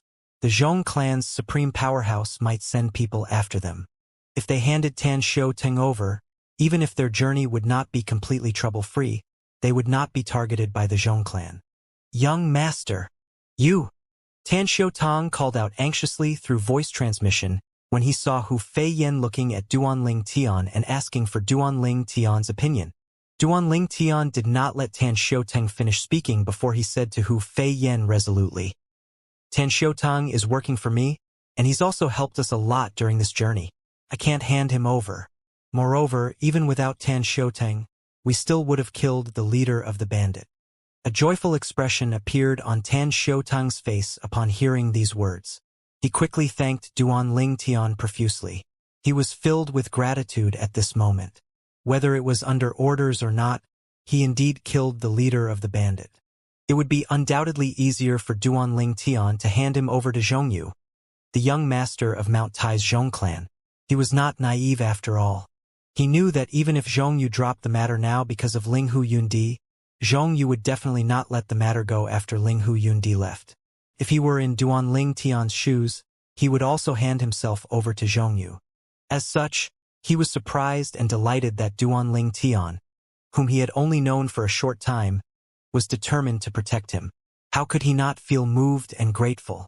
At the same time, Zhongyu's expression darkened upon hearing Duanling Tian's words. However, a hint of fear could be seen in the depths of his eyes as well. In his opinion, Duanling Tian was definitely not a simple character. After all, not only was Duanling Tian traveling with Hu Feiyan, but Hu Feiyan also asked for Duanling Tian's opinion. It would not be easy to deal with the murderer of his junior brother since it was clear, based on the way the murderer addressed Duanling Tian as young master, that the murderer was Duanling Tian's subordinate. As for Hu Feiyan, her expression did not change much after listening to Duanling Tian's words. However, a hint of admiration could be seen in her eyes. If Duanling Tian had chosen to give up on Tan Xiaotong, even if she could understand his decision, she would have looked down on him in her heart. It spoke a lot about Duanling Tian's character that he did not give up on Tan Xiaotong. If he had given up on Tan Xiaotong, she would have found an excuse and parted ways with him after they arrived in the Sacred Wind Realm. After all, he could give up on Tan Xiaotong. It meant that he would also give up on her if they faced danger in the future. Although she had many life-saving methods, which were given to her by her adoptive father, they were not limitless. If her companion was unreliable, it was better for her to travel alone. Finally, Hu Feiyan turned to Zhongyu and said determinedly, "Zhongyu, you heard my friend's words. We can't hand him over to you. If you're not satisfied, we can fight. I also want to see the strength of the young master of the Zhong clan." Hu Feiyan was filled with fighting spirits at this moment. Her long hair fluttered in the air as she stood majestically like a powerful female warrior. Upon hearing these words, Zhongyu, whose expression was dark, instinctively glanced at Ling Hu Yundi. Ling Hu Yundi saw Zhongyu looking at her and said expressionlessly, "Zhongyu, your junior brother isn't without blame in this matter. You should let this matter go." Following that, Ling Hu Yundi looked at Lang Jing, the young man standing next to her, and asked, "Lang Jing, what do you think?" Upon hearing these words, Lang Jing, the nephew of the clan leader of the Winterlands Lang clan and the prodigy of the clan who came with Ling Hu Yundi and Zhongyu, said, "Zhongyu, Miss Ling Hu's words make sense. For her sake, you should let this matter go." Zhongyu was intimidated by Ling Hu Yundi's strength and background. As such, he only scoffed and did not say anything else. He only looked at Duanling Tian and the others with a dark expression before he turned around and left. Upon seeing this, Lang Jing hurried after Zhongyu. On the other hand, Ling Hu Yundi looked at Hu Feiyan and said with a smile, "Deputy Commander Hu, please don't forget your promise to me." Without waiting for Hu Feiyan's reply, Ling Hu Yundi turned around and left. However, before she left, her eyes lingered on Duanling Tian briefly. At this time, apart from Duanling Tian and the others, only the disheveled middle-aged man, the only survivor of the Yuan organization, was left. His expression was extremely grim at this moment. He did not expect this outcome at all. After he regained his senses, he hastily chased after Zhongyu. If he stayed any longer, he might possibly lose his life. With this, the matter ended without a fight. However, Duan Ling Tian did not feel at ease. He knew that this was just the calm before the storm. If it were not for Ling Hu Yundi's presence, this matter would not have been resolved so easily.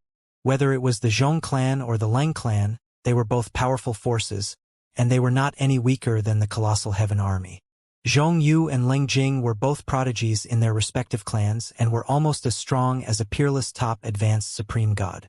They were naturally not intimidated by Hu Fei Yen, let alone an unknown person like him. If Ling Hu Yundi weren't present today, not only Hu Fei Yen, but I'd have to fight as well.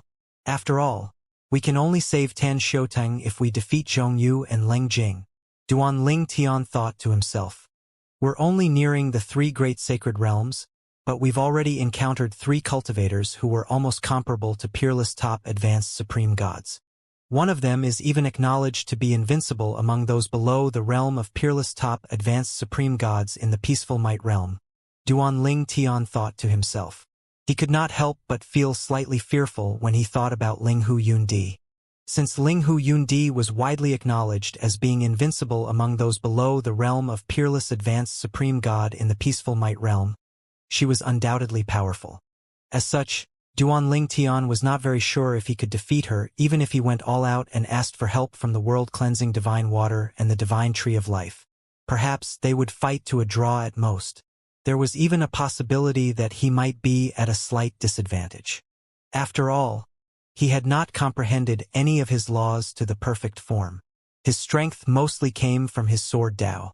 Considering how powerful Ling Hu Yundi is, I'm afraid she doesn't just have a profound comprehension of the law. It's likely that she has other means as well. There's also a possibility that she has a profound comprehension of one of the 4 Daos of heaven and earth as well, Duan Ling Tian thought to himself solemnly. At this time, Tan Xiuteng was finally able to heave a sigh of relief after Zhong Yu and the others left. Then, he hurriedly thanked Duan Ling Tian and Hu Fei Yen who had saved his life again before he said, "Young master, Deputy Commander Hu." The young master of the Zhong clan left because he's afraid of Miss Ling Hu. However, it's certain that he hasn't let this matter go. Why don't we take a detour after this? I'll pilot the flying ship. With that, both of you can cultivate or rest with ease. Needless to say, this suggestion was not only for Duan Ling Tian and Hu Fei Yan's benefit, but it was also for Tan Xiuteng's benefit. He knew that if Zhong Yu returned after Ling Hu Yundi left, Zhong Yu might not do anything to Duan Ling Tian and Hu Fei Yan since Zhong Yu was afraid of their formidable backgrounds, but Zhong Yu definitely would not have any qualms about killing him. Hu Fei Yan agreed to Tan Xiuteng's suggestion, and Duan Ling Tian had no objection as well. It did not matter that they had to take a detour since it would only take a little longer for them to reach their destination. After boarding the flying ship, instead of going straight, the flying ship took a turn to the side. At this time, even Duan Ling Tian and Hu Fei Yan were unaware that the disheveled middle-aged man from earlier was tailing them from a distance. Meanwhile, Leng Jing looked at Ling Hu Yundi, who was standing nearby, and asked skeptically, "Miss Ling Hu, why are you so courteous to Hu Fei Yan? The Colossal Heaven Army is nothing in front of the Ling Hu clan, right?" Based on what Leng Jing knew, not only did the Ling Hu clan have an imminent world supreme powerhouse, but the Ling Hu clan also had supreme powerhouses who were not any weaker than Hu Bu Gui, the commander of the Colossal Heaven Army. With that, the Colossal Heaven Army was indeed nothing compared to the Ling Hu clan. Didn't I say it earlier? An elder of mine is acquainted with the commander of the Colossal Heaven Army, Ling Hu Yundi said with a hint of impatience. After sensing Ling Hu Yundi's impatience, although Leng Jing was curious, he no longer asked any more questions about this matter. However, he said to Zhong Yu through voice transmission, "Zhong Yu, after we part ways with Ling Hu Yundi, I'll accompany you to find those 3 and avenge your junior brother. Even if you can't kill Hu Fei Yan, we can't let that young man's subordinate live. After all, he killed your junior brother. However, before we do that, I suggest you ask for help from the Zhong clan as well. Tell the clan to send helpers. They have to at least be on par with us in terms of strength. Based on how courteous Hu Fei Yan was, that young man is definitely not any weaker than Hu Fei Yan. We might not be able to win them if it's just the two of us. Zhong Yu's expression did not change as he listened to Lang Jing's words.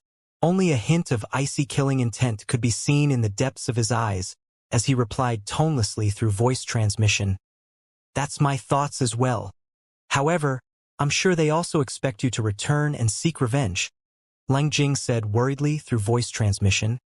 It's possible that they'd taken a detour. Based on the direction of their flying ship previously, they should be on their way to the Sacred Wind Realm. If we go to the Sacred Wind Realm from here, I'm afraid it'll be difficult for us to find them. Upon hearing these words, Zhong Yu smiled indifferently and said, You don't have to worry about this. Haven't you realized that the man following us earlier isn't around? Lang Jing instinctively turned to look back before he asked, surprised and relieved. You sent him to follow them? Good. This means we'll be able to find them. However, after a moment, he asked, He won't be discovered, right? Rest assured, Zhong Yu said confidently. He comprehends the law of Earth. Previously, he watched undetected as my junior brother was killed. They did not sense him at all at that time, and they won't be able to sense him as well this time. It's due to this talent of his that my junior brother recruited him. Apart from that, I also promised that if he handles this matter well, I'll bring him to the Zhong clan and make him an outer disciple. After listening to these words, Lang Jing felt completely at ease. While Tan Xiaotung piloted the flying ship, Duan Ling Tian and Hu Fei Yen closed their eyes and cultivated. Although the flying ship took many detours and flew in various different directions, the duo was not bothered at all. After all, it would only take an extra 10 or 15 days for them to reach the Sacred Wind Realm. Even if it took a few more months or a year, the duo still would not be bothered. At the same time, the disheveled middle-aged man, who was tailing the flying ship, could not help but curse inwardly. Damn it! You've already taken a detour. Is it necessary to change directions so many times? The person piloting the ship should be the person who killed the leader, right? Although the middle-aged man was very good at remaining hidden thanks to his law of Earth, it was not without limit. Although the consumption speed was not high, he still had to expend energy to keep up with them while he remained hidden. After a moment, a joyful expression appeared on the middle-aged man's face as he thought to himself, Fortunately, I broke through the realm of advanced supreme gods not long ago. Otherwise, I don't think I'll be able to keep this up.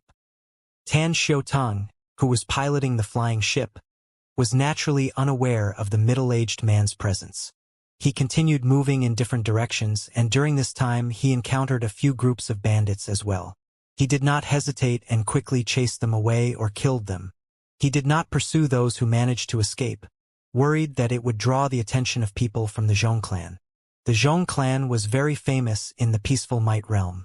Although it was not as strong as the Divine Gateway's Linghu clan, the clan was still only second to top forces like the Linghu clan in the Peaceful Might realm. Although Zhong Yu left earlier, he was clearly unwilling and dissatisfied.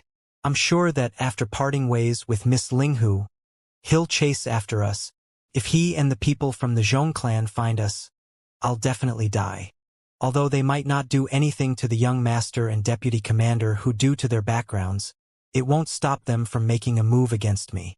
I'm afraid that even if the young master wants to protect me, he'll be helpless. Tan Xiaotung was sure about this. As such, he piloted the flying ship at top speed and frequently changed directions.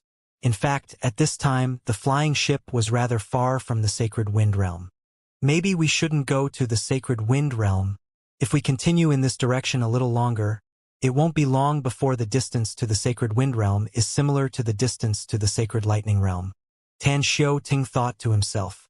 Tan Xiaotung naturally did not dare to make decisions on his own.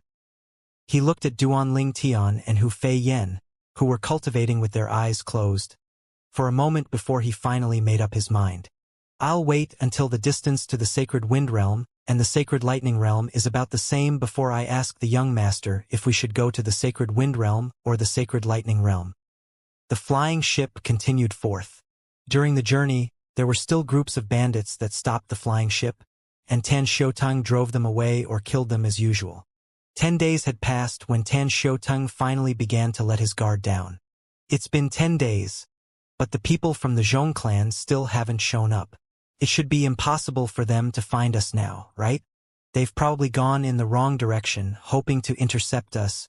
Fortunately, I made many detours, Tan Xiaoting thought to himself, feeling both happy and hopeful. Alas, these feelings did not last long. 5 days later, more than a dozen people blocked the path of the flying ship.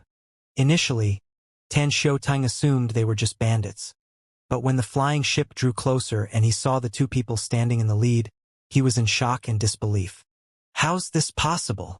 How did they find us? Did they use some tracking technique? No, that's impossible. If they had used a tracking technique, the young master and deputy commander who would have noticed it. The 2 people standing in the lead were none other than Zhongyu, the young master of Mount Tai's Zhong clan, and Leng Jing, the prodigy from the Winterlands Line clan. Frightened, Tan Xiaotung hurriedly woke Duanling Tian and Hu Feiyan up after he regained his senses. The situation was no longer under his control. Young master, deputy commander Hu. Tan Xiaotung did not even need to probe them to know that the 3 people standing in the second row behind Zhongyu and Leng Jing were almost comparable to peerless top advanced supreme gods, while those 10 people standing in the third row were all comparable to him at least. He was completely helpless at this moment. He had no doubts that as soon as he left the flying ship, he would be killed immediately. At this time, Hu Feiyan frowned slightly and glanced at Tan Xiaoting as she asked, "Have we arrived at the sacred wind realm?" On the contrary, Duanling Tian was not confused like Hu Feiyan. When he opened his eyes, he looked at the mirror image at the side of the flying ship. Then, he muttered under his breath, "Zhongyu from the Zhong clan and Leng Jing from the Leng clan are here. Seeing the people they brought with them, it seems like they came prepared. Miss Linghu isn't here, so they must have gathered people and came after us after they parted ways with her." After that, Duanling Tian looked askance at Tan Xiaoting. He found it strange that those people found them even though Tan Xiaoting had taken so many detours. Tan Xiaoting naturally understood Duanling Tian's thoughts after he saw the expression on Duanling Tian's face. He smiled wryly and said, "Young master, I was already very careful. I changed directions more than 100 times. I didn't expect that they were still able to find us." At this time, Tan Xiaoting was the most afraid. Even the wry smile on his face had to be forced. Now that they were found, Tan Xiaotung thought that it was very unlikely that he would survive this encounter. In his opinion, he would have a better chance of surviving if Duanling Tian or Hu Feiyan was willing to use the life-saving methods given to them by their respective supreme powerhouses. However, these life-saving methods were meant for their use. These people only targeted him, not Duanling Tian and Hu Feiyan. Under such circumstances, let alone Hu Feiyan, would Duanling Tian be willing to use the life-saving methods to protect him? It was not that he thought Duanling Tian or Hu Feiyan were ruthless, but if he were in their shoes, he would not have used such an important thing to protect an unimportant person as well. He was aware of his importance to the duo. Nonetheless, even if Duanling Tian were to give up on him now, he would not have any complaints. He felt that Duanling Tian was already very kind to protect him previously. "Oh, they tracked us all the way here," Hu Feiyan murmured as she narrowed her eyes and looked at the people in the mirror image coldly. "Zhongyu and Leng Jing are afraid of offending Miss Linghu, but they dare to do this. Do they think I'm a pushover?" Hu Feiyan had a good impression of Linghu Yundi, but she could not tolerate others looking down on her while they acted deferentially toward Linghu Yundi. After all, she did not think she was inferior to Linghu Yundi. Although she was not a match for Linghu Yundi, she was a few thousand years younger than Linghu Yundi. She thought that she would not be any weaker than Linghu Yundi when she was Linghu Yundi's age.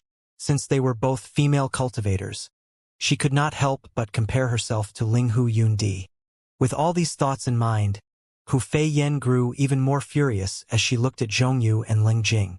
Meanwhile, Duanling Tian had already risen to his feet at this moment. His gaze was cold, and he seemed to be muttering something under his breath. After a short moment, his gaze turned excited like a hunter who had found his prey after a long search. At this moment, Tan Xiaotung said with a sigh, "Young master, deputy commander Hu, if there's no other way, you should hand me over to them.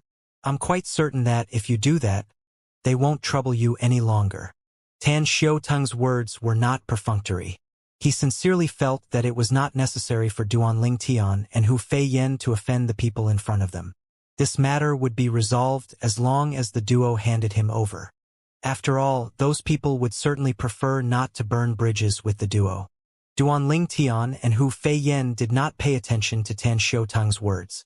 "Since they're here, let's go out and meet them," Duanling Tian said calmly before he flew out of the flying ship, followed by Hu Feiyan. Although Tan Xiaoteng's heart was heavy, he left the flying ship as well. After all, he knew the outcome would be the same whether he left the flying ship or not. At this moment, he had completely lost all hope of surviving. Duanling Tian stood in front of the flying ship, across from the group of people. Hu Feiyan stood next to Duanling Tian, and her beautiful eyes were cold as she asked, "Zhongyu, what do you mean by this? You left earlier, but now you returned? What? Now that Miss Linghu isn't here, do you think I'm easy to bully?" Hu Feiyan was infuriated when she thought about how Zhongyu and Leng Jing were looking down on her. Faced with the furious Hu Feiyan, before Zhongyu could respond, Leng Jing said in a friendly tone, "You're the deputy commander of the Colossal Heaven Army and the adoptive daughter of the commander of the Colossal Heaven Army. How dare we bully you? We're here for the murderer of Zhongyu's junior brother. We have no ill intentions toward you or the young man next to you." Hu Feiyan scoffed. "As long as I'm here, don't even think about laying your hands on him." As soon as Hu Feiyan's voice fell, her divine energy, imbued with her law, burst forth from her body. The hem of her robes fluttered in the wind as her eyes burned with battle intent. Hu Feiyan said loudly and confidently, "Zhongyu, let's settle today's matter with a fight between us. If you manage to subdue me within 100 moves, I'll hand him over to you. If not, you'll retreat with your people. What do you think?" In fact, as soon as Hu Feiyan learned of Zhongyu's identity, she had been itching to fight with him. However, due to Linghu Yundi's presence, she did not get to fight with Zhongyu. She knew a little about Zhongyu and was confident that she was not any weaker than him. She knew that it was impossible for Zhongyu to subdue her within 100 moves. Upon hearing these words, the eyes of Tan Xiaoteng, who was certain of his death, lit up with hope. After a brief moment, he turned to look at Hu Feiyan with eyes shining with gratitude. Although there was no guarantee she would win, she had given him a sliver of hope, which was better than nothing. On the contrary, Duanling Tian did not react to Hu Feiyan's words at all. He was rather apathetic. He did not think there was anything wrong with Hu Feiyan's words. However, Tan Xiaoteng had sworn on the Heaven Vault's blood oath and was his subordinate as long the contract did not expire. As such, he felt it was his duty to protect Tan Xiaoteng, who had nothing to do with Hu Feiyan. At this time, after hearing Hu Feiyan's words, Zhongyu said with a sneer, "Hu Feiyan, I only addressed you as deputy commander Hu for your godfather's sake. Do you think this is the Colossal Heaven Army's territory? Unlike you, I have the upper hand in this situation. Why should I agree to you and let you have your way?" After that, without waiting for Hu Feiyan's reply, Zhongyu waved his hand and said, "Leng Jing, you and Elder Zhongming keep the two of them occupied. The Black Profound Guards will spread out to disrupt the space and stop them from leaving. I'll personally kill the person who killed my junior brother." As soon as Zhongyu's voice fell, his eyes that shifted to Tan Xiaoteng, who was standing behind Duanling Tian and Hu Feiyan, burned with killing intent. Zhongyu gave his orders decisively and quickly. It was as though he long thought out how to deal with Duanling Tian and the others. He naturally had no intention of causing any harm to Hu Feiyan and only wanted to restrain her so she could not protect Tan Xiaoteng. Moreover, if he really drove Hu Feiyan into a corner, he had no doubts that she would use the life-saving methods her adoptive father, Hu Bugue, had given him. If that happened, he would also be forced to use the life-saving methods given to him by his ancestor. He was naturally unwilling to use the life-saving methods for such a trivial matter, and he was certain Hu Feiyan felt the same way. As such, he concluded that as long as he did not push her into a corner and only restrained her, she would not use the life-saving methods, let alone use them because of a person like Tan Xiaoteng.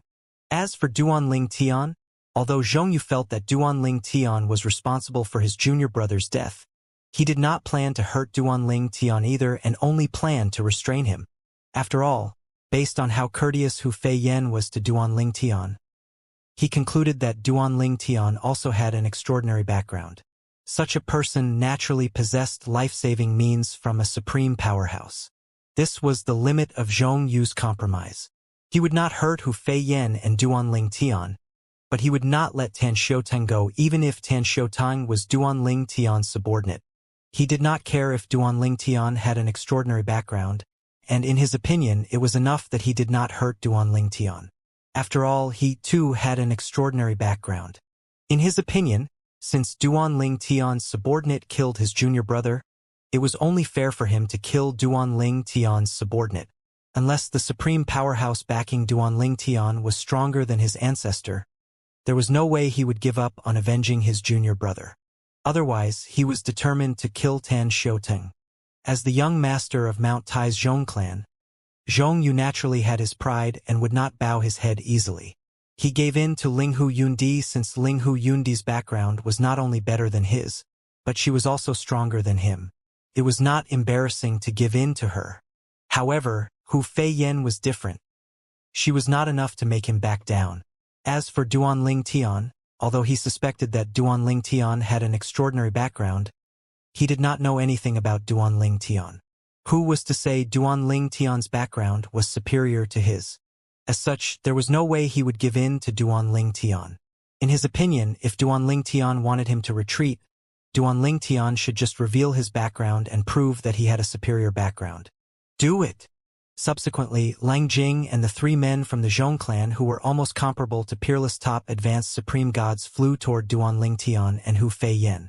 At the same time, the 10 black profound guards, who were not as powerful, spread out and surrounded the trio as they disrupted the space. Based on this, it was clear that Zhong Yu was skilled in the law of space and wanted to prevent her from teleporting Tan Xiuteng away. While Lang Jing and the other 3 flew toward Duanling Tian and Hu Feiyan, Zhong Yu was staring at Tan Xiuteng intently. At this time, Tan Xiuteng, who had lost all hope, suddenly heard a voice say, "Enter my spatial artifact." "Young master!"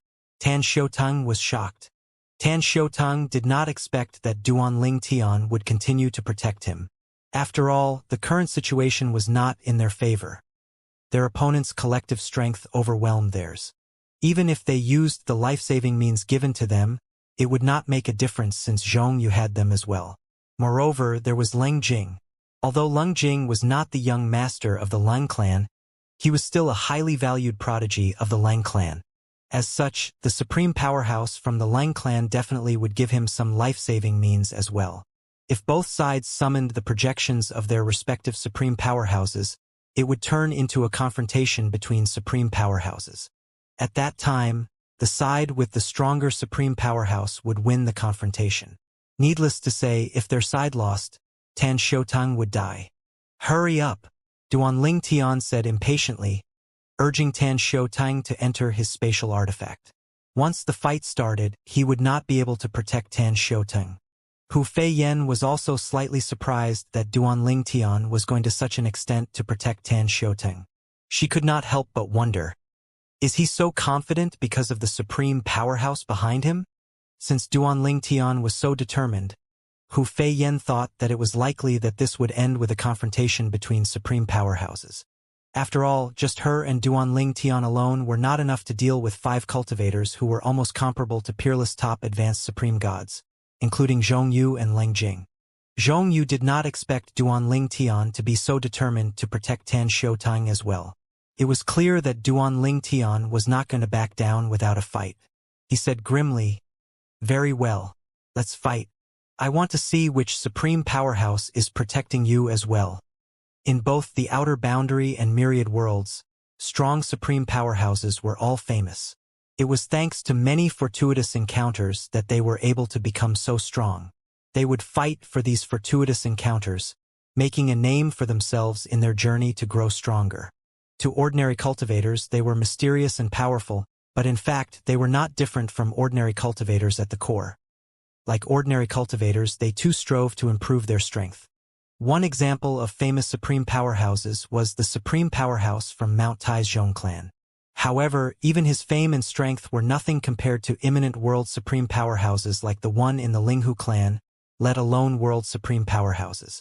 After all, imminent supreme powerhouses were only second to world supreme powerhouses. I hope you don't regret this, Zhongyu said coldly before he flew over to join Ling Jing and the other three men. Then, he said to Hu Feiyan, Hu Feiyan, your friend has gone crazy, and I advise you not to get involved.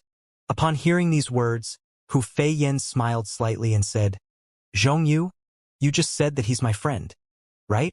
How can I not do anything and watch my friend fight? Following that, Hu Feiyan's divine energy, which had been imbued with the law of space, surged forth, causing the void to ripple. Although she felt pressured by her opponents, she was not afraid. After all, she had her trump cards as well. Hu Feiyan was very confident about her trump cards. Currently, they were not even in the three great sacred realms. Even if they were in the three great sacred realms, she was confident no one could kill her unless they were saints or imminent saints. All she had to do was not enter independent realms that prohibited the use of the life-saving means her adoptive father gave her. At this time, Hu Feiyan looked at Duanling Tian, who was standing nearby, and speculated inwardly. It seems like he's very confident about his backer. Is his backer an imminent saint? He can't be a saint, right? The fact that Duanling Tian continued to protect Tan Xiutang under such circumstances proved that he was not worried at all even if all of them summoned the projections of their respective supreme powerhouses. Based on his confidence, there was no doubt that the supreme powerhouse behind him was very powerful. Hu Feiyan was still lost in her thoughts when she heard Duanling Tian say, You deal with Zhongyu and leave the other four to me. Hu Feiyan thought to herself, shocked, this guy. He plans to fight Leng Jing and the other three on his own. Although Hu Feiyan did not know the three men Zhongyu and Leng Jing brought, based on their divine energies and the level of comprehension of their laws, she knew they were almost comparable to peerless top advanced supreme gods. Even if they were slightly weaker than her, it would be difficult for her to defeat them collectively alone. She could barely stand her ground if two of them joined forces, but if all of them joined forces, it was only a matter of time before she was defeated. Is Li Feng crazy? Is he really going to fight the four of them alone? Does he think he's Ling Hu Yundi? In Hu Feiyan's opinion, with Duanling Tian's strength, facing four cultivators who were almost comparable to peerless top advanced supreme gods alone was no different from stopping a huge tide with a broom. Hu Feiyan would not have found it so unbelievable if Ling Hu Yundi, who was acknowledged as being invincible among those below the realm of peerless top advanced supreme gods in the peaceful might realm, could deal with the four of them alone. However, being able to deal with them meant that Ling Hu Yundi could stand her ground. It did not mean that Ling Hu Yundi could defeat them. They were all close to the realm of peerless top advanced supreme gods after all. Even if Ling Hu Yundi was strong, her strength was still limited. It was still possible for her to defeat Leng Jing and another one of those three men, but defeating three of them was impossible, let alone four. While Hu Feiyan was still lost in her thoughts, she saw Duanling Tian fly toward the four people, taking the initiative to attack. He was like a sharp sword at this moment. He must plan to confront the four of them while he summons the projection of the supreme powerhouse behind him. Hu Feiyan concluded inwardly. In the end, regardless of her thoughts, she did not say anything and made a move. Hu Feiyan brought out her feng shui compass, a prime divine artifact. Her adoptive father had specially forged it for her. Not only was it suitable for her to use, but it also boosted her strength greatly. As soon as she received it, she could use it skillfully and did not need time to get used to it like she would have to if she were to be given another prime divine artifact. Although the Seven Orifices exquisite sword was not especially forged for Duanling Tian, he was very familiar with it and did not need to waste time adapting to it after it became a prime divine artifact. This was because the Seven Orifices exquisite sword had been with him for a long time before it even became a prime divine artifact. However, for most people it would take quite some time to get used to their prime divine artifacts. During that time, they would not be able to exert the full strength of their prime divine artifacts. I've long heard about the reputation of the young master of Mountain Tai's Zhong clan.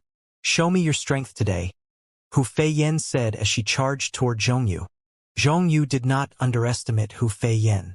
After all, he knew that she was the beloved daughter of Hu Bugue, the commander of the colossal heaven army, and at a young age, she was already almost comparable to a peerless top advanced supreme god. Although female cultivators were fewer than male cultivators, all of them were very talented and powerful. Ling Hu Yundi was a good example, and she was someone he dared not provoke. It was because of Ling Hu Yundi that he had to retreat previously even if he was very unwilling. He only dared to act after he parted ways with her. However, it had to be said that he was deferential to her not only because of her strength, but also because of the divine gateways Ling Hu clan. Hu Feiyan, Zhongyu growled. At the same time, his divine energy burst forth from his body as he cast his law. He seemed to grow bigger, turning into a giant, as blood energy lingered around his body. He did not hesitate to use bloodline power as soon as he attacked. The bloodline power of the Zhong clan was rather powerful, turning them into giants and making them almost unstoppable. Hu Feiyan scoffed coldly. Seeing that Zhongyu had used his bloodline power, she also did not hesitate and used her bloodline power. Initially, she planned to keep an eye out for Duan Ling Tian in case he needed help. However, based on the current situation, she knew she could not afford to be distracted. Since Zhongyu was going all out, she had to go all out as well. She speculated that Zhongyu had intentionally done this so she could not help Duan Ling Tian. Indeed, Hu Feiyan was right.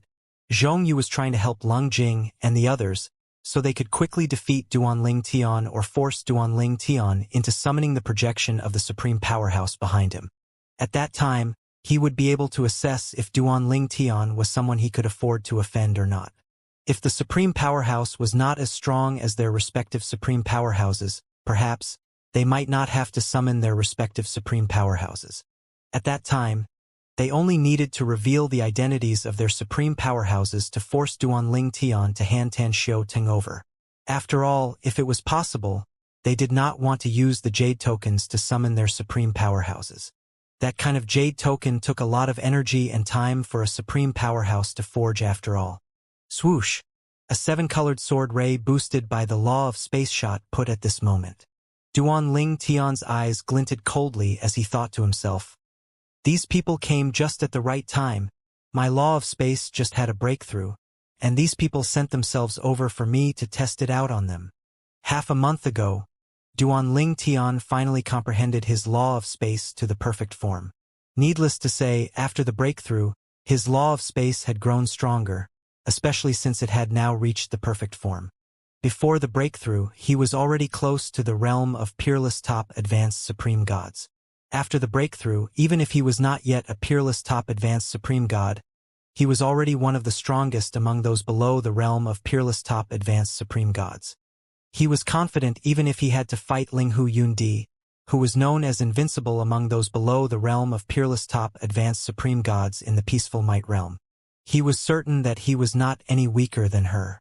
After Duan Ling Tian's law had reached the perfect form, he could clearly feel the significant improvement in his strength. He knew it would be easy for the current him who had a breakthrough to defeat the former him before the breakthrough. Although he was not in the realm of a peerless top advanced supreme god yet, he was undoubtedly much stronger than others like him who were close to the realm of a peerless advanced supreme god. When he had sensed his strength after his breakthrough, he had thought of Ling Hu Yundi, whom he had met not long ago, immediately. Ling Hu Yundi, the eldest young miss of the Divine Gateway's Ling Hu clan, was acknowledged as peerless among those below the realm of peerless top advanced supreme gods in the peaceful might realm. Previously, Duan Ling Tian did not fight Ling Hu Yundi, but he sensed the strong oppression from her. At that time, he clearly felt the gap between them. However, now that his law of space had a breakthrough, he was confident he would not feel that way if they met again. Unexpectedly, before he met Ling Hu Yundi again, the young master of Mount Tai's Zhong clan led his people over. There were 5 of them who were close to the realm of peerless top advanced supreme gods, and they wanted him and Hu Feiyan to hand Tan Xiu Ting over to them. These people were rather confident that they would not use the life-saving items that were given to them by a supreme powerhouse for Tan Xiuteng's sake. Although Duanling Tian was sincere about protecting Tan Xiuteng, he still had to think twice about using the spirit blood essence, which was given to him by Situ Lei, the heaven-bearing sword saint. The spirit blood essence was also the only life-saving item he owned from a supreme powerhouse. If he used it for Tan Xiuteng's aid, it meant that he would lose a life-saving chance himself. If it really came down to it, he knew he would not use the spirit blood essence and would only do what he could to protect Tan Xiuteng. Tan Xiuteng is lucky this time that I had a breakthrough, Duanling Tian thought to himself as he calmly stood across from Leng Jing and the others. Leng Jing was a genius disciple of the Winterland's Leng clan. He was skilled in the law of ice and had comprehended it to its perfect form. There was no doubt that his comprehension of the law of ice was profound. When he made a move, the surrounding temperature dropped immediately. It was as though winter had arrived. When the phenomenon of the law appeared, the entire place turned into snowy land. Leng Jing wielded a prime divine artifact in the form of a sword. The sword looked like it was forged from ice. It was translucent and emitted cold air. When he brandished it, it froze everything in its wake, including the cracks in the void.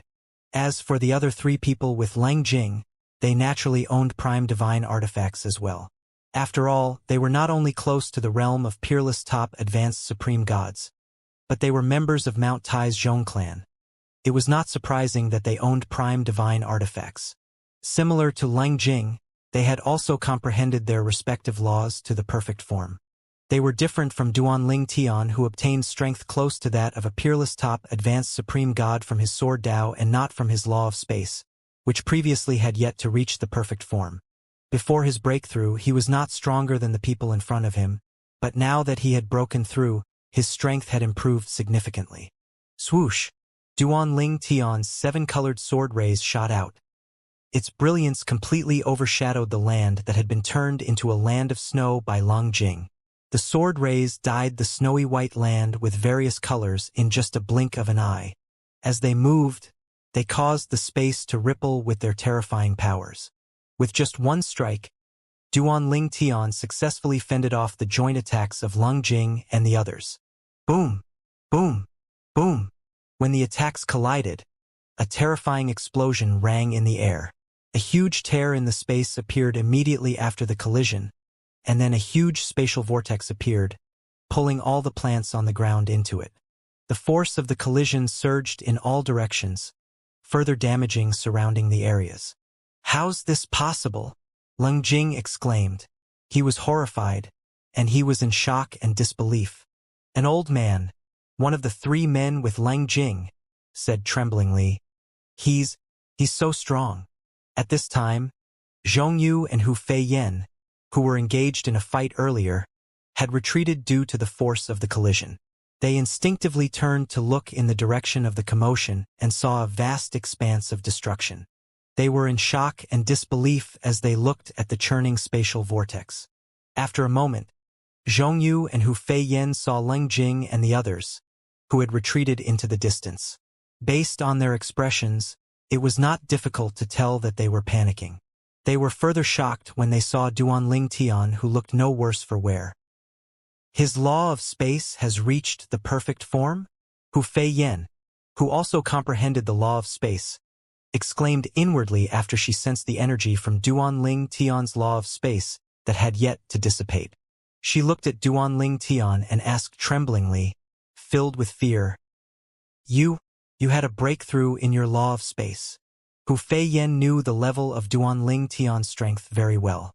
After all, she had just sparred with him not too long ago. At that time, he had yet to have a breakthrough with his law, but they were evenly matched. He was able to fight to a draw with her by relying on his terrifying sword Dao alone. Hu Feiyan looked at Duanling Tian in a daze as she thought to herself, with his terrifying sword Dao and his law of space that has reached the perfect form, he's not weaker than Ling Hu Yun Di, right? Hu Feiyan observed the damage in Duanling Tian's surroundings and further confirmed her speculation. If Li Feng's sword Dao improves again, he might become a peerless top advanced supreme god. Now that Duanling Tian's law of space had reached the perfect form, its following improvements would be limited until it reached the paramount stage. Before the law of space reached the paramount stage, he could only become a peerless top advanced supreme god if he further improved his sword Dao. Hu Feiyan knew this very well because her law of space had reached the perfect form a while ago, and she drew much of her strength now from the mastery Dao. Similarly, Zhongyu, whom Hu Feiyan had fought, had comprehended the law to the perfect form and had drawn most of his strength now from the saber Dao, which was also one of the 4 Daos of heaven and earth. He's not a peerless top advanced supreme god yet, the old man, one of the 3 men who had attacked with Lung Jing earlier, said.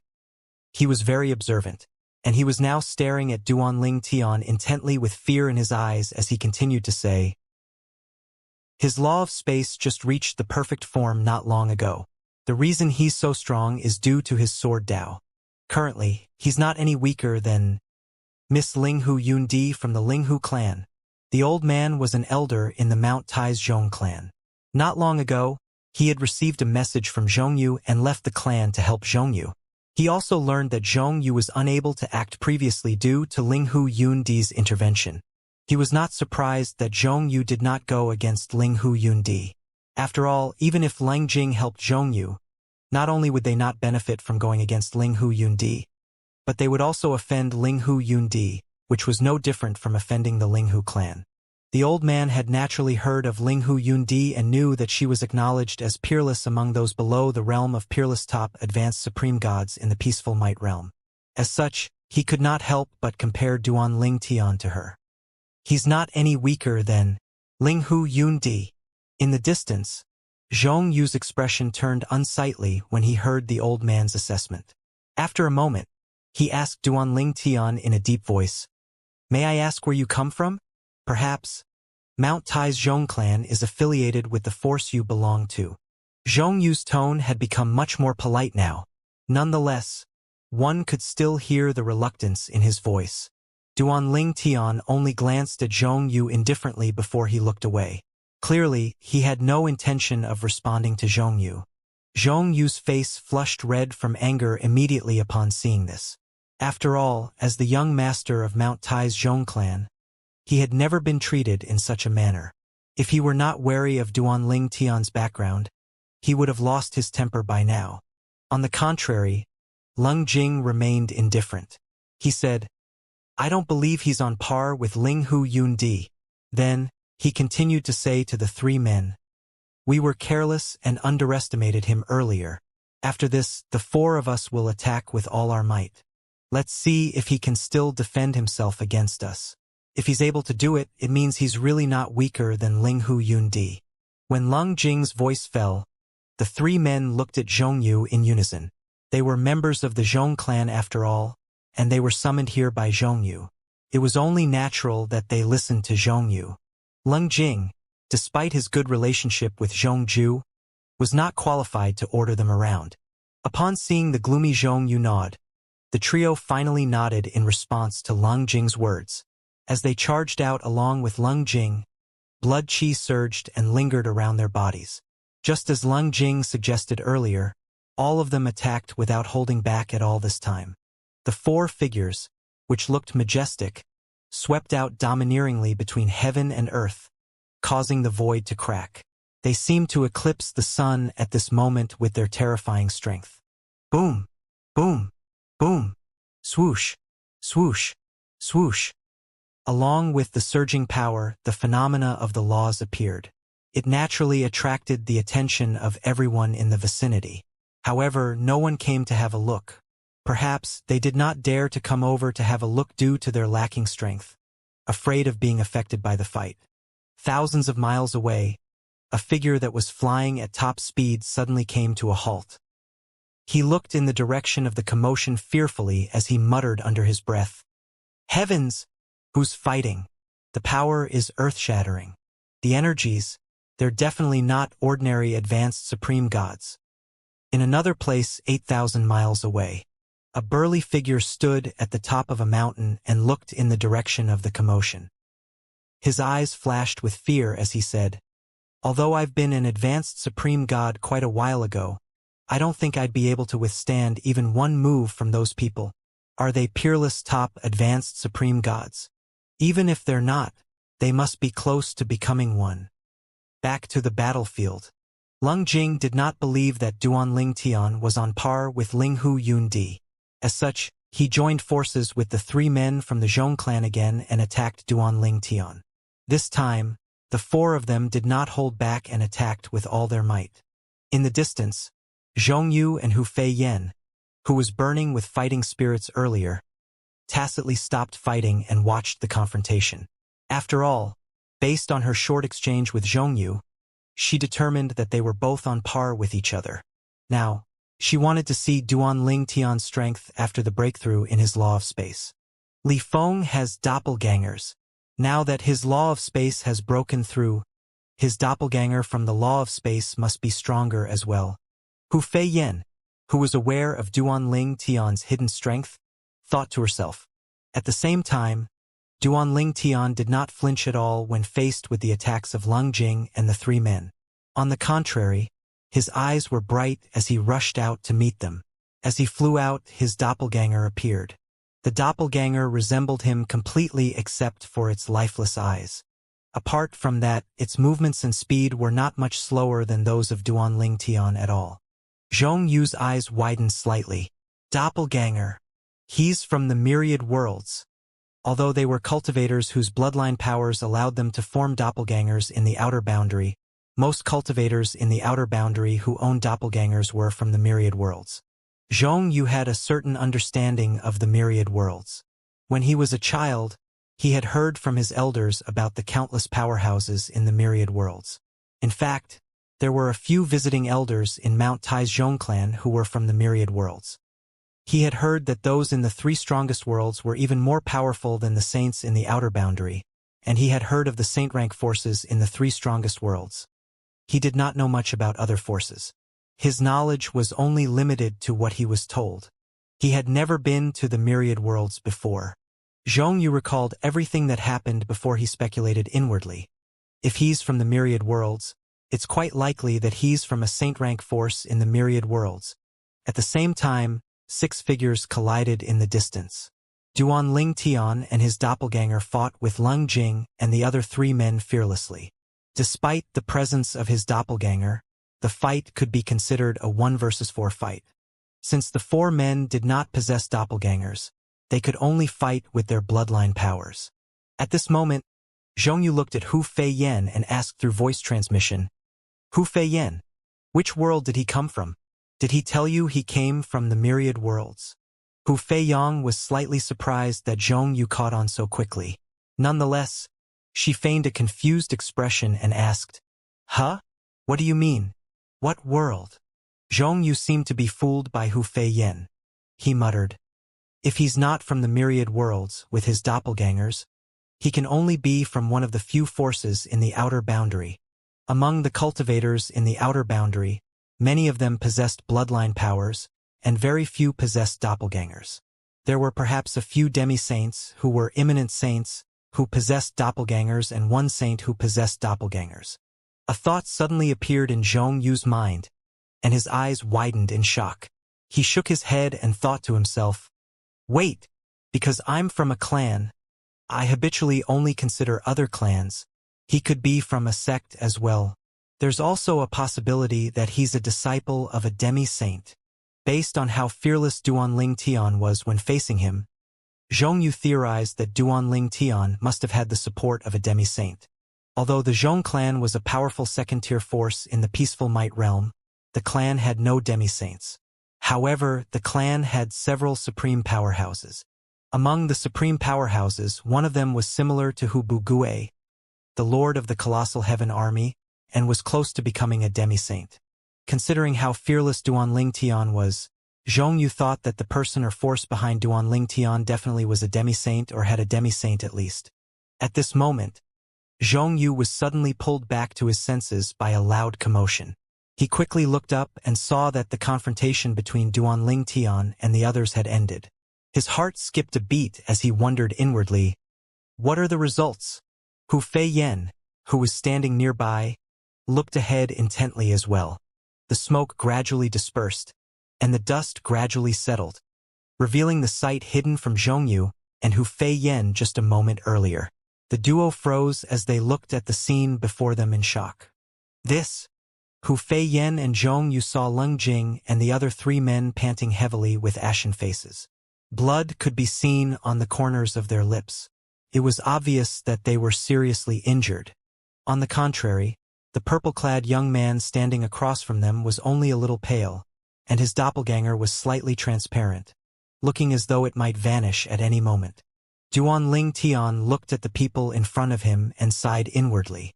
I'm not a peerless top advanced supreme god yet, so I can't thoroughly defeat them. Duanling Tian did not hold back much of his own strength, which excluded the 5 divine elements and the divine tree of life, when he attacked earlier. He did not use his other doppelgangers since his other laws had yet to reach the perfect form. If he had used them, they would not be different from cannon fodder. Let alone all 5 divine elements and the divine tree of life.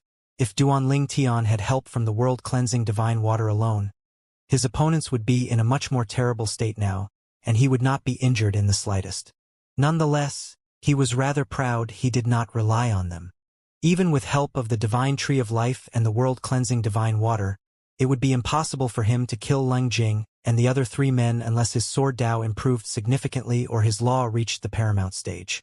If he fulfilled one of those 2 conditions, he would become a peerless top advanced supreme god, who was even rarer than supreme powerhouses. However, it'll be very difficult for the law of space to improve further after it reaches the perfect form. Apart from having good comprehension skills, one will need a lot of luck and fortuitous encounters as well. My law of space reached the perfect form so quickly mainly because of the floating image pearls that contained the recordings of fights of peerless top advanced supreme gods who comprehended the law of space. Apart from that, it's been quite a while since I've made any improvements in my sword Dao. The further I go, the more difficult it is to improve. It feels like I'm approaching a dead end in my current realm. Perhaps I should return to the god-defying world to find Master so I can discuss this with him. I'm sure I'll be enlightened. Duanling Tian's sword Dao was originally inspired by that of Feng Qingyang even if it was different now. His current strength might be on par or stronger than that of Feng Qingyang, but he knew that his sword Dao was still inferior to that of Feng Qingyang. If my sword Dao reaches the level of Master's sword Dao, I'll be a peerless top advanced supreme god now after my law of space reached the perfect form. At the same time, Duanling Tian once again realized how terrifying and profound Feng Qingyang's sword Dao was.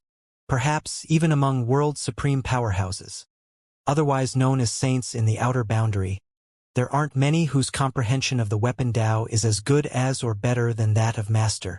After spending some time in the outer boundary, Duanling Tian learned many things. For one, as long as a supreme powerhouse comprehended a law to the paramount stage, they would be almost as strong as a demi-saint even if they did not comprehend any of the 4 Daos of heaven and earth. Some of the supreme powerhouses with a powerful divine tree of life could even be as strong as a demi-saint. This was also the reason peerless top advanced supreme gods possessed strength comparable to imminent saint at least after becoming a supreme powerhouse. Some extremely powerful peerless top advanced supreme gods could even become demi-saints.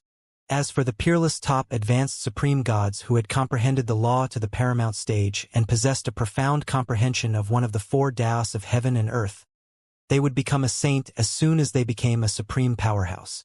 Duanling Tian had the makings of a saint as soon as he became a supreme powerhouse.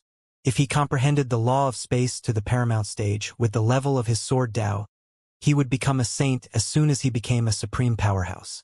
Duanling Tian sighed inwardly, disappointed in himself for being unable to thoroughly defeat the 4 people in front of him.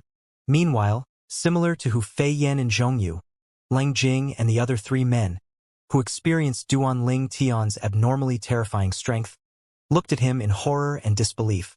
How could he be so strong? He's definitely not a peerless top advanced supreme god yet. His sword Dao is too strong. I'm afraid that even Ling Hu Yundi isn't even a match for him now. Leng Jing thought to himself, frightened out of his wits. Previously, Leng Jing did not believe that Duanling Tian was on par with Ling Hu Yundi. However, after their second exchange, where they attacked with all their might, he was thoroughly disabused of that notion. Who is he? With such strength, he can't be a nobody in the three great sacred realms, let alone our peaceful might realm. Which force does he come from? The three men from the Zhong clan, who were close to the realm of peerless top advanced supreme gods, stared at Duanling Tian fearfully as well. At this time, Zhong Yu, who had just spoken to Lang Jing through voice transmission, could not help but feel disappointed. Based on the current situation, they did not have the upper hand at all. In fact, they were in a disadvantageous position. If they fought to death, they would still be slightly weaker. Although it was impossible for Duanling Tian to kill them, they would still be seriously injured. Swoosh! After a brief moment, Zhong Yu flew to Lung Jing and the others. After he landed, he cupped his fists together at Duanling Tian and said, "Your strength is admirable, and I'm convinced by your strength. I'll let your subordinate go for killing my junior brother." Zhong Yu, unsurprisingly, chose to give in. He had no other choice after all. If they continued to fight, even if they did not die, they would still suffer injuries. Even if they used the life-saving items given to them, Duanling Tian could easily use one as well. There was also Hu Feiyan, who definitely possessed life-saving items given to her by Hu Bugue, the lord of the colossal heaven army. Hu Bugue was almost as strong as a demi-saint and was on par with one of the supreme powerhouses of Mount Tai's Zhong clan. In Zhong Yu's opinion, let alone the imminent saint who backed Duanling Tian, Hu Bugue alone was enough to save Hu Feiyan and Duanling Tian. If Zhong Yu's speculation about Duanling Tian having the support of a demi-saint was right, they would have to pay a price if Duanling Tian ended up summoning the projection of a demi-saint. After all, none of the supreme powerhouses in his or Lung Jing's clan was a demi-saint. At that time, they would suffer a bigger loss. The best choice now was to minimize the damage and avoid further conflict. In conclusion, Zhong Yu and the others had no choice but to retreat, embarrassed. As for Duanling Tian, he scoffed upon hearing Zhong Yu's words. He said icily, "Do you think I'm someone you can provoke at will and casually retreat as you please?" Preposterous. The expressions of Zhong Yu, Lang Jing, and the others changed drastically. Clearly, Duanling Tian was not going to let the matter go so easily. At the same time, they were even more convinced that Duanling Tian had the support of a demi-saint at the very least. Otherwise, why was Duanling Tian so confident and fearless? At this time, Lung Jing said to Zhong Yu tremblingly through voice transmission, "Zhong Yu, if he summons the projection of a demi-saint, we have no choice but to bow our heads and compromise even if we summon our respective supreme powerhouses." Lung Jing was naturally frightened. The Winterland's Lung clan could not afford to offend a demi-saint after all. Demi-saint. Zhong Yu naturally knew that the Zhong clan and the Lang clan could not afford to offend a demi-saint. As such, he was forced to take a step back. This was the first time he, the arrogant young master of Mount Tai's Zhong clan, had to lower himself. "Sir, how can we compensate you?" Zhong Yu asked Duanling Tian earnestly after taking a deep breath. At this time, his arrogance had been replaced by humbleness. Although he could not confirm 100% that Duanling Tian had the support of a demi-saint, it was better to be safe than sorry. "You should know that every action has its consequences," Duanling Tian said indifferently as he looked at Zhong Yu. "I heard that the Zhong clan has control over the Valley of Bliss. I'll let this matter go in exchange for 9 stalks of blissful Flower King." After a pause, Duanling Tian looked at Lang Jing before he continued to say, "As for the Lang clan, it's renowned for its northern nether winter cod. I want 3 Lord-grade northern nether winter cod. The blissful Flower King and the northern nether winter cod were very rare and valuable. They could raise the cultivation of those below the realm of advanced supreme gods. Advanced supreme gods could boost their strength with these things as well, but it would be too wasteful. The Zhong clan and Lung clan naturally did not simply let their advanced supreme gods use these things in such a manner." Zhong Yu and Lung Jing's expressions darkened as soon as they heard Duanling Tian's words. The northern nether winter cod was hard to raise, and it cost the Lung clan a huge fortune to raise them. Moreover, Lord-grade northern nether winter cod was rare. In the past 10,000 years, the Lung clan only managed to breed to Lord-grade northern nether winter cod. Currently, the Lung clan only had a total of 10 Lord-grade Northern Nether Winter cod. Needless to say, they were the Lung clan's most valuable and prized resource. Similarly, the Blissful Flower King was the Zhong clan's most valuable and prized resource.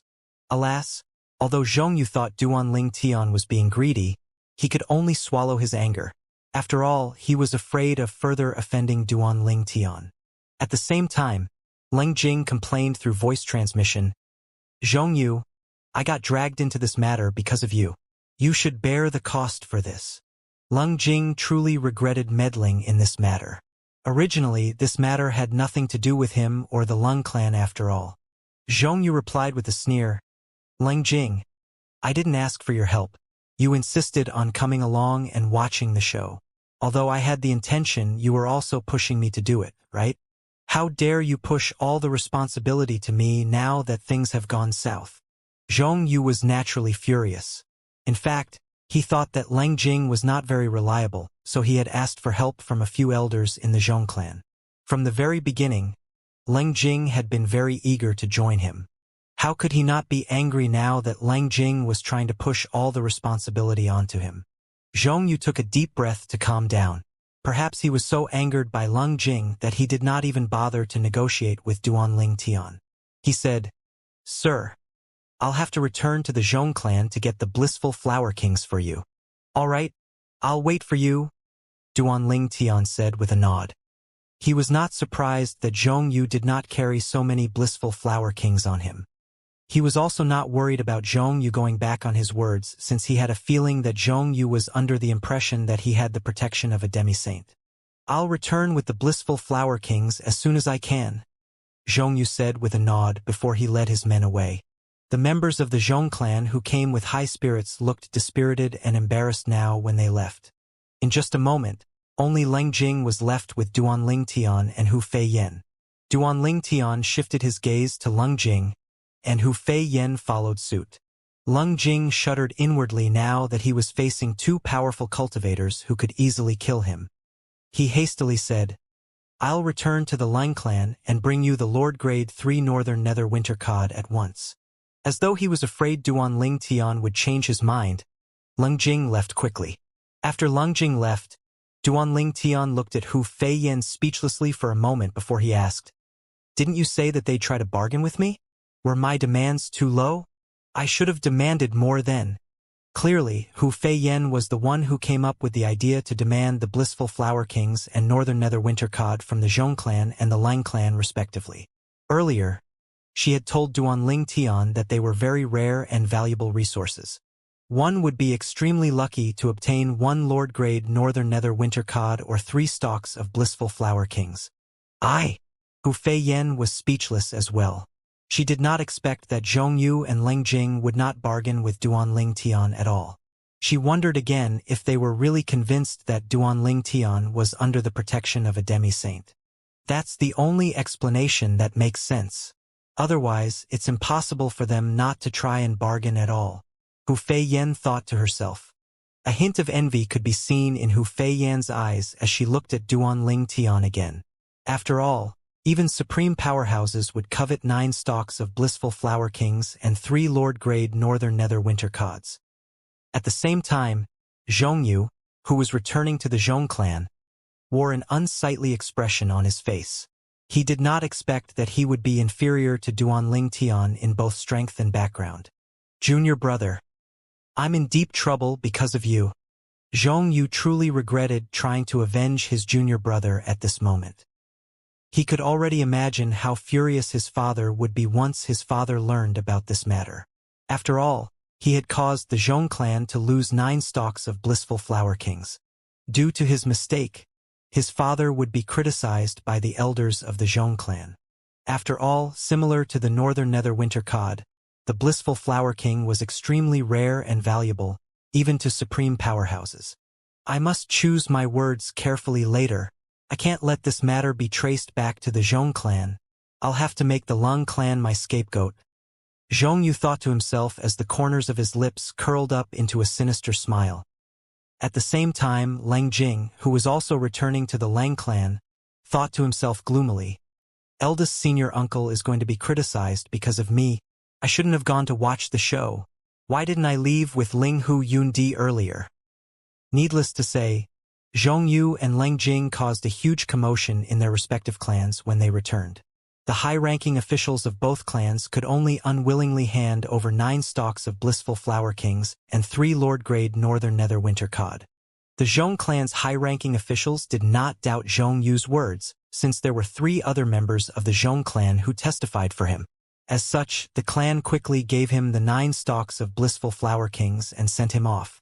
On the contrary, a few elders of the Leng clan insisted on following Leng Jing under the pretext of protecting him. Leng Jing naturally knew that the elders were suspicious and worried that he was lying to obtain the 3 Lord-grade Northern Nether Winter Cod for himself. The Blissful Flower King and the Lord-grade Northern Nether Winter Cod were supreme treasures to the Zhong clan and the Leng clan respectively. For this reason, after Zhong Yu and Leng Jing left the clans began to discuss the duo's punishments for causing their clans to suffer such a tremendous loss. There were many people who were dissatisfied with the duo, as such even the elders who favored the duo did not dare to speak up for the duo. Zhong Yu and Leng Jing were unaware of the punishment that awaited them once they returned to their respective clans. As the young master of the Zhong clan who was raised as the next clan leader of the Zhong clan, Zhong Yu was lucky enough to escape heavy punishment, but Leng Jing was less fortunate and would be heavily punished. "Sir, these are the 9 stalks of blissful flower kings that you requested," Zhong Yu said. Zhong Yu left the clan with a dozen men this time. However, before meeting Duanling Tian, he only brought the 3 men who were close to the realm of peerless top advanced supreme gods from before with him. The 3 men wore bitter expressions on their faces as Zhong Yu handed the blissful flower kings to Duanling Tian. After all, the blissful flower kings were the supreme cultivation resources of their clan. It would help with raising the cultivation bases of the promising prodigies of their clans. Duanling Tian nodded slightly and received the spatial ring from Zhong Yu. He claimed ownership of the spatial ring before he probed it with his divine consciousness. As promised, there were 9 stalks of blissful flower kings. He saw 9 strange flowers hovering in midair. They emitted rich vitality, and their energies were powerful enough to carry them in the air. Shortly after he probed the spatial ring with his divine consciousness, the flowers in bloom suddenly shrank and closed into buds as though they had a life of their own. "How magical!" Duanling Tian exclaimed inwardly. He had never seen such magical flowers before. As expected, the blissful flower king was an extremely rare and precious cultivation resource in the outer boundary and the myriad worlds. Ordinary blissful flowers were only useful to cultivators below the realm of supreme gods, but blissful flower kings were different from them. Blissful Flower King was similar to the liquid from the divine fountain and was useful to rudimentary and intermediate supreme gods in raising their cultivation base. In fact, it was even more efficient than the divine fountain. According to the world-cleansing divine water in Duanling Tian's little world, the blissful flower kings were superior in terms of speed of absorption and efficacy compared to the divine fountain. The world-cleansing divine water ranked the blissful flower king first, followed by the divine fountain and ordinary blissful flower. Apart from that, weak cultivators would not be able to withstand the effect of the divine fountain and the blissful flower. On the contrary, even ordinary humans with no foundation could use the blissful flower king safely. When consumed by humans with no cultivation, the blissful flower king's efficacy would be absorbed and stored in one's body, laying dormant until they began to cultivate. Duanling Tian was delighted after he heard the world-cleansing divine water's explanation.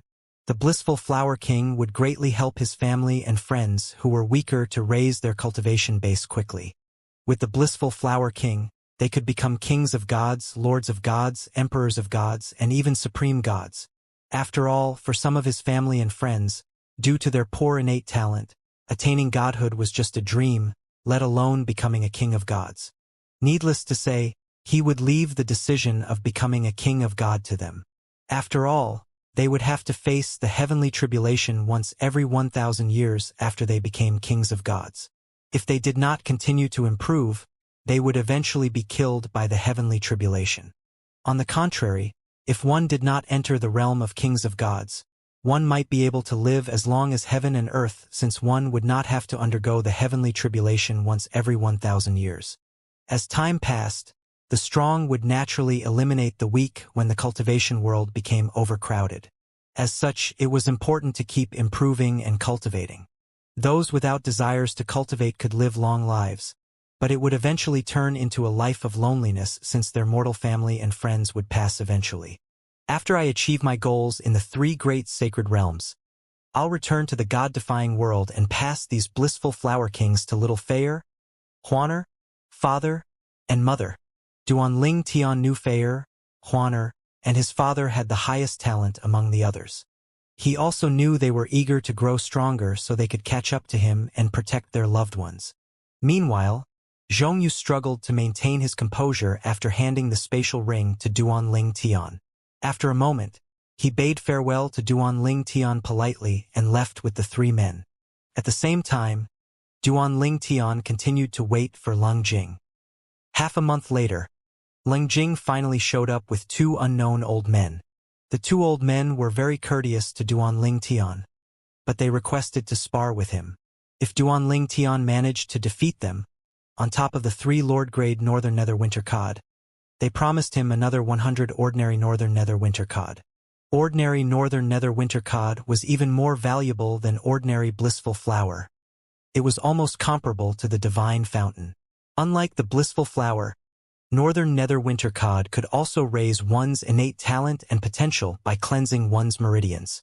It was extremely useful to those with low and average innate talents.